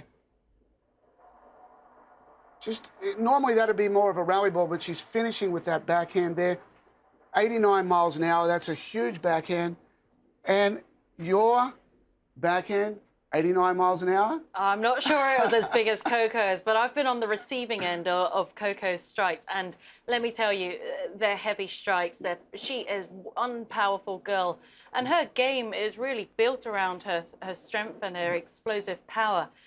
I mean, that serve is a tough one to return because she maximizes her height and her power. She disguises it well, and she hits her spots well. When everything's going right, she is tough to beat. She's ranked 30 in the world now, and I do believe she has the potential to be a top 20 player. She did well on the grass here at Wimbledon last year. She can go further in this year's tournament. And she played a great match against Roberta Vinci. I think her coach, Craig Carden, has helped her so much on the mental side, because seeing Coco play over the years, I mean, she's a feisty competitor, and there have been times where she's allowed her temper to get the better of her, and it's cost her matches. But now she's a lot more composed out there on the court. Her tactics are clear, and when she's able to execute them well, she's great to watch. Just a question for you, Craig, and I suppose Anne as well. Just looking at Coco Vandeweghe's career, I mean, 3 first rounds in a row between 2011 and 2013 here at Wimbledon. She really struggled to even get to the second round on the grass, and her ranking perhaps reflected that. She was outside the top 100. Then suddenly it clicked. She made the quarterfinals, second round in 2014, then the quarterfinals in 2015, and her ranking shot up as a result of that and some other great performances. What changed in her? What did she suddenly figure out? Because for 3 years she was stuck outside the top 100. 3 years in a row she finished the year 110, 127 and 114, and then now she's raced up the rankings. What did she get right? Oh, she's a player who has always been capable of scoring big wins, but she hasn't really had the consistency week in, week out to back up some of these wins she's had in her career. But now, for some players, it just takes a little bit longer than others to really find your game and feel comfortable out there. And she's only 24 years of age, which is something I think we forget quite easily, because she's been a pro for so long. She was a top American junior, US Open junior champion at a very young age. Probably expected everything to happen too soon, too quickly, and it didn't. But she's working a lot harder now. I think physically she's in better shape as well. Definitely moves around the court better, although it's still something she continues to work on. And she has weapons. She has weapons to hurt players, and the grass suits her game. She enjoys playing on grass. She's picked up a grass court title already this year in Holland. Keep watching her. She comes from a family who, well, her mother was a 2-time Olympian, grandfather, famous basketball player, coach. So she's got the right genes, that's for sure. Absolutely. Craig, how have you seen her game improve over the years? Yeah, I bring it all back to the 3 big questions in our sport. Who am I? Who are you? And who's the best? And she's finally figured out who am I. You know, when I first started working with Kevin Anderson, he was outside the top 150 in the world, and he was staying back. He was grinding. He was pushing. And I said, Kevin, you're 6'9" from South Africa, but you play tennis like you're 5'9" from Bolivia. I mean, you're doing everything wrong out there. You are not a grinder. You don't want rhythm. And when he finally figured that out and we got him coming forward, good things happened. So who am I has really been put together. That jigsaw puzzle has been put together by Craig Carden. And, you know, Coco's a power baseliner. You've got to hit your spot serving. You've got to stay around the baseline. You've got to look for forehands. You've got to take backhands down the line when possible. You've got to stay in the point until you find something when you're in a neutral rally. And we saw examples of that in all of that video. So I finally think Coco's figuring out, yes, I know who I am as a tennis player, she's also looking to the other side of the court. And when you say, who are you? He's like, well, I'm playing Roberta Vinci. Insane slice backhand. Let's not hit it there. Let's go to the forehand a lot more. So you've always got to give consideration to the other side of the net. And lastly, who's the best? Look at the best players in the world. You know, number one player is Serena. She's the best power hitter. And copy her pattern. See what she's doing well and figure those three things out. So she's maximizing who am I. She's figuring out who are you. She's learning who's the best. Craig Carden is a wonderful fit in this whole operation. So I'm looking forward to Coco going even further and deeper in the championships this year. Craig, thank you. Intriguing, as always, your analysis here on Live at Wimbledon. Now let's catch up with Rob Walker. He's with the man of the moment, Sam Querrey. Well, how lucky are we? We get the opportunity to speak to the man who beat the man, Sam Querrey, one of the great upsets in recent years. Djokovic on such a roll. Your phone must have gone crazy in the last 24 hours. What a momentous moment in your career. Yeah, definitely. Yesterday was an exciting day. I had tons of texts from friends and family, and to be out there on court one and to play Novak and come out with a win was really exciting. What were your feelings overnight? Because did you want the match to carry on? Because you were in the ascendancy, and I guess in that scenario you think, well, I've got two, I could do him in straight sets, so I want to finish this match. Yeah, I definitely wanted to keep going, but you know, unfortunately, like we've had almost every day here, it started raining, and you know, even yesterday we had 3 more rain delays, so it was on and off the whole match, which made it tricky. At some points I think it helped him, at some points I think it helped me, so it kind of went back and forth. And what were your feelings when he came out and started so positively yesterday and took the first 4 games? How did you manage to maintain your composure in those moments? I saw the dark rain cloud coming. I hope for it to rain for my sake. So I think that kind of helped me, and you know, I was already feeling confident from the day before, so I just kind of stuck with it and did my best. And had you done any research? Because remember, Kevin Anderson had a 2-set advantage against him. I think it was last year. Also, a big server playing a match of his life, and Djokovic managed to turn that one round. Had you studied that match before you played Novak?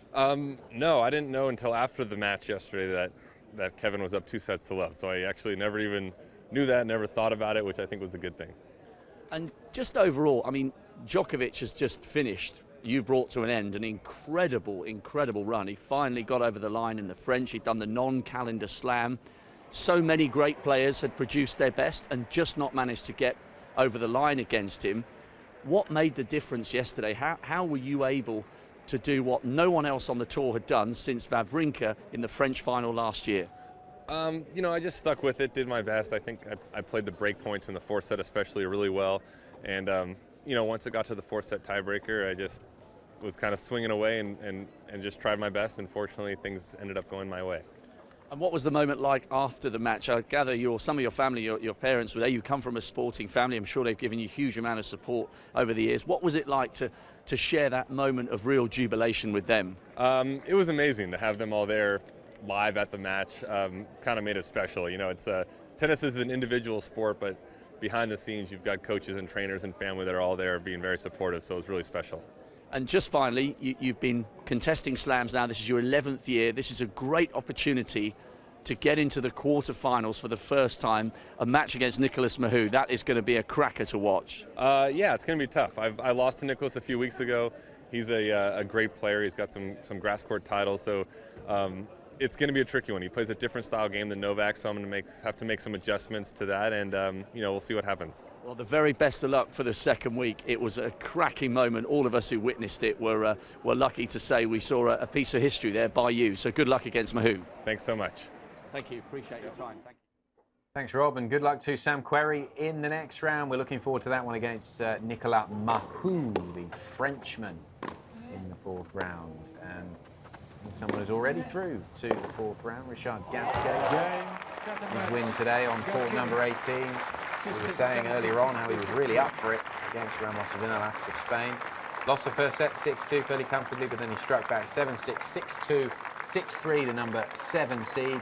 And he is through to face the winner of that John Isner with Wilfried Tsonga match, which is currently taking place at the moment. So the winner of that one will face Richard Gasquet in the 4th round. A good performance there from Gasquet. You see play continuing on all of the outside courts, but Here in the studio, Catherine Whitaker's back with us with a social media update.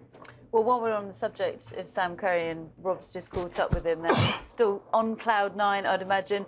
Roberta Vinci has been asked about Sam Querrey, probably the person that's pulled off recently the upset that's most comparable in size to what Sam Querrey pulled off yesterday against Novak Djokovic. And Roberta Vinci has said, I thought about Querrey a lot yesterday. I would like to say to him, welcome to the club, mate. Isn't that nice? How she must have felt last year after ending the dreams of Serena Williams of achieving that calendar year Grand Slam. Probably she is one of only a small handful of people that can understand how Sam Querrey is feeling The upset club. just about now. And it has given me the opportunity to show you another fantastic Sam Querrey video. I mean, people are doing a fantastic job of scouring the internet to find these. I mean, let him never be accused of not being a man of great personality. I mean, oh my goodness me. He's a better tennis player than he is a dancer, shall we say that? Probably the one downside of what happened yesterday is that people are raking back through his social media to find the likes of this. But I understand that he doesn't, he's not too precious or touchy about these things. I mean, if you're a man that can dance like that, you've got to have a decent sense of humour, haven't you? Well, I hope if he wins again, someone will ask him get a few of these dance moves out. He needs like a Petco dance. Remember, Andrea Petkovic does a little dance on the court, and Joe-Wilfried Tsonga has his thing. Sam Querrey needs to get out there with an air microphone and do a bit of a jig. Work on his moves first, I think. Good to see a bit of personality, though, whether he can dance or not. Good to see some personality from the players off the court, and that's, I suppose, what social media helps us see. Yeah, absolutely. The likes of Sam Querrey, I mean, he's not the most exuberant on the court, is he? He doesn't wear his personality on his sleeve. Some players do, some players don't. He doesn't, but obviously it's there somewhere, isn't it? I think a few more players shouldn't take themselves too seriously and express themselves in the way that Sam Querrey does on social media. That would provide us with a few giggles. I'm sure there's plenty more bad dancers out there. Moving swiftly on, shall we? Dog Sunday is picking up momentum. Dog Sunday, I talked about it earlier. Of course, this is hashtag Middle Sunday, where hashtag Dog Sunday is gathering momentum. Here is Tintin. He loves tennis. There he is with the tennis ball. Hashtag Dog Sunday. It's a good action shot, that one. It is. It is. He is very much enjoying that tennis ball, isn't he? Here's Ginny. Anyone for Middle Sunday tennis at Wimbledon? Hashtag Dog Sunday. She seems to be enjoying that rather a lot.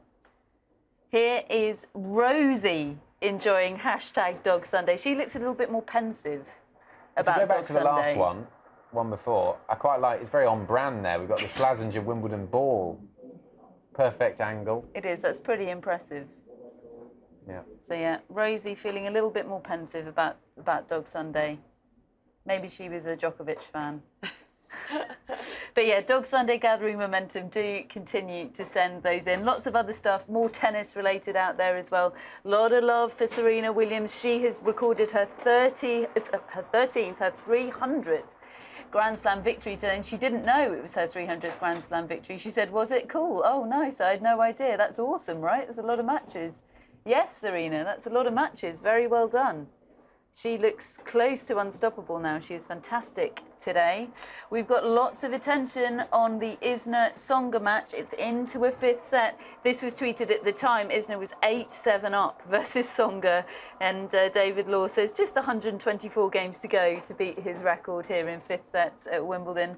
Somebody else pointing out Isner into a fifth set with no tiebreak. Hashtag buckle up. Yeah, I wonder if he's having flashbacks of the old 70-68. Just to update the score from Court 2, a latest score from out there, it's currently 10-all in the fifth set. They're heading toward, I mean, still, as you said, still a long way to go.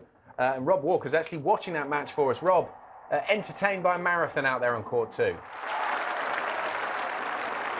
It is so noisy here. This is the place to be right now. Joe-Wilfried Tsonga is 15 love up.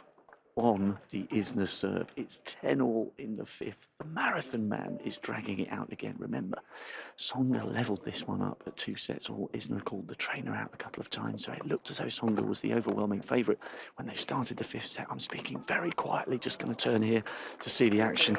15-all, Isner gets the point now. Remember, of course, 70-68 on court 18, and we've seen why. Because Tsonga's playing really attractive tennis here. He's chasing the ball all over the place. But in every service game that Isner has, at least 2 of the serves are totally unmanageable. He's firing down 134, 135, 133. His mileage is absolutely insane. He's gone 30-15. And he just seems to be able to grind out these service games without moving as fluently or eloquently around the court as Tsonga. There's barely a spare seat in the house here. Surely we can't go as long as 70-68. There's a little groan there because I'm assuming, yep, Isner's gone 40-15. The crowd are on Tsonga's side here. He's popular anyway, and that must make life difficult for Isner. It's not an unsporting support for Tsonga. They are applauding when Isner does something special, but there's no doubt Tsonga is the man that most people here in this arena want to win. And he's just buried another game there. Frank, let's just have a little look down there as Isner goes to sit down and Tsonga grabs his towel. So 11-10 to Isner in the 5th and final set. Well, it's an absolute treat here. There aren't many people leaving right now, only those who've got to get back for babysitters, and you'd be making a phone call saying, listen, you need to stay another hour because this could get very, very exciting. But they're definitely on the side of Tsonga. We've had a few little hand claps. Tsonga. They want the Frenchman to get through to an all-French meeting because Gasquet beat the up-and-coming Albert Ramos-Vinolas, so a cracking win for Richard Gasquet. And that would be a fantastic all-French clash. But Isner is definitely still in the driving seat here because of that ridiculously tough serve. As I said, at least twice in every game, he produces a serve that is unreturnable. And now you can hear the clap in the background for Jo-Wilfried Tsonga. They want to get the Frenchman pumped here and get him maybe a break point. He has had one break point on the Isner serve, but he wasn't able to convert it. So we'll keep you posted on this one. It could be very, very interesting indeed. So that's the scene here at court 2. Let's get over to centre and find out how Berdych is getting on.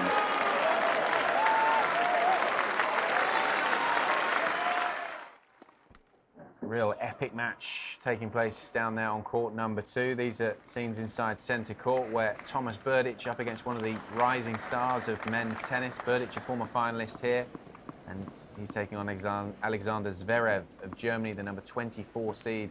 And this is Berdych serving for the first set at 5-3. We can join the commentary on this match.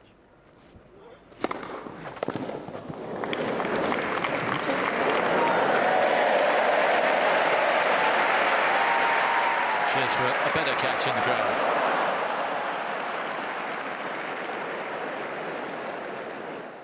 More importantly, once again, he got burned by the Berdych forehand. You can see how difficult it is once he's deep behind the baseline to get back into the point.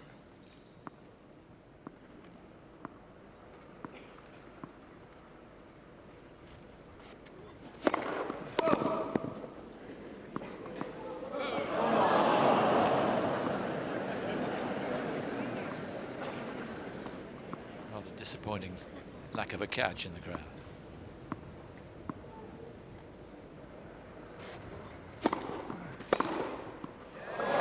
Nailed that one all right.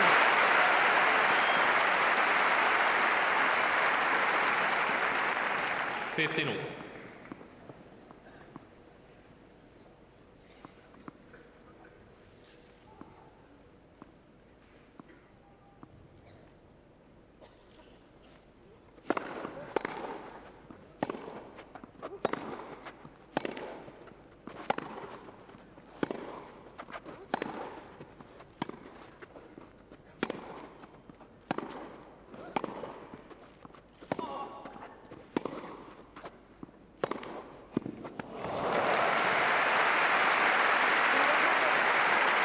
Patient and precise at the end. 30-15. I've been impressed with Berdych's movement so far this tournament, and look, again, when he's in possession, that is pinpoint accuracy. So hard to do anything against that.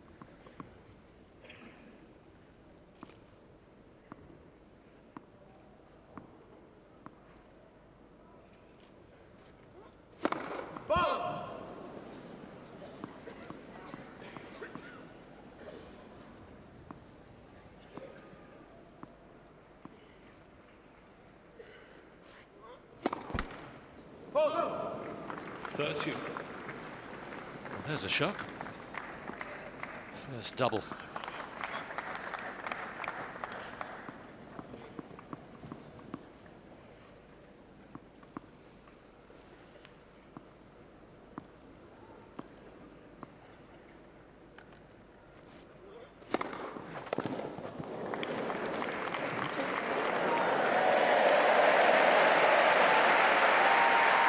Cheers for a better catch in the ground.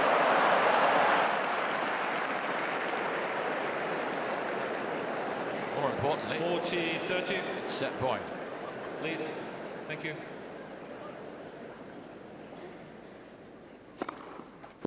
Game of first set. Berdych. Razor sharp from beginning to end in that first set. 6 game for 3. Thomas Berdych takes the first set in 32 minutes.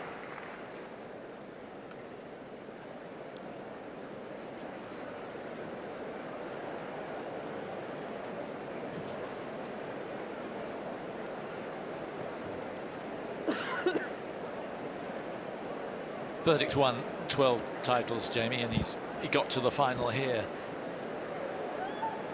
He's playing in a very difficult time, isn't he? Otherwise, I think in any other time he'd have won a lot. He'd have been a Grand Slam winner, but it just hasn't happened. Yeah, I've heard a few conversations recently about people saying, is he the best player to play who hasn't won a major?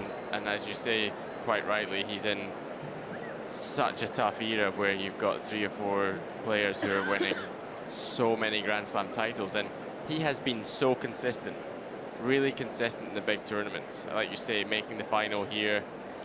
Just at the end of last year, 2015, he employed Danny Valverde, Andy Murray's ex-coach, and for about 6 months or so, it looked like it was really making a difference, and he was perhaps kicking on to even another level higher than he had been before. And he had a really tough match with Andy at the Australian Open, 4 sets in the semi-final.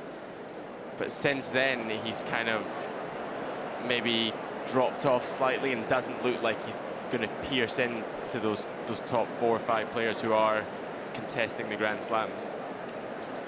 Yes, by his standards, hasn't had a great year. Semi-finalist in Doha and Marseille, quarter-finalist in Dubai, Miami and Madrid. He's always knocking on the door, but this year it just won't open at all. And of course he has that long losing streak with Novak Djokovic, and to be honest, you keep coming up, and who's to say when Djokovic stops playing he's not going to be the kind of record Grand Slam title holder? We don't know. It's like you say, very, very difficult time. But he started here magnificently well. Zverev's gone off court for a comfort break. Yeah, looking at the stats, I wouldn't feel too sorry for Thomas Berdych. His career prize money, $24 million.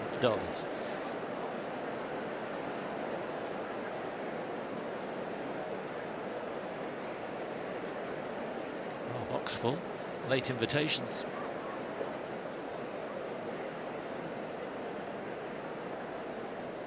Chairman of the club, Phil Brook in the front there on the left, alongside Martina.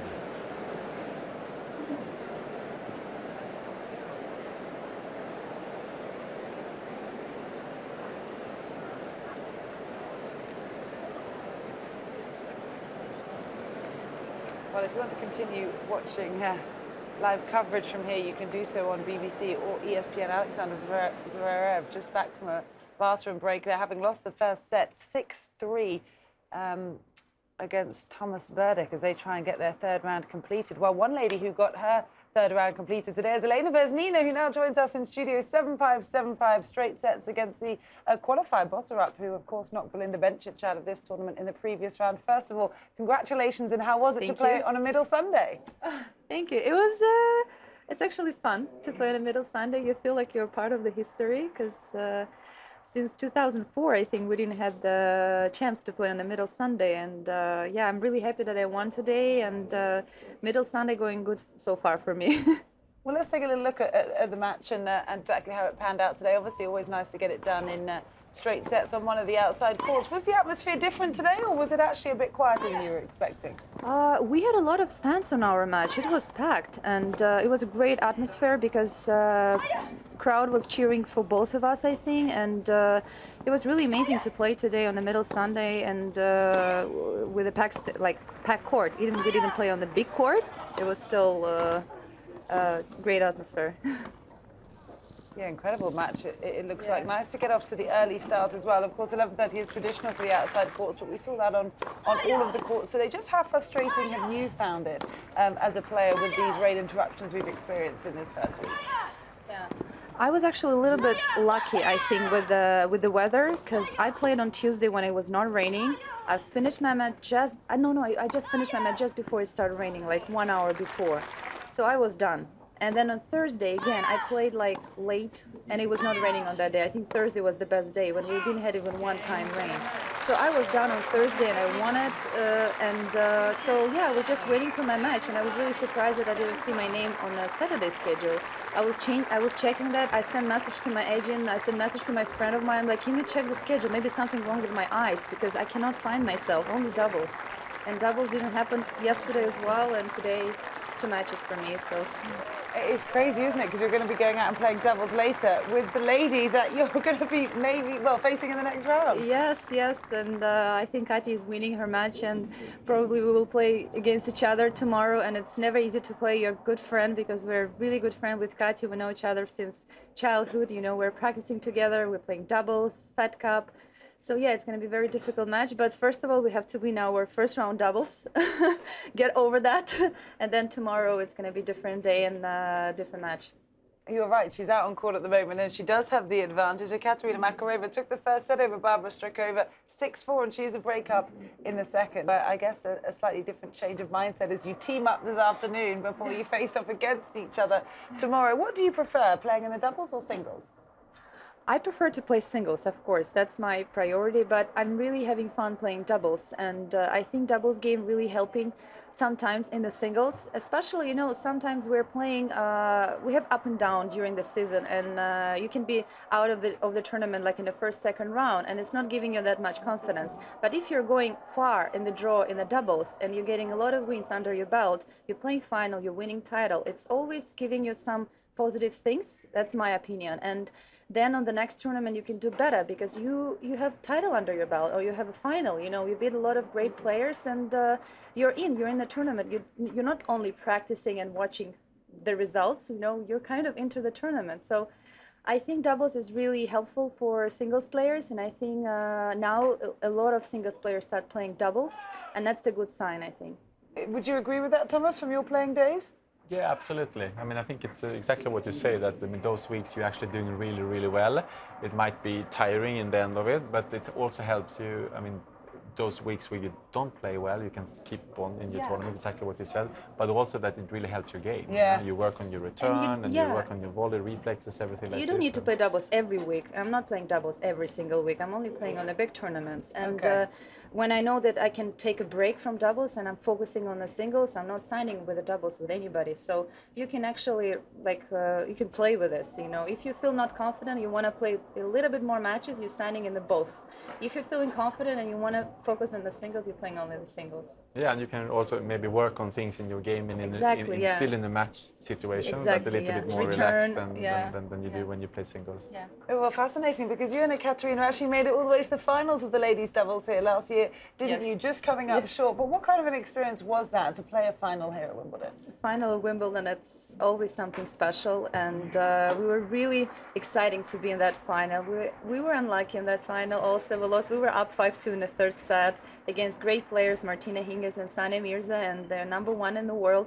And it was a really exciting final, I think, to play and to watch. And hopefully this year we will win it. We're really trying to get this Wimbledon title because, I mean, we were close last year, so of course you want to do better next year. Well, because of course you are already Grand Slam doubles champions, aren't you? At French and the US. US Open, yes. It'd be wonderful to add Wimbledon. You mentioned Hingis and Mirza, though. My goodness, they are so dominant in ladies doubles at the moment, aren't they? Yeah, right now we have a lot of good doubles team on the tour. There is Garcia Mladenovic, us, and I mean, young girls coming up. So it's always actually a very exciting time for the doubles in the women's tennis. And Hingis and Mirza, of course, they're dominating. They're #1 in the world. They're ahead of everybody with the points. You know, they won 5 Grand Slam titles, I think, from last year. So yeah, they're really good. It's impressive to see how people can change their games up, as we were saying, between the two. Of course, Hingis, a former singles champion here at Wimbledon. But let's speak a bit about what you do off the court here when you're in London in SW19. Saw you tweeting about the football last night. Have you been keeping a close eye on the Euros? Oh my goodness. I'm not a big football fan, but this 3 weeks I'm watching football every night. And I'm so into it right now. You know? As long as Russians, they're lost. We're not really good in the football, to be honest. But I was still watching and cheering. And yesterday match, it was so nervous with all these penalties when everybody were missing and the goalkeepers, they were saving it. And oh my God, nerves, they were so there. And I felt for the guys, I think, on the field. You know, I was like, what I'm gonna do if I will be there? I think I don't know what's gonna happen. So yeah, I think Germany did really good, and they're in the semifinal now, and I think it's really exciting tournament. During the Wimbledon, watching Euro, I think that's kind of, you know, special also. It is, it's cool. Were you rooting for Germany, or were you hoping Italy were going to get You know, I was not rooting for anybody in this match. I was just watching, and I was so focusing on this match. You know, it's just when the penalty started. Before the penalty, it was not really exciting. Yeah, penalty shootouts always good fun. Yeah, and I think all moments that we're not watching the whole game. We were just kind of joining at the end, you know, when the penalty started. But yeah, it was a very exciting match, and yeah, Germany did great. So what do you like to do when you're here at the Wimbledon Championships? Before we let you go and prepare for your doubles, do you stay, do you rent a house here? What do you like to do in the village? What's your favourite thing about Yes, I'm here? always renting apartment close by the courts, and I like to go to the city when I have time, and I honestly went only once. We took a subway with my dad and we got lost there, totally lost, because we were trying to go to the Trafalgar Square and we went to the Westminster and we went, it was totally mess, but actually we had fun, you know. I'm always enjoying my time in London. It's history all over, such beautiful places, a lot of parks. I love that London has a lot of parks where you can just sit and enjoy your time when it's a good weather, of course. Well, I can tell you that your doubles may be happening sooner rather than later, because Makarova is 1 game away now from winning her singles. So best of luck in the doubles, and best of luck against your doubles partner in the next round of the singles. Thank you. Thank you very much. Elena, thank you. Elena Vesnina, one of the many winners today from this middle Sunday at the Wimbledon Championships. And now we're going to head out once again and say hello to Rachel Stringer. We know some sports fans go to extremes to get to certain matches or events, and this lady here, Alison Creekmore, has gone to the ultimate extreme. Alison, I want you to just talk us through the extremes you've gone through to get to Wimbledon today. Well, I woke up yesterday morning and I didn't know I was coming to Wimbledon today. So I woke up to watch the tennis, and a tennis writer I followed tweeted the details about the tickets on Middle Sunday. And he said in his tweet something about, oh, you could buy a ticket. They went on sale at 10 o'clock New York time, where I live. And so he said you could buy a ticket and then hop on a flight and be there in time for the matches on Sunday. And I thought, oh, well, I could do that. And so I got on Ticketmaster as soon as the tickets went on sale yesterday morning and ended up with a center court ticket for today. So basically, just if you didn't get that, Alison has flown from New York City overnight to get here to London to watch Wimbledon. Yes. That sounds like you must be a super fan, are you? I am a huge tennis fan, yes, yes. And I guess everyone wants to know why. It's always been a dream to come to Wimbledon. I live in New York City. I go to the US Open every year. I love that. It's a completely, different atmosphere. I went to the Australian Open about 6 years ago, so now I'm thinking I can do the career Grand Slam. And so here's leg 3 of 4. So this is a complete bucket list tick moment. Absolutely. Okay, I want to just know, how was the flight? How was that? Not bad. It wasn't full, so I got to, stretch out on 3 seats instead of just being cramped in my one little seat. So landed about 6:30 in the morning this morning. How are you feeling now? Are you a bit tired? I'm not feeling it yet. I think I had some coffee when I got here, and I think it's just the adrenaline and excitement of being here. So do you have to stay at home now for the rest of the year because this has cost you so much? Actually, it was surprisingly reasonable. So the ticket for center court was £77 with taxes. That's about $100 US. So got a favorable exchange rate these days. And then I used airline miles to come here, and I had to pay taxes, but that was a couple $100 US. So all in. So it's fine. It's not that much. And just talk us through maybe what you felt kind of walking through the gates this morning. It was really surreal. It was something that I didn't even believe until I walked in and got my ticket. They were in the queue, and that was how the online ticket holders all had to go. And I was like, well, I'm not really going to believe it's real. What if they reject me and my credit card doesn't work and something like that. So when I got in, I walked in and saw the order of play. It was just an amazing thing that I was here. I mean, I watched it on TV for years, so. And it must feel real now. And I mean, have you tweeted a picture to your friends? I mean, are they jealous? My friends are all jealous. Yes, I've been tweeting and putting pictures on Instagram pretty much all day. So that was basically the reaction from my family and friends. They were all like, "That is amazing! That's so exciting!" So it was mostly everybody was jealous. And where have you been sitting? Have you actually got to see the tennis yet? I have. I was on center court for both. I'm a huge Serena fan, so I was going to make sure I was on center court for that, and I watched the match before that too. So once Serena won, I decided to wander out a little bit, watch doubles a little bit. I was coming up to Henman Hill to watch Isner on the big screen, so. Just taking it all in. And I'm guessing you're staying in London maybe a week now, just have a holiday and relax? No, going back tomorrow. I am at least staying here tonight, but going back tomorrow, so. Well, Alison, I hope it's living up to expectations, and I hope you have a rest of a brilliant day, and a super fan right here, Alison Kriegmore. Thank you. An incredible story. Rachel, well found, because I know you're working hard to track our American lady down, who's probably travelled the furthest to come to the Wimbledon Championships today. What a wonderful story. That is just part of what makes these championships so special. Well, there's an incredible amount of tennis going on at the moment, and some very exciting matches at that. Let's take you over to court number 1 in this third round encounter between Nick Kyrgios and Feliciano Lopez. They were tied at a set all overnight. Kyrgios came out and won the third set today. He's a break up in the fourth. We'll join us now with some commentary on the Lopez serve.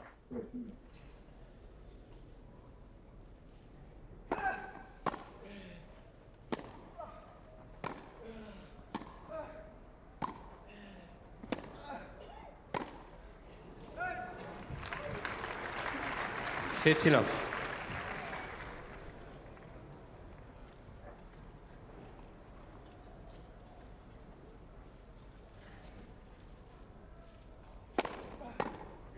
$30.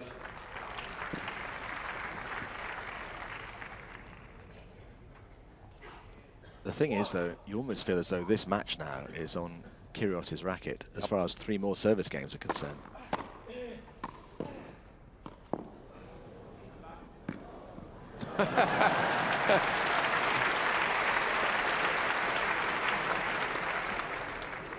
$40.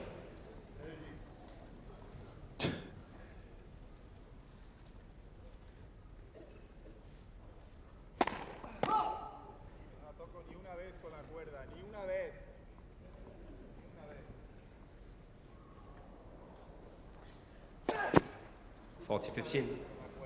Well, he was talking after missing the first serve, and he's talking even more after missing the second. He's not happy with his serve today. Yeah, his coach saying, what am I supposed to do? I didn't throw the ball up and hit it at the bottom of the net. 5 double faults from Lopez. And as we say, his first serve percentage is around about 1 in 2. That's not good enough against a man like Kyrgios. And 2 consecutive double faults, goodness me. But I do think a lot of that is just the pressure that Kyrgios has been putting on the return, forcing him to go for too much. And the crowd getting on Lopez's side here because they want this match to continue.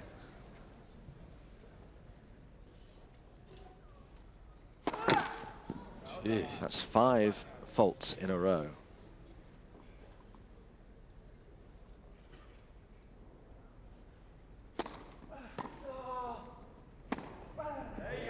Game Lopez.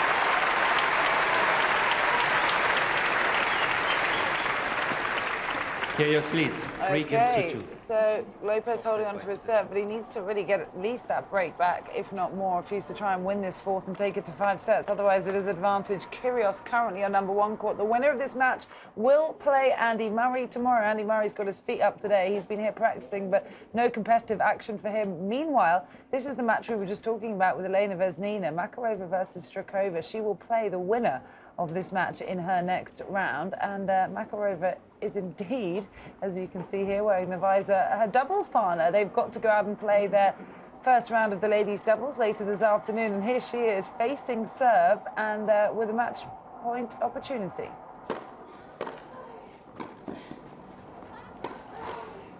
Oh, an unfortunate way to win the match, but she gets it done. She will have some short celebrations, because she needs to go out and prepare for her doubles. But that will be a fascinating matchup in the 4th round tomorrow between Elena Vesnina and Ekaterina Makarova, the ladies' doubles partners who came so close to winning the ladies' doubles here last year, just falling short to Martina Hingis and Sanya Mirza. So that's another match completed today. But let's head over and say hello to Rob Walker. This is turning into an absolute epic. I'm going to turn away, yes, because as I thought, it's 14-all on Isner's serve. Every time Tsonga manages to get a point on Isner's serve, the crowd go wild. It looked a little bit shaky in the previous game for Tsonga. Isner got to within 2 points of victory. Tsonga was serving 15-30, and when he won the game, the charismatic Frenchman was pumping his fists and shouting to the crowd who were responding. It's turning into a little bit of a classic, this one. And listen to that. Tsonga's got another point on the Isner bomb serve. So it's love 30. Can Jo-Wilfried Tsonga finally get a breakthrough on this huge American's monster serve? Listen to the noise behind me. You can hear the cries, Tsonga, Tsonga, Tsonga. This is a huge, huge moment for Isner. 14-all deep into the 5th. Remember, they resumed today. Tsonga needed to set to level it up at 2-all. Crowd just getting a little bit involved here. This is absolutely huge.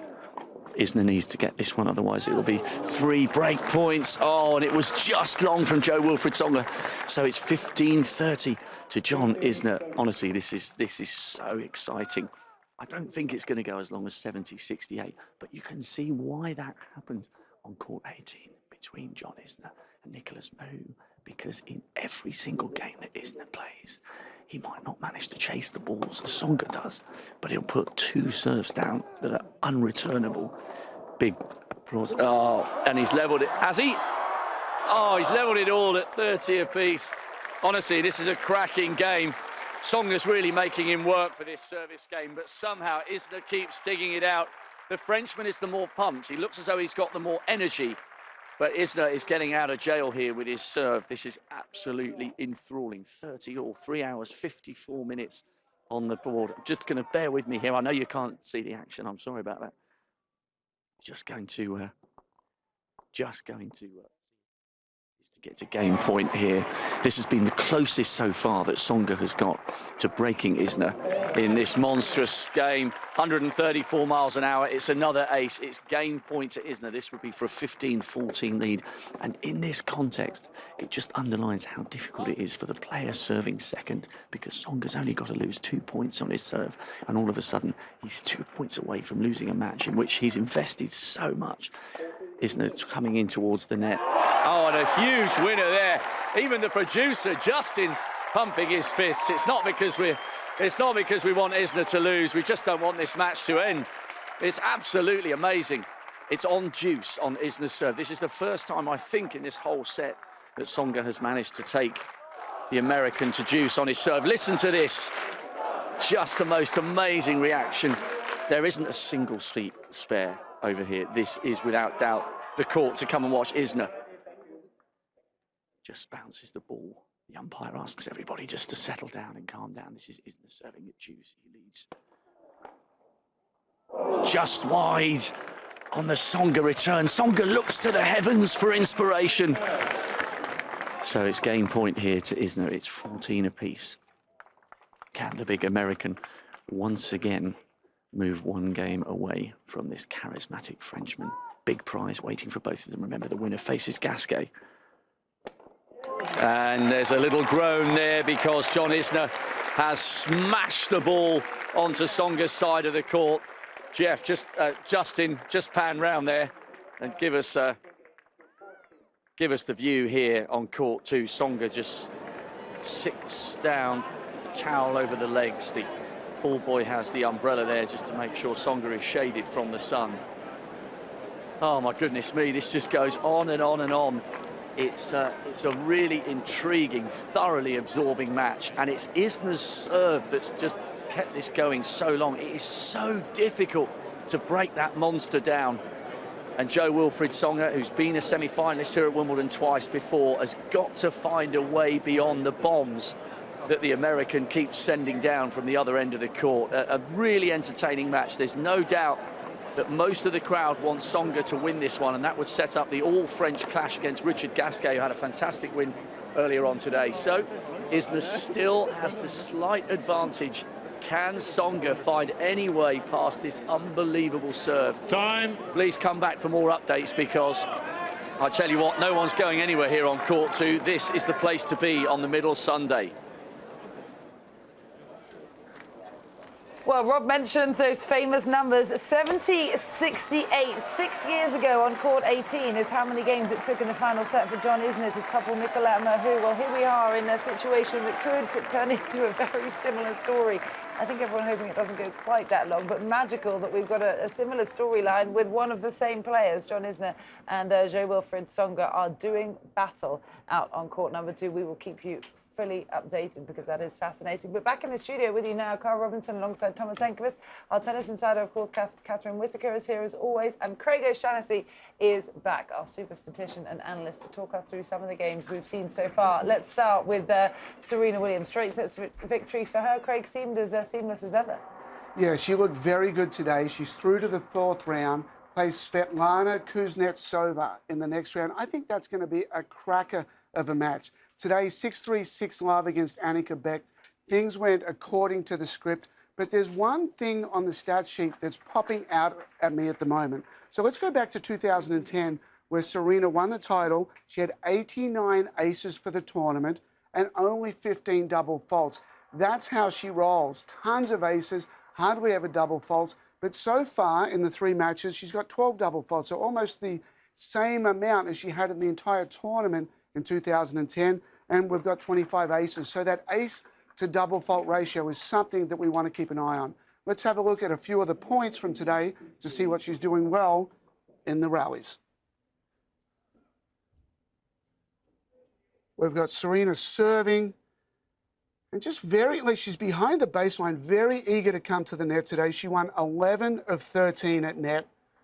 I think that's setting her up for the rest of the tournament. So far, she's 25 of 38 at the net. She's won 66%. The tournament average is 63%. The big serves, the big ground strokes, let her get to the net. She served predominantly out wide in the deuce and out wide in the ad today. Those were her 2 favourite patterns. Prowling the baseline, the deep middle return, and that sets up the angle. We've talked about it all week. The best players in the world attack deep down the middle first, push the opponent back, get the short ball, and then start attacking wide. Works at every level of the game. This is a longer point here. This was to break to go up 6-3, 3-love, and there's a little bit of cat and mouse. We rarely see Serena play these long points, and she's just moving Annika around. Pretty big point if she wins this, which she does. She goes up 2 breaks in the second set. And I like this one down the line. The better players in the world play behind their opponent more than those down the ranking list. You're always going to see Serena standing inside the baseline, hitting ground strokes. Works for all of you recreational players watching this. She knows Annika's going back to cover the deuce court, goes back behind down the line. just barely squeaks it in. I think we see a little bit of body English here from Serena at the end of this one. Drops the hand real early, flick of the wrist, bends it back in, catches the line. This is very interesting. The first point of the game, the red dots represent aces, the yellow dots represent first serve. So out wide in the deuce court, we've got 1, 2, 3, 4, we've got 8 of them over there. The yellow and red down the tee represent 5. And I just want to throw this to Thomas right now. You've got 8 wide, 5 middle, and then all of those blue dots. So is it a good idea for her opponents in the coming rounds to say, you know what, I've got to guess either deuce court or excuse me, in the deuce court, I've got to go either wide or down the tee. But if she misses it, do you step in and just unleash and, you know, take your chances on a big second serve return, knowing that it's probably going body backhand? Yeah, it's a good point, actually. I mean, the problem, I think, is because her ball is so much quicker than the rest of the girls, so it's difficult to step in on her second serve. But I mean, when you look at these numbers, it's definitely an idea of doing it, especially against Serena Williams, who needs to get that first in. I mean, the first ball against Serena Williams is the most important one, because that's the way she plays. You know, she likes to attack the first ball. So definitely yes, I would say yes. Excellent. We are going to have a look at her forehand placement. So the tournament so far, the forehands are mainly going to the backhand wing. And this is really the idea of the forehand is the sword, that's what you attack with. The backhand is the shield, that's what you defend with. So Serena's, as much as possible, saying, here's my sword, I'm going to rip this forehand, I'm going to mainly go to the backhand.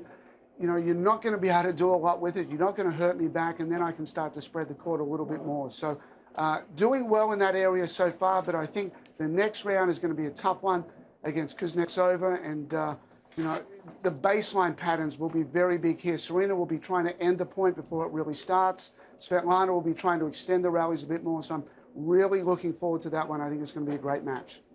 It sure should be, Craig. As should a lot of those matches tomorrow in what is traditionally known as Manic Monday, when all of the round of 16 matches in both the men's and the ladies' singles draw take place. That is as long as we do get all of third round play completed today, which as long as Isner and Tsonga are going may not be the case. Just to let you know, it's now 16-15, still with serve, but let's stay with the Serena story for now and listen to what she had to say to the media after today's straight sets victory.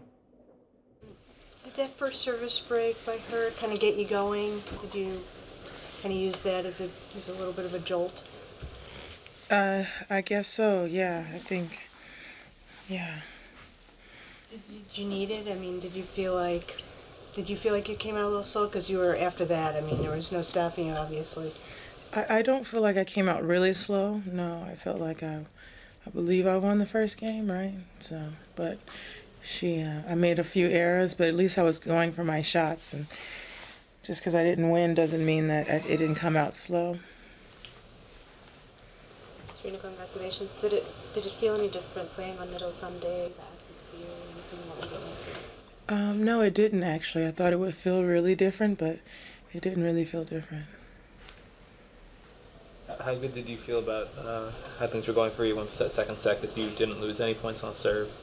You only lost 4 points on return, so it was one of the more lopsided sets of anybody in the tournament. I felt good. I wasn't sure what the stats were, obviously, but on that last service game, I was thinking, have I lost on my first serve yet? And I wasn't sure, but I was just trying to stay focused. How much do those sort of bright spots, or strong runs in the middle of the tournament, how much can that give you confidence that you're moving in the right direction or where you want to be? It gives me a lot of confidence. I know what it takes to win these tournaments, and it's just about now just doing it. What were your thoughts about the Novak-Querrey match yesterday, before, and how things developed? Yeah, I thought Novak would come back. I was surprised he didn't actually, but, it happens to all of us. What do you think it says, along with what you experienced last year, about the challenge to make history in this individual sport when you're going for such a difficult goal to attain? I think he and I have both made extreme history. He's won 4 in a row. I've won 4 in a row last year, so I think that's historic in itself. All in all, when you look at it, was this like one of your better matches, more efficient all year? Definitely more efficient. I don't know. I played really well in the first 6 matches in Australia, but it was definitely getting back to that. Yeah, since then. You looked really good today, and last year you played this really competitive match against Watson and won the tournament. This year you played a really competitive match against McHale, and today you look really sharp. Do you think you need those matches to be as sharp as possible or enter a warrior mode, as you said the other day? I think McHale match really helped me, to be honest. I feel like losing that first set so tight and her playing better than she's ever played in her life really helped me to realize that I can play better and I can lift my game to compete with people when they're frankly treeing. Serena, you played yourself nicely into the tournaments. How much of a step up in class is your next opponent? I think it's Kuznetsova. I think next you played it quite a lot and yeah, record. We've played a lot. She's won a lot. I've won a lot. You know, I'm looking forward to it. We both are ready for this match, and you know, we're both going to give it our heart as we always do when we play each other, and we'll go from there. After the match, you appeared not to remember playing in the Middle Sunday here 12 years ago. Did I? Do you not remember playing? No. Did I play? Yes, you did. You played Serena. Oh, that's a blast from the past. Gosh. What year was that? 12 years ago. So that puts it 2004. Did I win that year? No. No. Gosh. Serena, Friday evening when you were in here talking about the then suspended Djokovic and Sam match, you said that you were torn because you said you always cheer for Sam, even though you felt an affinity with Novak as the champion. What does Sam leading the way, but the whole American showing here so far, what does that say about the state of tennis? I think it's good. I think the Americans are doing well. I think we have been doing well. Now it's just being more consistent. Is Sveta somewhat of a familiar face? I mean, there's been a lot of players that have retired during your time, but she's someone that's been around for a while. I mean, I think you've got somewhat of a friendship with her, too. Yeah, she's, we always tend to get along, especially off the court.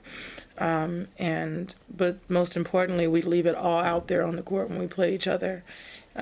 So I think that's really important. On the Djokovic match again, when you watch him, do you recognize what he's going through as a top player who is expected to win everything all the time, always? When you see him having to fight, do you sense that you've been in those sort of similar situations? I am in those situations. I wouldn't say I've been. Every time I step out on the court, if I don't win, it's major national news. But if I do win, it's just like a small tag in the corner. So what is that burden like? It's not a burden anymore. What is it? It is what it is. I don't look at it as a burden. I look at it as almost like something that's really awesome to be in that position. What makes it that way for you? Well, I think there's only 2 people that you can say that about, all the athletes. Serena, what's the difference, if any, when you're playing someone that you're familiar with, like a Svetlana, versus someone that you don't really know very much about? Obviously, I know Svetlana. I know her game. I kind of feel like I know a little bit of her tactics, although she changes it up every time we play. But, you know, not playing someone you haven't played before is a little bit tricky because they present different things and you're not quite sure how they play. But going up against someone like Svetlana, she knows my game, I know her game, and then it's just really down out to just who's really going to fight to win it. Do you take anything from that Miami loss, or it was a bad day at the office for you? Yeah, I took a lot from that loss. Serena, Novak was telling us he likes to get on his bike and cycle around Wimbledon here. Other players have different habits here. For you, what are kind of... Okay, so Serena Williams with a few comments to the media there, but Thomas Berdych is in need of a shirt change because he's 2 sets to love up. 6-3, 6-4 against Alexander Zverev. Let's take a little look at the second set summary here. Thomas, what captures your attention here? Fantastic. Second service points, 100% by Thomas. Yeah, that's an unbelievable stat. But Thomas is playing really well at the moment, and it's a tough match for Zverev, playing inexperienced players like Thomas Berdych. Been in the final here of Wimbledon and knows the grass court really well, and it's still in progress, I would say. Zverev is a fantastic, talented young player, but maybe not yet ready to go all the way here. But again, this is a great experience for him to play a good play like Thomas Berdych on the center court, and he will take. I think that's a good learning experience for him. Well, Thomas Berdych's made the finals here before, 6 years ago, back in 2010, losing out to Roger Federer. He's trying to come through today for a fourth round encounter tomorrow and see how far he can get. That's if he can topple this incredibly impressive teenage hotshot, 19-year-old Alexander Zverev. He knocked Roger Federer out in the second round of Halle. And, well, we're used to seeing teenage sensations on centre court. Reminder of the days that we used to watch Boris Becker and Steffi Graf out on this famous theatre. We'll join this one now as they kick off the start of set number 3.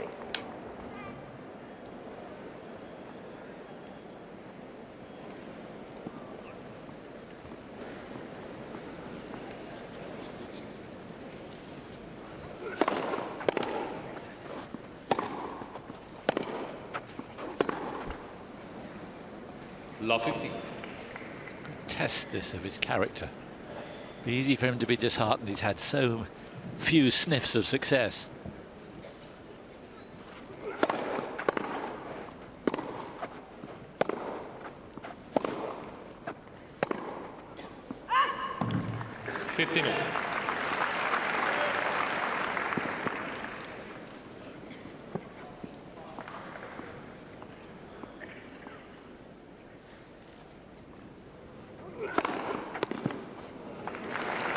Beautifully timed. 131, that one. 30-15.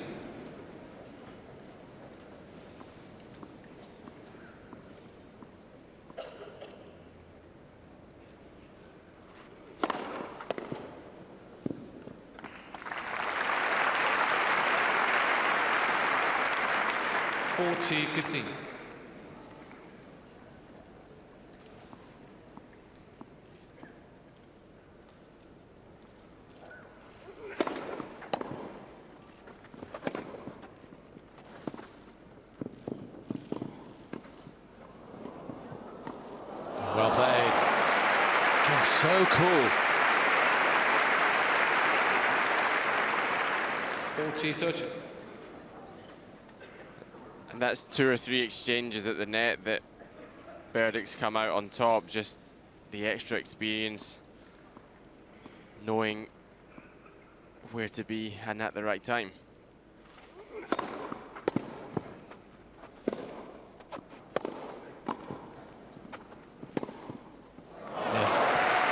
Zverev, I think, could have reached that, but I think he thought it was going wide. But nice little banana spin on it. Juice.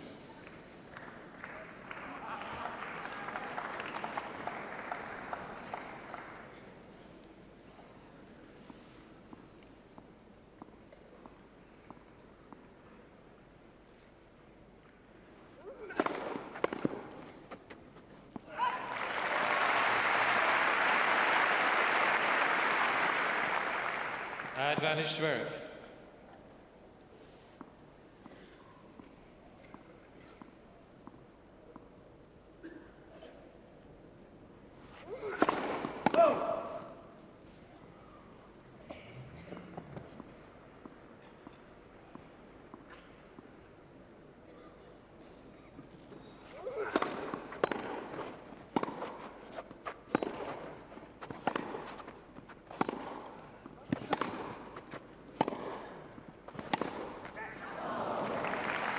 Again, as it's been so many times, it's Zverev who breaks down.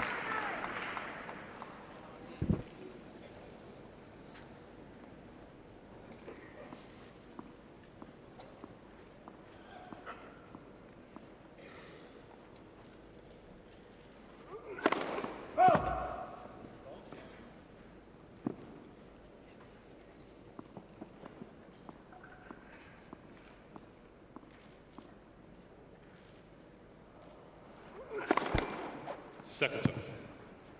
Challenge. Mr. Berdych challenging the call on the left service line. The ball's called in. Yeah, it could have drifted long. It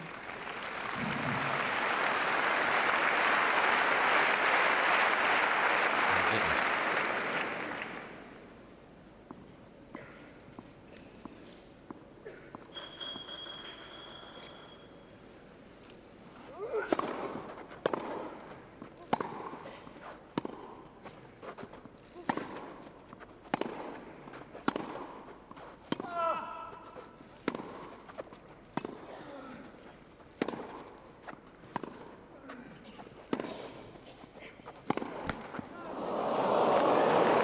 To be. Zverev got away with that though, because it was a shot you'd normally expect Berdych to make.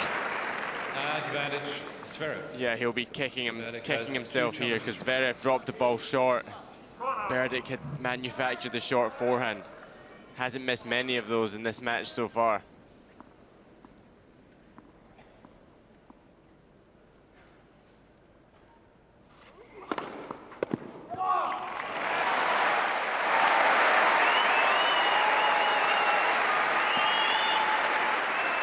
So Alexander Zverev just holding on to his serve in that opening game in the third set. But let's take you straight out to court number one, where a match that was tied at a set apiece overnight. It's back out on court, and Nick Kyrgios is serving for the match. He's already had a few match points against the Lopez serve. Feliciano managed to hold on now.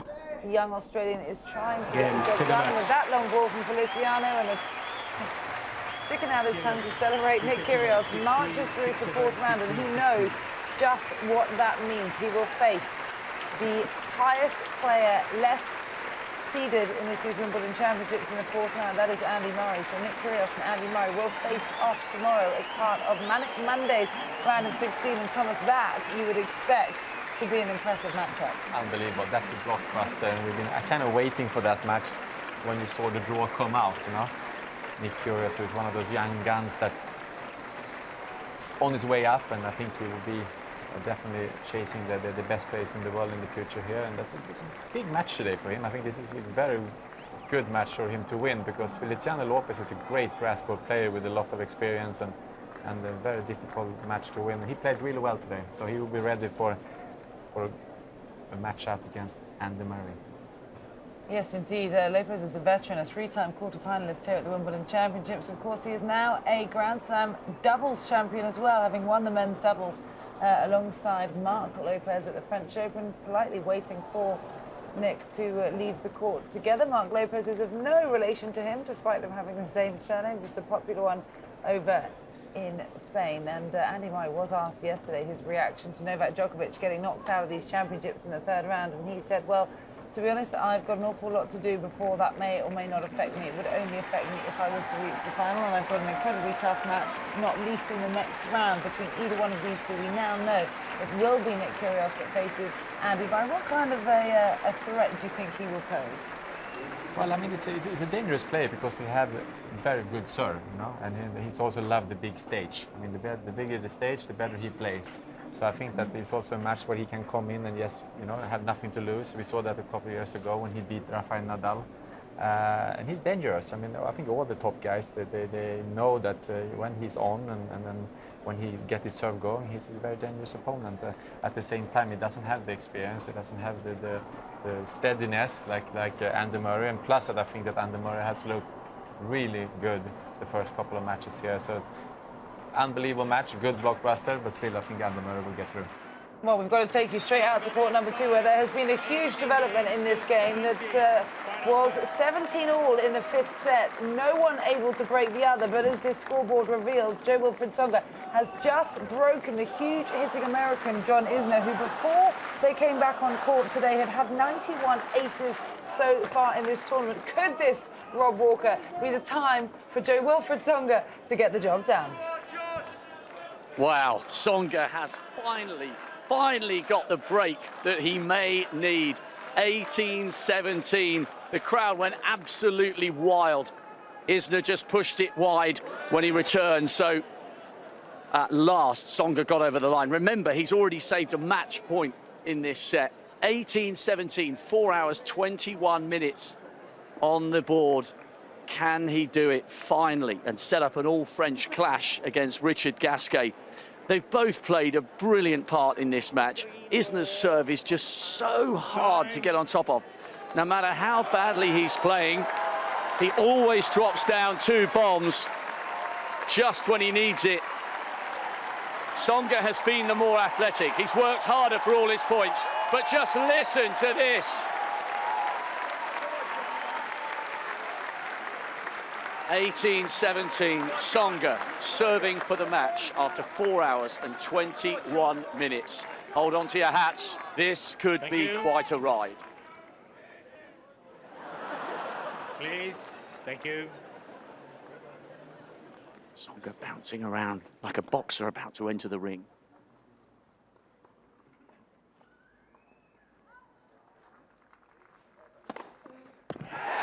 Oh, it's a perfect start. He's given Isner a taste of his own medicine. 3 points away from a match against Gasquet in week 2.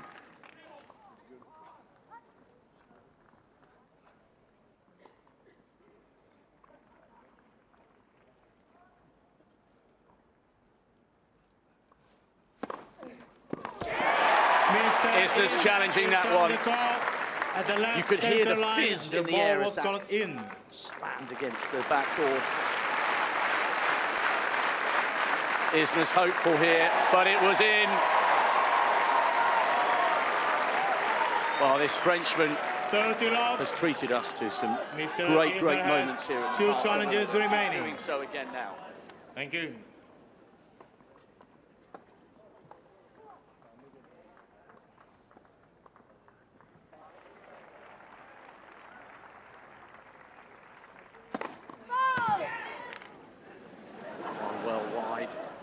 Please, please. Crowd willing him to do this. 3 match points. He's on the verge of a great moment here on court 2 on the middle Sunday. This is superb drama. Absolutely brilliant. This is what makes Wimbledon the tournament it is.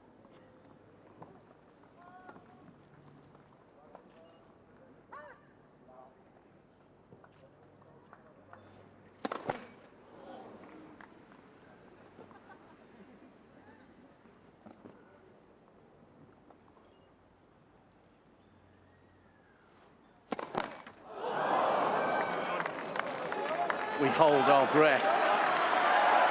A mistake from this man who so often holds his nerve on the big occasion.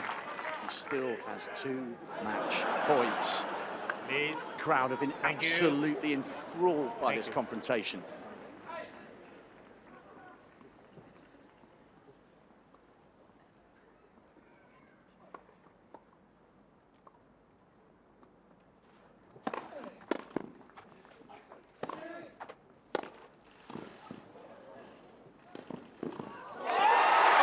What a way to do it! This fabulous Frenchman has delivered once again. 19-17 in the 5th set. What an absolutely brilliant confrontation.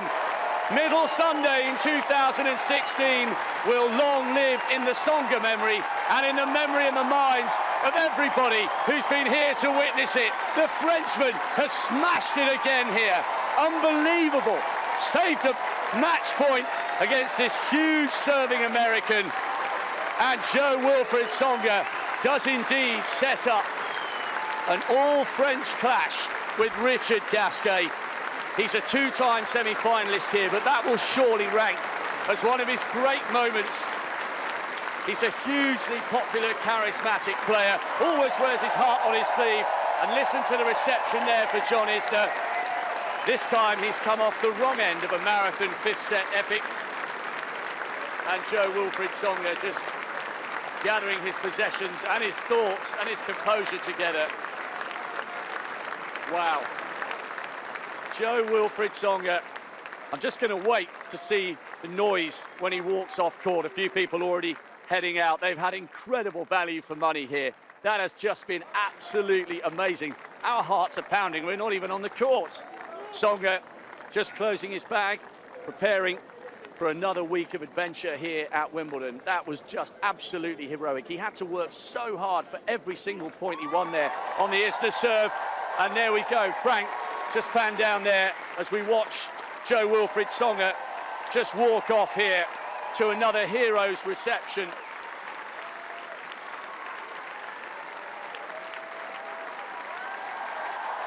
A final turn, a final wave, and a final salute for today, but he will be back against Gasquet. Well, I reckon almost every single person who's got a mobile phone had it out, and they would have recorded a picture there.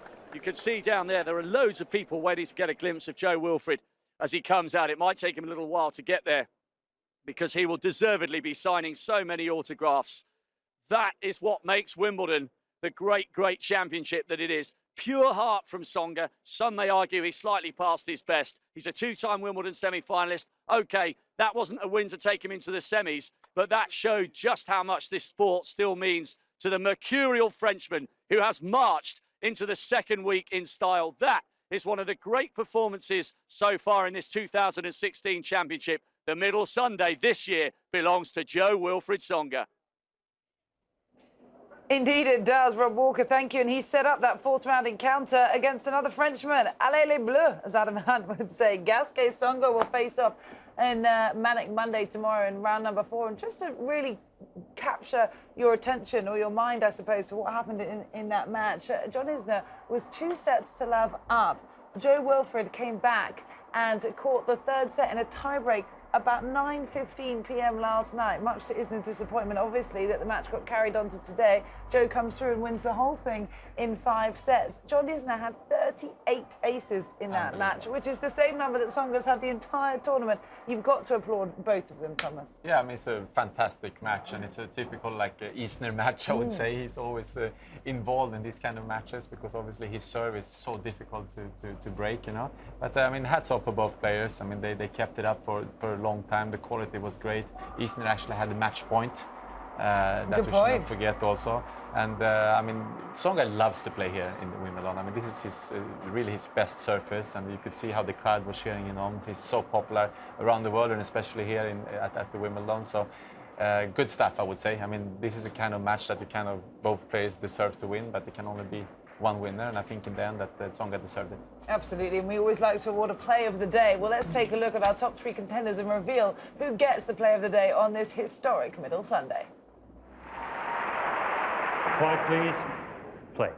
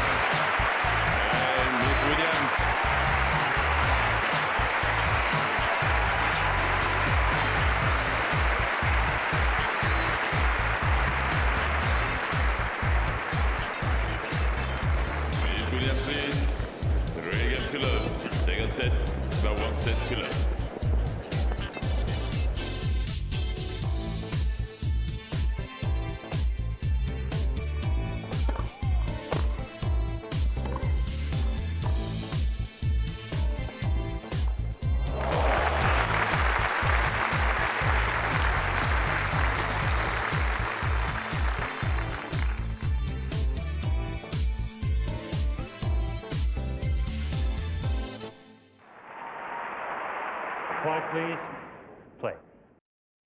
So that's our Player of the Day awarded. There may still be some good plays to come because we've still got play going out on all the courts. And just to update you, the young German Alexander Zverev is now a break up in the third set against Thomas Berdych, who took 2 sets to love. Hopefully, all of these third-round encounters, Thomas, will be complete by the end of play today, setting up what is traditionally one of the best and busiest days at the Wimbledon Championships. Because of the unique factor that we usually have not playing the middle Sunday, Manic Monday is a fabulous day when the round of 16 takes place, all the matches in the men's and ladies singles draw. There is so much tennis, perhaps one of the best days to have a ticket to the outside courts here. I would say so. I think it's my favorite day of Wimbledon because it's like you say, it's when the seeded players really start to play each other, and it's all fourth round is playing tomorrow, and it's so many cool matchups I think tomorrow as well. So I can really not wait. I know, it's going to be a wonderful day. Well, we had Super Saturday yesterday. Today it was and still is the People's Sunday. And well, tomorrow it's Manic Monday. And we can't wait to bring you more of our coverage here on Live at Wimbledon from 12 p.m. local time